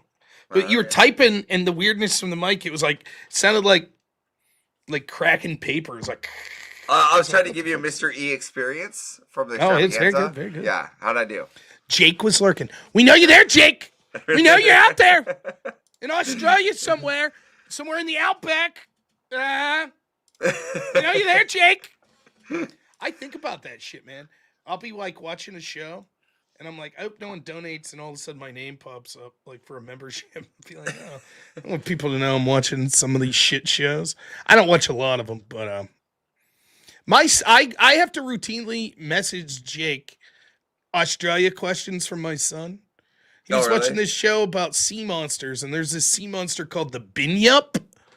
And they think what it is the Aborigines came up with this legend. They think it was them seeing like seals, and they didn't know what they were. So they had this like crazy, like it was this monster, right? So there's this legend, and he's like, Dad, has your friend from Australia ever seen a Binyup? I was like, I don't know. So I had to message him. I was like, Jake, are you worried about Binyups? Have you ever ran into one? You know, you're way different than me. I'm messaging you going, how is it your people are so stupid they can't bring water to the center of this thing on this island? Yeah. Well, you know, they're called aqueducts, Jake. My son is fascinated. Like Australia's like this magical land, you know, and he's fascinated that I know or Bunyip. Okay, I pronounced it wrong. Yeah. It's like this magical land, and Jake's his Australia, like a snakes and spiders books for Hank. Like he loves that stuff, man. And then so maybe I'm a bad parent because then like today he was just like when the power went out, it gets real dark, and he's like, "There's no monsters, are they?" And I was like, maybe we shouldn't be watching fucking Bunyip videos. Then the power goes out, and it's like, oh, so. Yeah, I'm like, no, there's only monsters when you're outside of a 10-foot radius of Dad. That's right. That's the what monsters. It's like, I don't know how to tell him, like, you're worried about monsters. I'm worried about the IRS. That's like, what are you talking about? Like, you kidding me? The disinformation board's going to shut your old man down. I'm going to have to get a real job. Like, that's my monster. I'm worried about monetization fees. That's right, So. That's the weird. You want to hear about a monster? Capitalism, Hank. Yeah. Well, sorry, Uncle Jorms. That'll get you. All right. Well, we're raiding over to Mr. Bill. Chad, it's been fantastic. It's been wonderful. Rob, great show tonight. Sorry about your favorite sport turning into shit. You know what? It's okay. I'll always fall back to, Indy. They'll fix it. They'll fix it. All right. Well, Avers, thank you so much. Thank all of you, Gerald and Intel Wild and Chop Chop and Wade Buggs. Wade, are you still here? I need to talk to Chop Chop and Wade for a minute. I don't know if they're still here.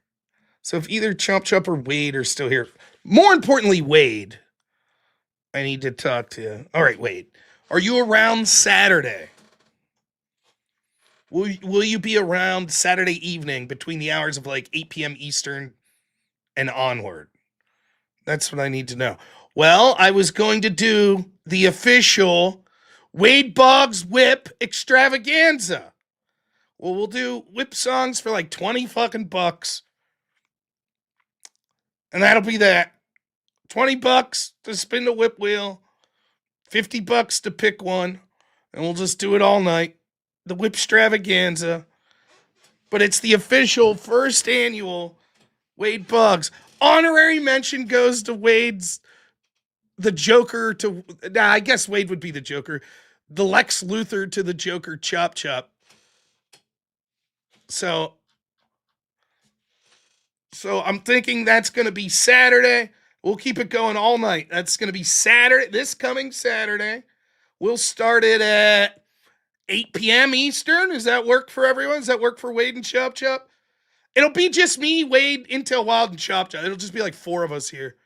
But that's going to be Saturday night. Or we could start it later. We could start it anywhere between 8 p.m. and 10 p.m. Eastern. Whatever works for everyone. It should be fun. We're not going to do politics and shit. Okay, so 8 p.m. Eastern.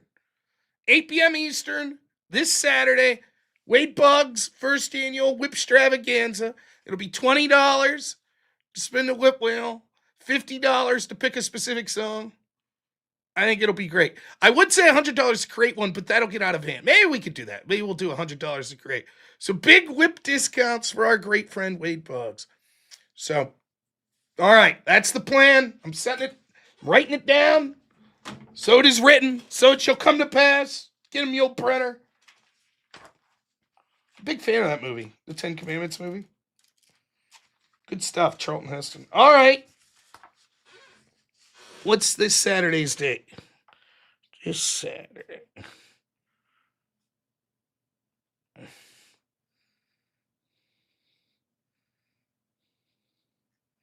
All right. It is written. Okay. All right. Tomorrow, don't forget, 8 p.m. Eastern. We're going to do, me and Ryan Mullally will do Law and Order. Then I'll do a show after that. It's always a good show, even if you don't like Ryan. I mean, who does like the rotten bit? Now, Ryan's a good guy. But it's always a good show. Talk about legal topics. That should be fun this week. There's a lot going on, as always. So we'll do that. Then we'll do the regular show afterwards. Saturday, we got the whip thing. Thursday, we got no prep debate. So it'll be a full, I'm speaking now. Sunday, we'll do an official, I'm speaking now reading. Tell the black ladies to tune in. But, you know, they'll have a lot to say. Should be fun.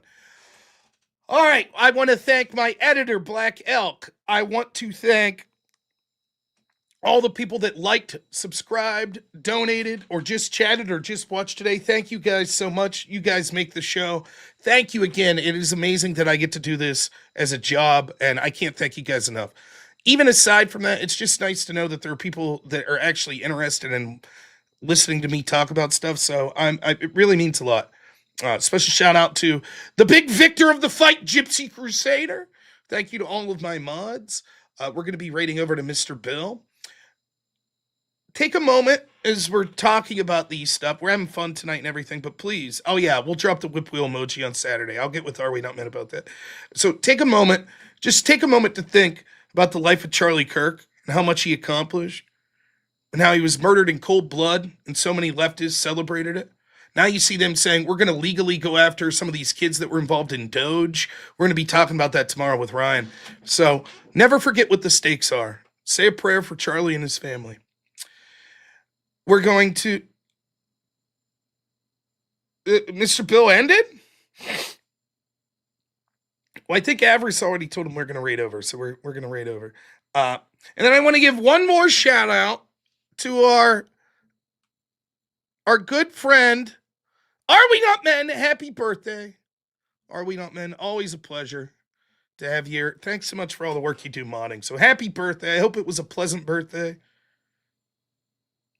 So, all right, everyone. Enjoy the raid of Mr. Bill. We'll talk to you all soon. As always, we'll see you tomorrow, 8 p.m. Eastern tomorrow. As always, have a good one. Only in America is it possible to say, you know what, I don't like the way the country is going, and to do something about it. Take that risk. Take that leap of faith. Stay involved. Trust God and act obediently. Romans 12:2 verse. That God will use all things, for good for those who love him. It's bigger than you. I want you to remember that. It is bigger than you. It's bigger than me. You are here to make somebody else's life better, the pursuit of liberty and freedom. You know what gives me strength? The hundreds of thousands of you that say, Charlie, keep going. 1 Corinthians 5 and 15. So that's all pretty amazing evidence, not just intra-biblical evidence, but extra-biblical evidence that Jesus Christ was a real person. He lived a perfect life. He was crucified, died, and rose on the third day, and he is Lord and God of all.